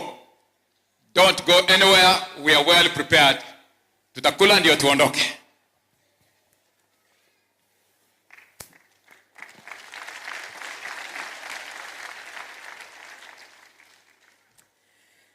Mheshimiwa Mama wa Taifa, Mama Rachel Ruto, Askofu Mkuu wa Kanisa la Deliverance hapa nchini Kenya, Askofu Mark Kariuki pamoja na mke wako Mama Joyce Kariuki, kiongozi wa Kanisa la Gospel Embassy, Mtume Peter Moriobe pamoja na mke wako Pastor Lona Mora, viongozi wa serikali kuu waliofika pamoja na viongozi wa serikali ya kaunti waliofika, viongozi wa kidini waliofika, Wakristo wote, mabibi na mabwana. Kwa ruhusa yako sasa, Mheshimiwa Mama wa Taifa, naomba kumwalika jukwani Kamishna wa kaunti ya Kisii Bwana Joseph Kibet kuzungumza na vile vile kuwatambulisha viongozi wa serikali kuu waliofika. Tumkaribishe kwa makofi tafadhali.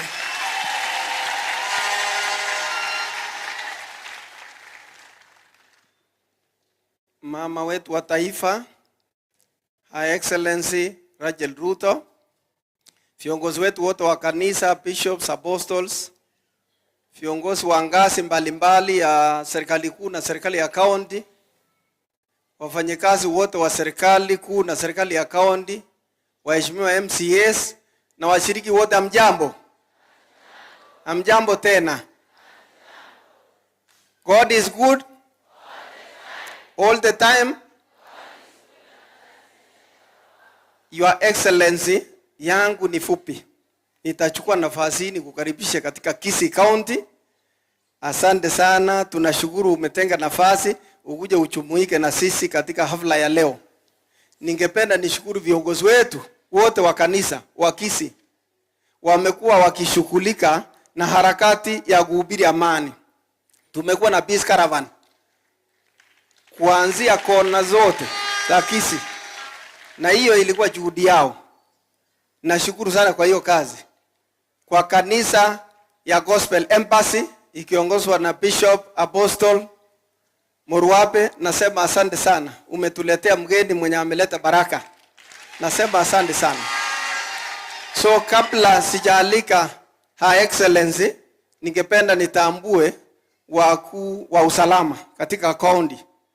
Wale wanatumika pia na Mwenyezi Mungu kulinda usalama wa Kisii County. Naomba msimame tu na mfunge mkono. Security team members wa county ndio hawa. Kuna wengine nafikiri kuna wengine wanashughulika na kazi zingine hapo nje. Asanteni. Viongozi wetu, tuko na viongozi MCS. Nafikiri tuko na MCS. Wasimame tu, tuko na MCA wetu wa Ipeno. Asante sana. So bila kupoteza wakati, kwa sababu hii siku ni siku ya mgeni wetu wa heshima, High Excellency, nataka tushikane sisi wote tumkaribishe kwa shangwe na nderemo. Karibu sana Your Excellency.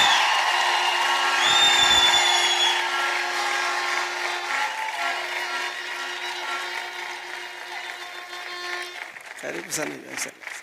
Karibu.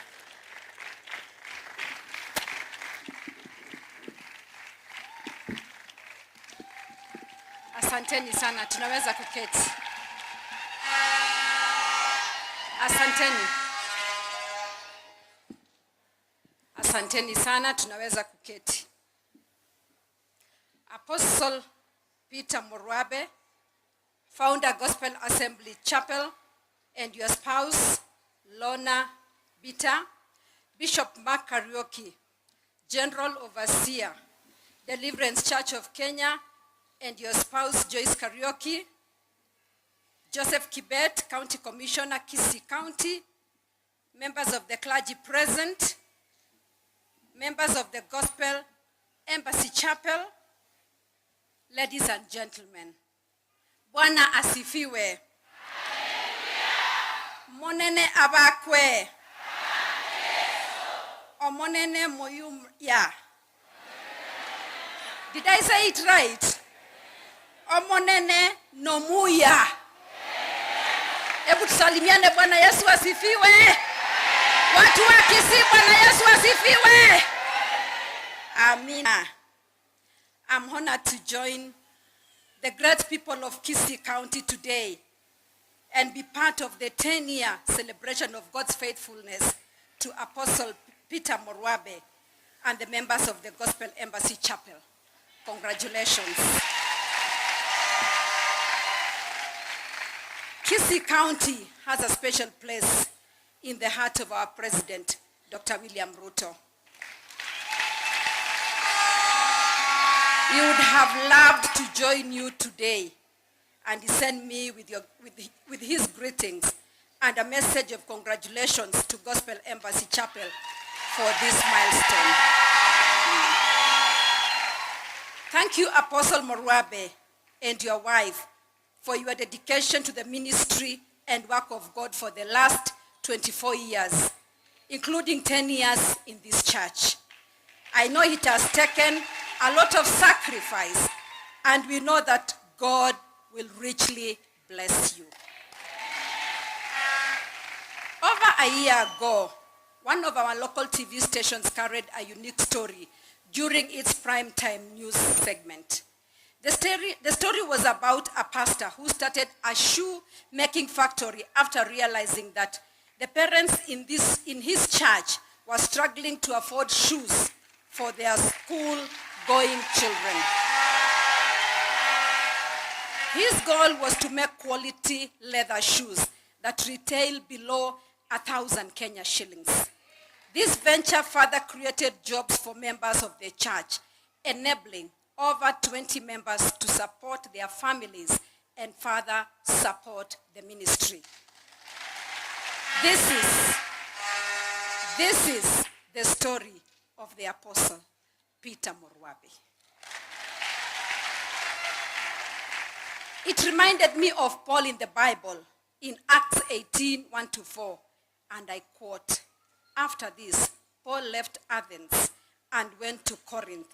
There he met a Jew named Aquila, a native of Pontus, who had recently come from Italy with his wife Priscilla, because Claudius had ordered all Jews to leave Rome. Paul went to see them, and because he was a tent maker as they were, he stayed and worked with them." The leading scripture for this celebration points to a people who will be empowered for ministry and nation building. Deuteronomy 15:4 says, and I quote, "However, there need be no poor people among you, for in the land the Lord your God is giving you to possess as your inheritance, he will richly bless you." By setting up the shoe factory 3 years ago, this church set on a path to fulfill this scripture. I'm confident that in due time, the shoe factory will be one of the beneficiaries of the county aggregation and industrial park that was launched by our president in September 2023 in Bomachage, Borabu sub-county. Ladies and gentlemen, I've also learned that the church has a membership empowerment program that enables young people and women without jobs to receive grants to start a business, ensuring that no member of the church is left idle, but rather contributes to the economic empowerment and that of the community. I commend this innovative program, and I believe that in the days to come, this church will be a leading light in job creation, contributing to the achievement of the national government bottom-up economic transformation agenda better and the Kisii County Integrated Development Plan under Governor Simba Arati. God bless this church and every other faith community. The government has made it possible for every young person, irrespective of their KCSE grade, to access quality training. As the church, let us inform our youth and assist them in making the application for suitable courses. I also acknowledge Apostle Morwabe to pursue, I also encourage Apostle Morwabe to pursue his dream of establishing a TVET institute in this county, which will significantly contribute to the goal of skilling every young person. Third, let us ask the women and youth around us to apply for the Hustler Fund and the Women Enterprise Fund, which has tripled to 13.5 billion Kenya shillings. Further, the application process was simplified digitally through the short code *254# and M-Pesa. Let us encourage the women in our churches and communities to come together and form economic empowerment groups. The organization that implements my programs, Mama Doing Good, can help transform these groups into table banking groups through our Joyful Women organization. Lastly, the government is currently digitizing services and payments to simplify the process of accessing services. The church should ensure that all members are digitally ready to be served by the government. Ladies and gentlemen, as we celebrate 10 years of God's faithfulness and look forward to the next 10 years with renewed hope and zeal, the Lord, who has brought you this far, will guide you. Let each of us prioritize our relationship with God and recognize his supremacy over us all. Let us find time in our schedules for prayer and thanksgiving. Let us continue to pray fervently for our government, our leaders, and our nation, so that the Lord can bless us and give us the ability to build a better country for our future generations. 1 Timothy chapter 2 verses 1-2 says, and I quote, I urge then, first of all, that petitions, prayers, intercession, and thanksgiving be made for all people, for kings and all those in authority, that we may live peaceful and quiet lives in all godliness and holiness. I want to close with a blessing in Deuteronomy 28:12, which quote, the Lord will open to you his good treasure, the heavens to give the rain to your land in its season, and to bless all the work of your hands. And you shall lend to many nations, but you shall not borrow. Thank you, and may the good Lord bless you. As I sit down, just allow me one more time to really thank Apostle Morwabe and your dear wife for this great invitation and the celebrations of the 10 years. Thank you, Bishop Makarioki, for that powerful message that you have preached today. Tells me that the blood of Jesus had to drop for the foundations to be formed. And for that, we are very encouraged. But allow me to say this, Apostle Morwabe, when you are giving the names of your churches, you know, when you were talking, I had something like Sira something. When I looked at the board, you said one of your branches is Sirare. Am I correct? But I had heard Silale. So, what's my point? As the woman of God, Pastor Joyce, has given that great prophecy about you going into the nation and other nations, I want to request that you open a branch of your 5th church in a place in Kenya called Silale. Amen? This is a place in one of the parts in our nation, and we've really desired that the gospel of our Lord Jesus Christ will go there. And I believe you will do that. Asanteni watu wa Kisii, Mungu awabariki, tutarudi tena. Mungu awabariki. Naomba mama wa taifa unaposhuka kwa utasalia hapo mbele katika kipindi kifupi cha picha.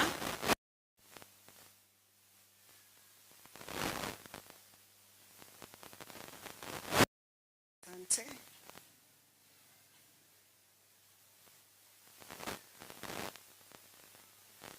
Asante. Ukijumuika na kiongozi wa hili Apostle Morwabe pamoja na mke wake Pastor Lona, hiyo itakuwa picha yetu ya kwanza mchana wa leo. Asante.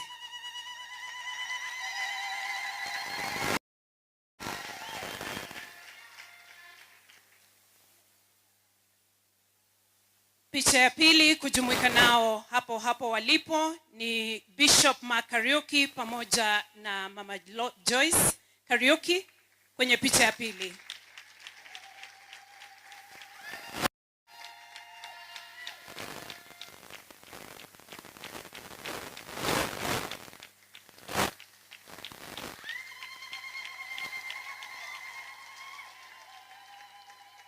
Na wote wakisalia papo hapo, branch pastors tafadhali jiungeni na wao jukwani kwa picha ya tatu.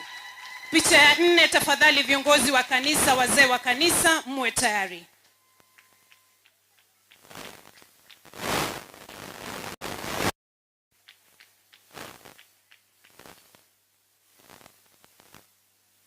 Hiyo ni picha ya tatu.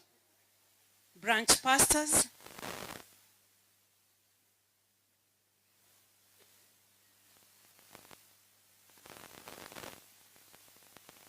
Church elders, tafadhali kwa picha ya mwisho, jumuikeni na Her Excellency kwenye stage.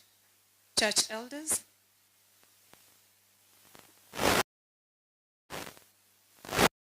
Can join in the photo from behind kindly.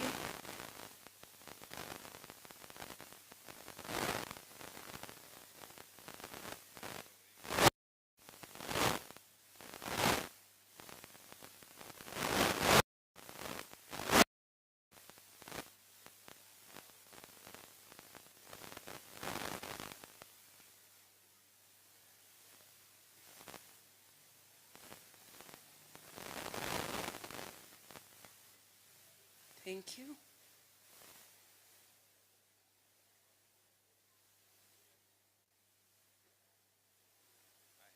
Hiyo ndio picha ya mwisho. Cake matron, please be ready. Cake matron. Naomba wengine muondoke jukwani, asalie Her Excellency Pastor Lona Joyce Kariuki, kindly remain ili tuweze kukata keki. Asanteni sana viongozi wa kanisa mnapoondoka kwenye jukwaa. Cake, wanaoshughulika na keki tafadhali. Wanaoshughulika na keki.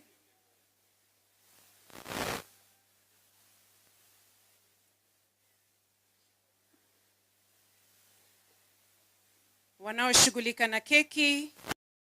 Asanteni.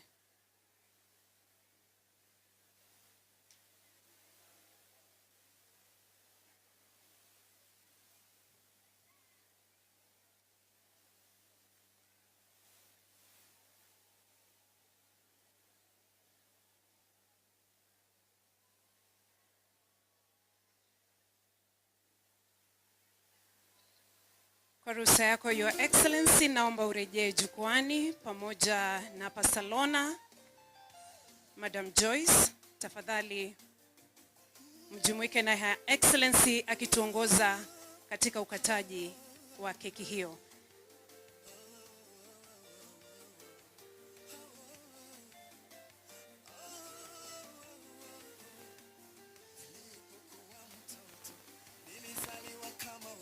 Keki hii washirika pamoja na wageni waalikwa ni keki ya kuadhimisha miaka kumi samahani ya kanisa hili tangu kuanzishwa kwake.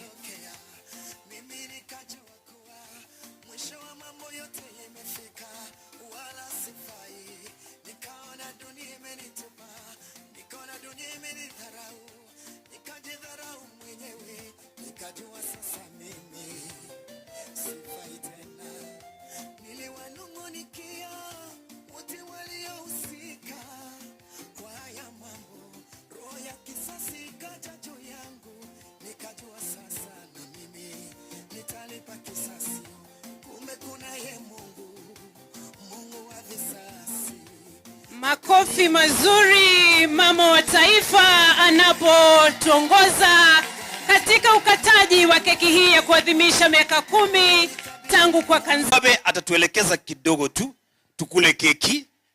Kuna keki mam, Lona utatuelekeza vile tunakula keki. All right, very good. Thank you so much. So you can take the cake to Bishop Mark. atakuwa wa kwanza kwa utangulizi kwa kukula hii keki. Alafu wengine mabishops wote wafuate, na baadaye ndio nitawaleta wale waimbaji ambao wako hapa, na pastor tupatia mwelekezi vile tutakuwa. Pastor, karibu sana. Bwana Yesu asifiwe. Mnajua kuna mambo mengi hatujafanya. Si mnajua? Msiwe na haraka ya kuondoka. Kwa sasa tunampea Bishop Maki Kariuki keki yetu ya anniversary kwanza. Alafu nitaondoka naye kidogo kwenda kumwaga mama, alafu sisi tutarejea kuendelea na mambo mengine. Lakini niseme hivi, wakati wa lunch, wale wageni wote waliotoka nje ya Kisii na Nyamira County,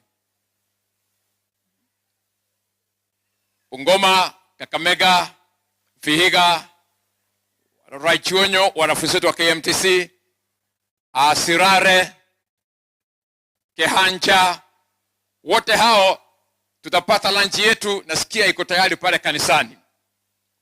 Alafu wageni wote wa Nyamira County, Kisii County, lunch yetu iko hapa nyuma. Watoto wote walio miongoni mwetu, lunch yao itapatikana pale ndani ya primary school, maana tunasema watoto ni wa primary, tukaweka yao pale kwa primary. Na wachungaji wote walio hapa chini ya uongozi wa Prophet Osoro yuko hapa.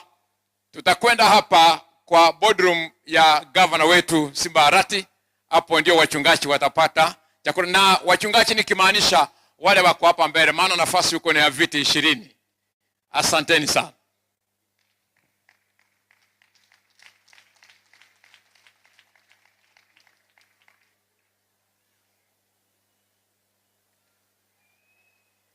Very good. Thank you so much. Asante sana. Tutamkubalia, we'll just allow Bishop Mark together with Bishop Ken, hivyo wapate nafasi, lakini wengine tuendelea wakati sasa chakula ki tayari, kwa sababu tumearifiwa huko jikoni wanaendelea kukiandaa. Kwa sasa wacha nimkaribishe Otiso. Otiso akuje hapa. Otiso tafadhali. Tubariki na wimbo mmoja, alafu kisha baadaye nitawaelekeza vile tutatoka. Otiso, tupigie Otiso makofi anaposimama. DJ tafadhali tupatie wimbo wa Otiso. Alafu Solomon yako wapi? All right, very good. Otiso, please. Otiso, tukiendelea kukula keki na tawapatia uelekezi vile tutatoka. Very good.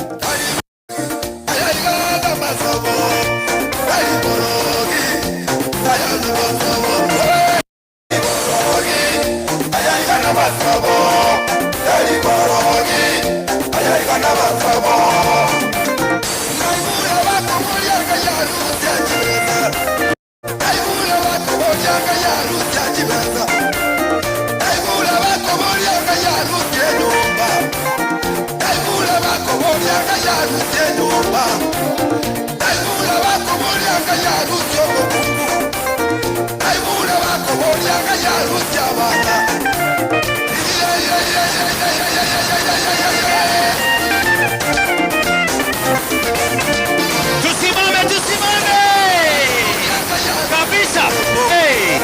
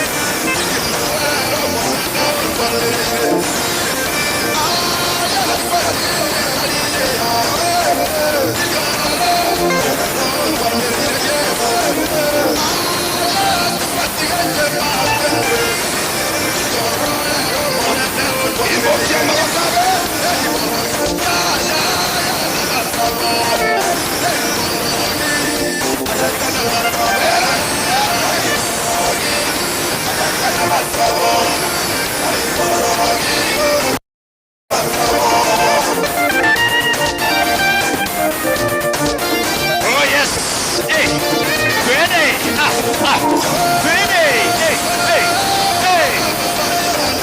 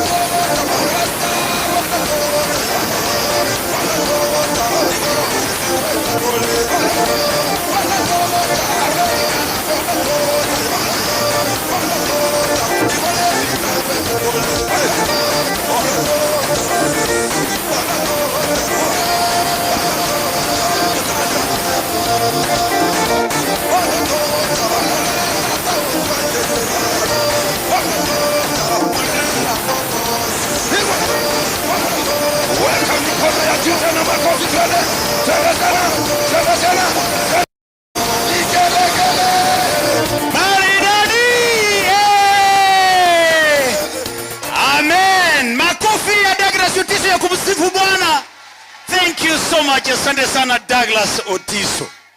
All right. Tuendelee. Are you ready for Mary Atieno? Ama mmechoka? Endelee tusiendelee. All right, thank you so much. Mary Atieno akiendelea kujiandaa. Kuna watoto nimeambiwa wamepotea. Kuna watoto wamepotea walikuwa na wazazi wao. Ikiwa kuna mtoto pale amepotea, tafadhali akuje hapa mbele, akae karibu na mami pale. Alafu wazazi watawakujia huko. Alright. So kwa sasa ningependa nimkaribishe Mary Atieno because tuko hapa kwa sababu ya kumsifu Mungu. Na tungependa tutumie wakati huu kumsifu Mungu kupitia kwa waimbaji wale wako hapa. Ndugu Ruben Kigame yuko hapa na bado atarudi round 2. Alright. Kuna mtoto wako hapa tafadhali amekaa pale. Huyu mtoto ikiwa wewe ni mzazi wake, ukuje umchukue pale. Asante sana. Huyu mtoto ako pale amepotea, mzazi wake ajulikani mahali hapo, tafadhali umchukue mtoto mahali pale. Thank you very much. Kwa sasa ningependa nimkaribishe Mary Atieno.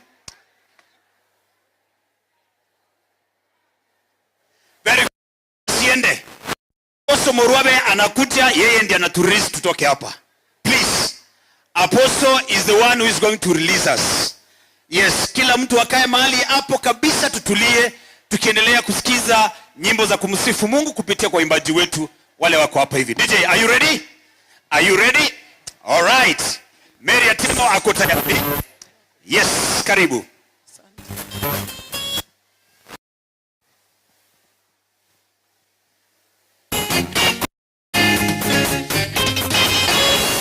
Sasa nimetambua kwamba hakuna Mungu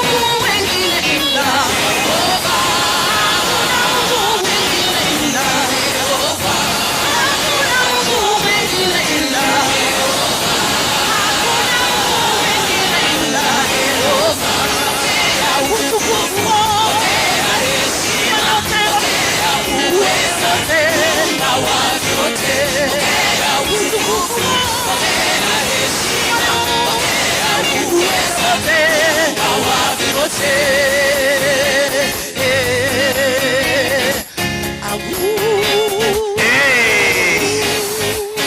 Kabisa. Mmetosheka na yeye ama ungependa ongeza ingine? Aongeza ingine? Gani? Gani? Ati? Adamu? Adamu na Eva? Adamu na Eva? DJ, are you there? Mungependa wapatie Adamu na Eva? Are you ready? Okay, tusimame sisi wote basi. Haya ndio hiyo. Tuimbe kwa pamoja. Hey. Tunalia walilokatazwa na Mungu alikula. Tunalia walilokatazwa na Mungu alikula. Adamu na Eva walitenda dhambi ya siri. Adamu na Eva walitenda dhambi ya siri. Adamu na Eva walitenda dhambi ya siri. Tunalia walilokatazwa na Mungu alikula.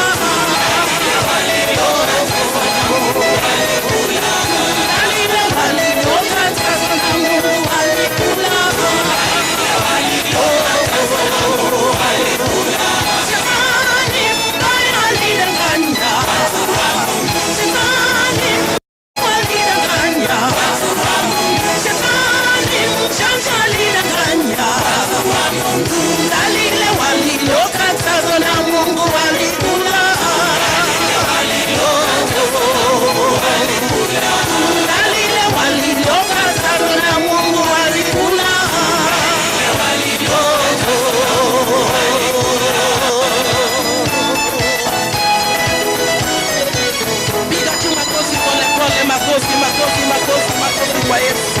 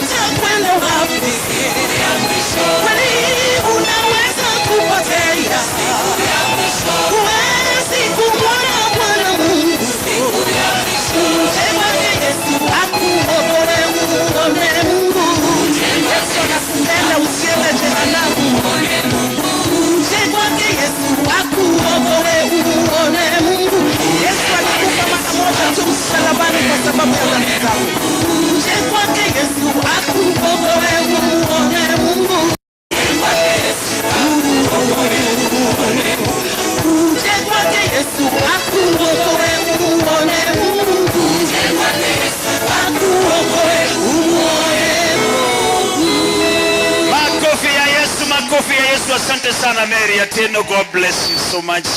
Asante sana. Na sasa umefika wakati wa kumkaribisha kwa round 2 mtumishi wa Mungu Ruben Kigame. Are you ready for Ruben Kigame? Mko tayari kwa Ruben Kigame? Karibu sana mtumishi wa Mungu sana, karibu sana.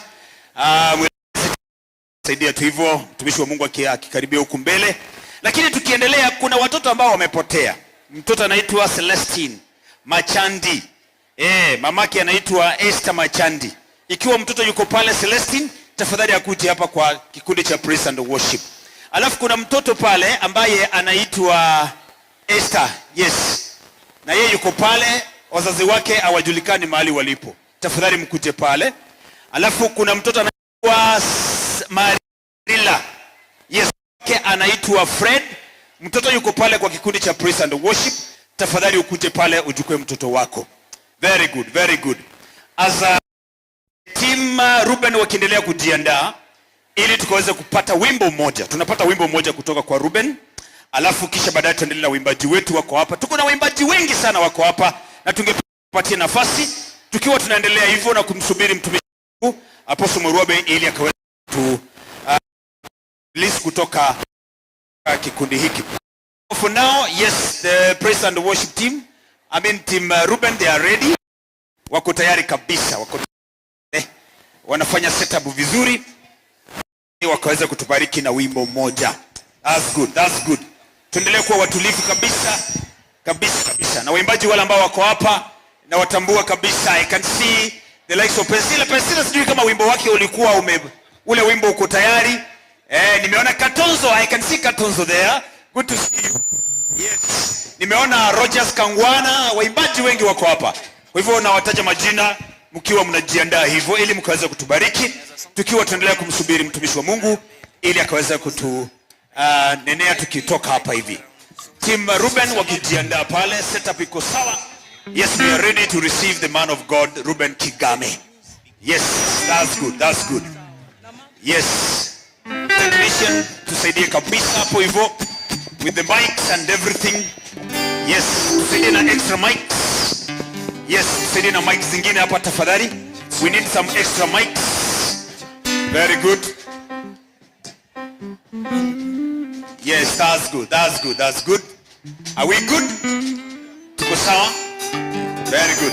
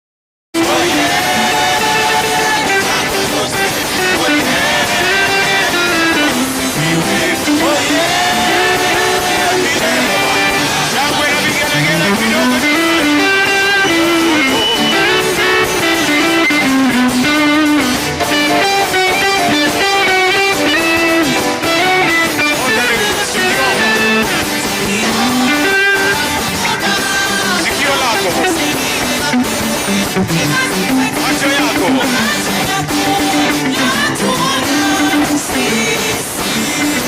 Ulimtoa Yesu. Ulimtoa Yesu. Mwana wako. Mwana pekee alikufa. Alikufa. Msalabani. Sasa.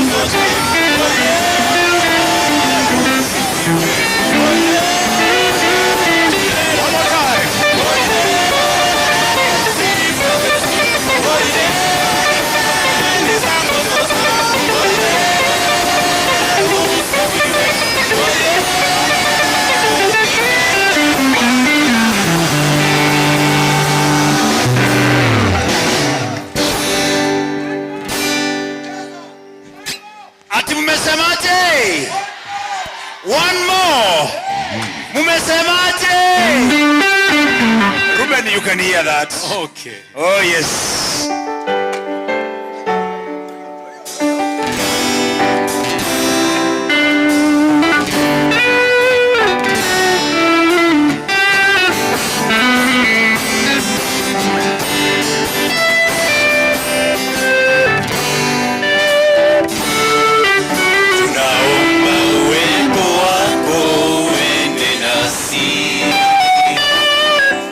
Wewe Bwana wa majeshi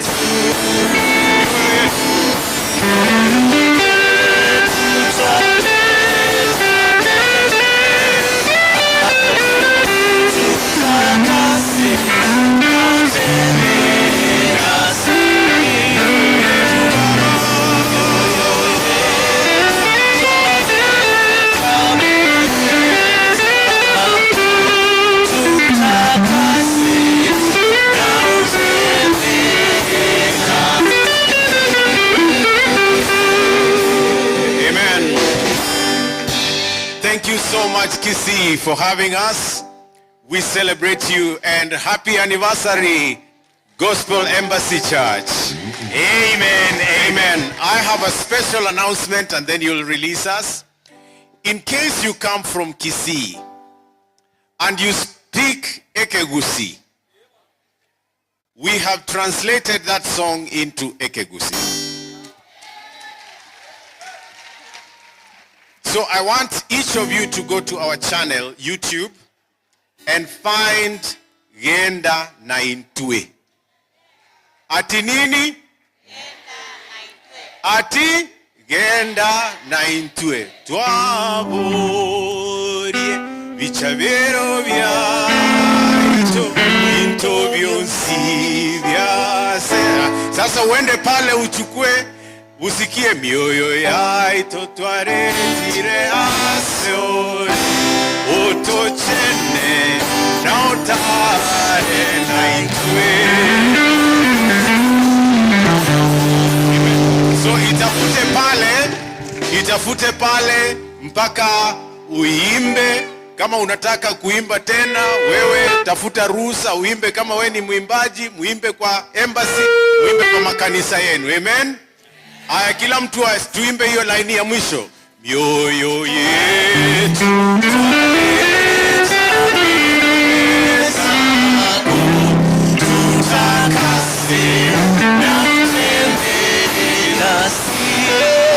kidogo tu, nataka muimbe na Ekegusi. Mioyo yaito twaretire asione otochene notare na Intue. Mioyo yaito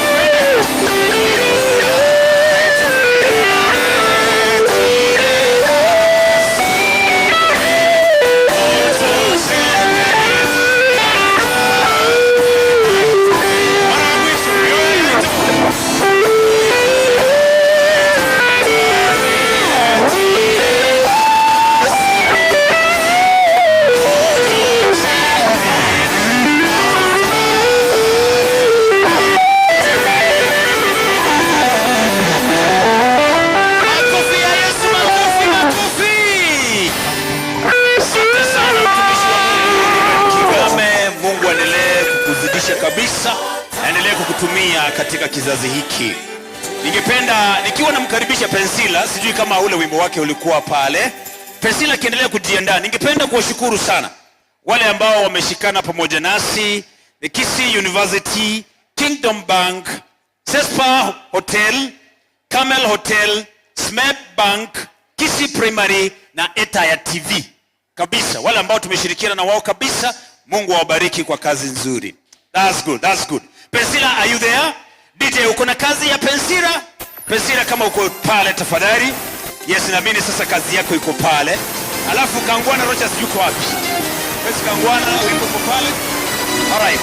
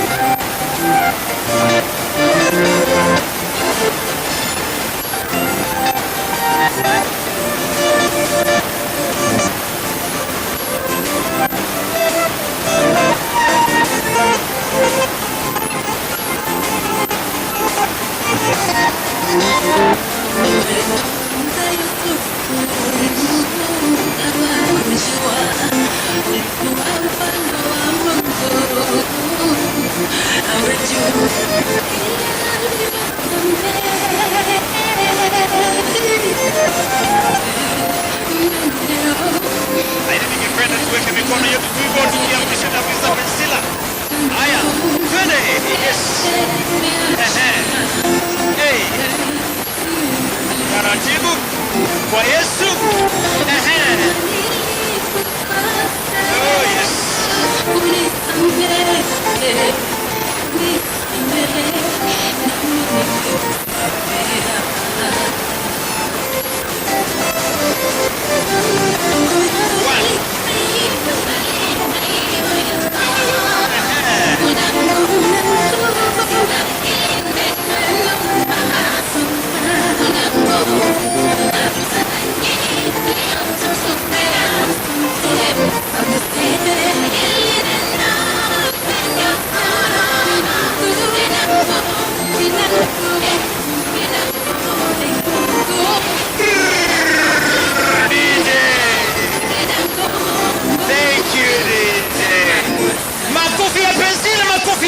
Asante sana Pensira Mora.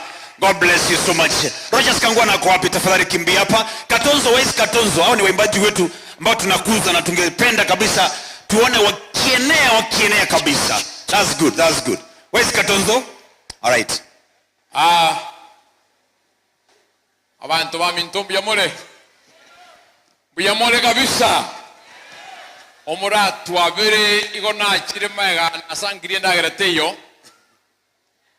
Na kumirie igekalero goraria teraretwa go komranche go bari go twanyo ruasnale program ya tosiriria na kina kwanira seke gusimo iwe timoga ndabugango moto tigere ndagera yonspia ekiagara go twanyenyete chiombe chinyinge abatora ruastoko ira na basore timoga enda na ente nariete ira ngankwanda abantu baite stika yechinguru morogiata ikange estika ye miaka 10 estike yo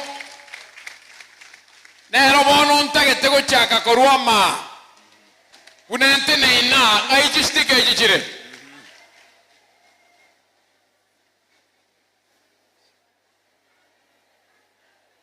abantu baikaranse birogo bwango ngorunde stika nekeranga chibu bantumba kurwara bono kyatu akurre myaka 10. Yes.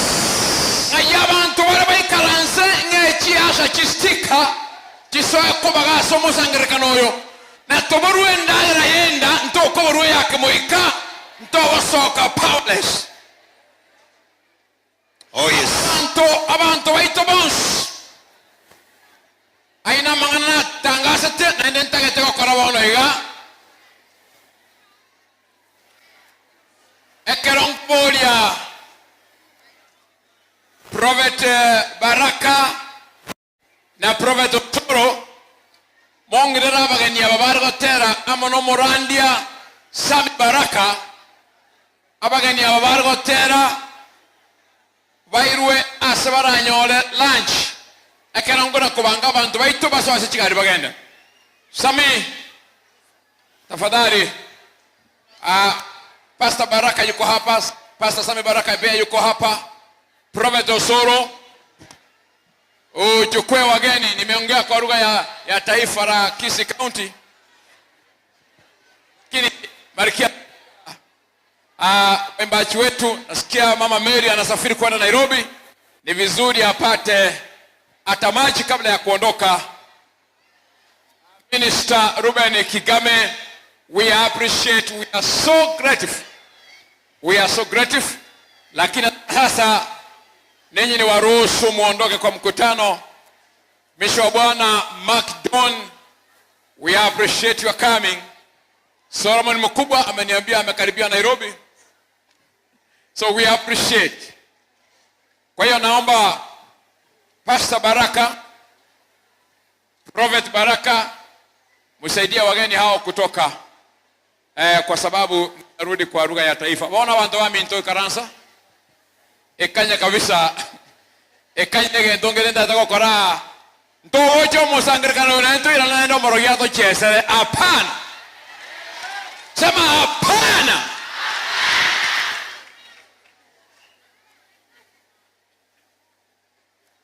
Igo ikaranza muno mwibere kono hoteli iga endageranya yale ngo na begocha abantu tosaka sagio yokonyora ande kokwa beke nyinge gosenera bwango kiate koera njira abantu bachire nenda gerita la oroka na mangana makong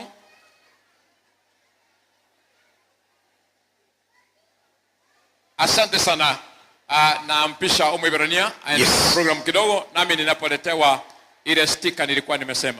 All right, as we are ready to receive from the man of God, nikubalie sasa nimulete anaitwa Rogers Kangwana. DJ tupatie kazi ya Kangwana tafadhali. Yani anasema kwamba amenibadilishia maisha. Yes, Mungu. Onjeje ile mesa. Kangwana. Mighty Records.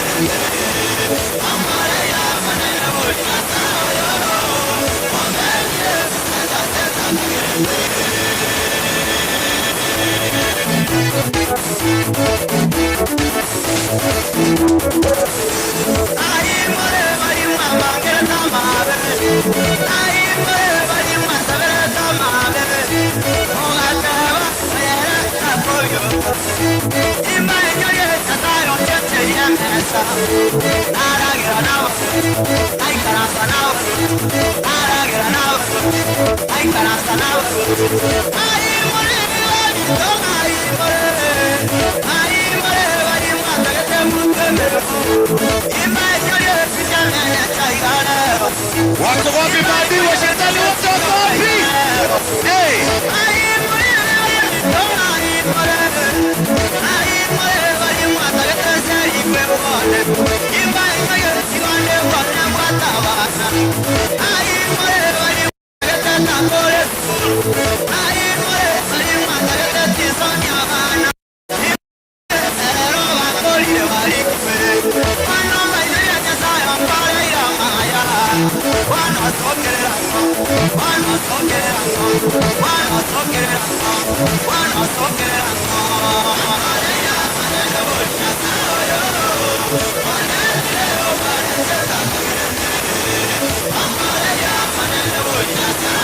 Yesu amenitenda mema.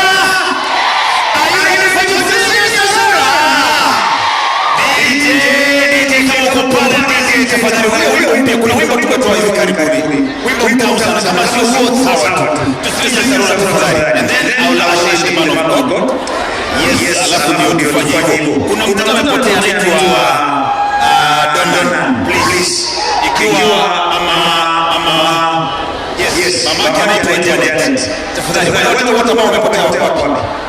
Watoto wote wale wamepotea. Kuna watoto wamepotea hapa. I think they have been misplaced by their parents. Kuna watoto wako pale tafadhali. Naomba tu mzazi yote ambaye amekuja na mtoto wake amekaa karibu na mtoto wake. Sasa are you there? Yes, yuko. Haya, twende kabisa. Yes, ndio huyo.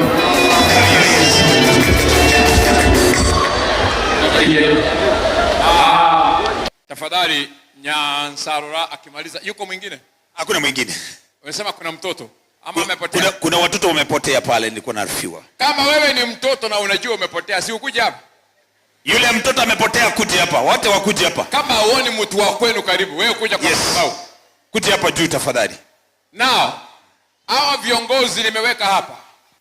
Kila mmoja lakini watapungua, mtareduce namba ipake kama 40. Mko wengi. Tutawapea sticker na handkerchief ile mliniomba, alafu mtapanga laini kwa mtu mmoja anakupea unakwenda hapa ndani, ndio itakuwa rahisi kwa sababu mwenyewe sitamaliza, lakini ukipanga hivi. Security wako hapa kweli? Niliona watu wa security walikuwa na suti lakini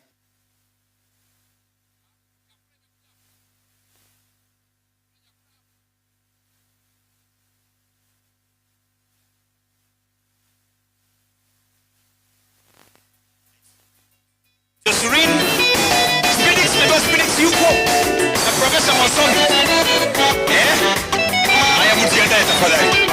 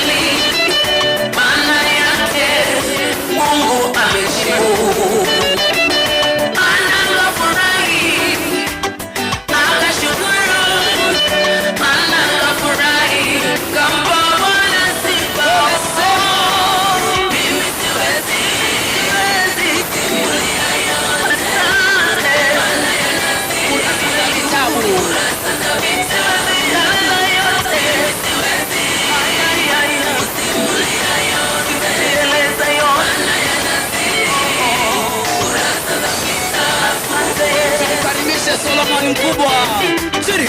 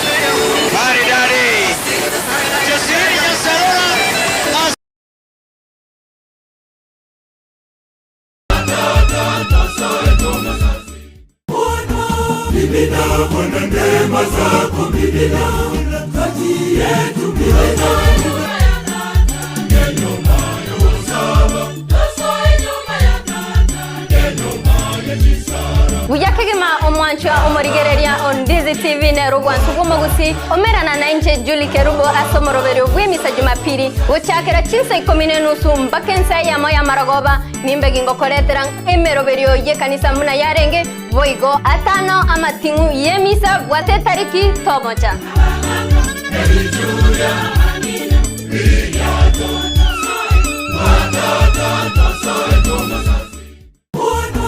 Biblia Bwana neema zako Biblia kati yetu Biblia neno mayo sawa tasoi nyuma ya kata neno mayo kisara Ujakegema omwanchwa omorigere demo nigogendereire gukumanya aria gukorekana kurwa sebirubo ao byorogonkorwa gusi Kenya nensenkima egati yario konyora namuna ababwatani kurwa sichigosori ao kurwa sama minyoko chingundi karate umupira bwenkoyo kurwa sichi league ao buna regionals national super league KPL EPL La Liga Serie A Bundesliga nichinde chinyinge Alero iga ngoche ya masemo korwa segeti ya Kenya Green Stadium ikenegeti ya inkase timu ya Bomachoge barabu inyora no murberi bwechi gosoli ngoche ya masemo korwa segeta senikia Dizzy TV na buna botambe etale nende mo Steven captain 001 yesiketa senikia Dizzy TV kera rituko rya Jumamosi kurwa chinsa 10:30 chamaragoba goika chinsa 12:30 chigosori ime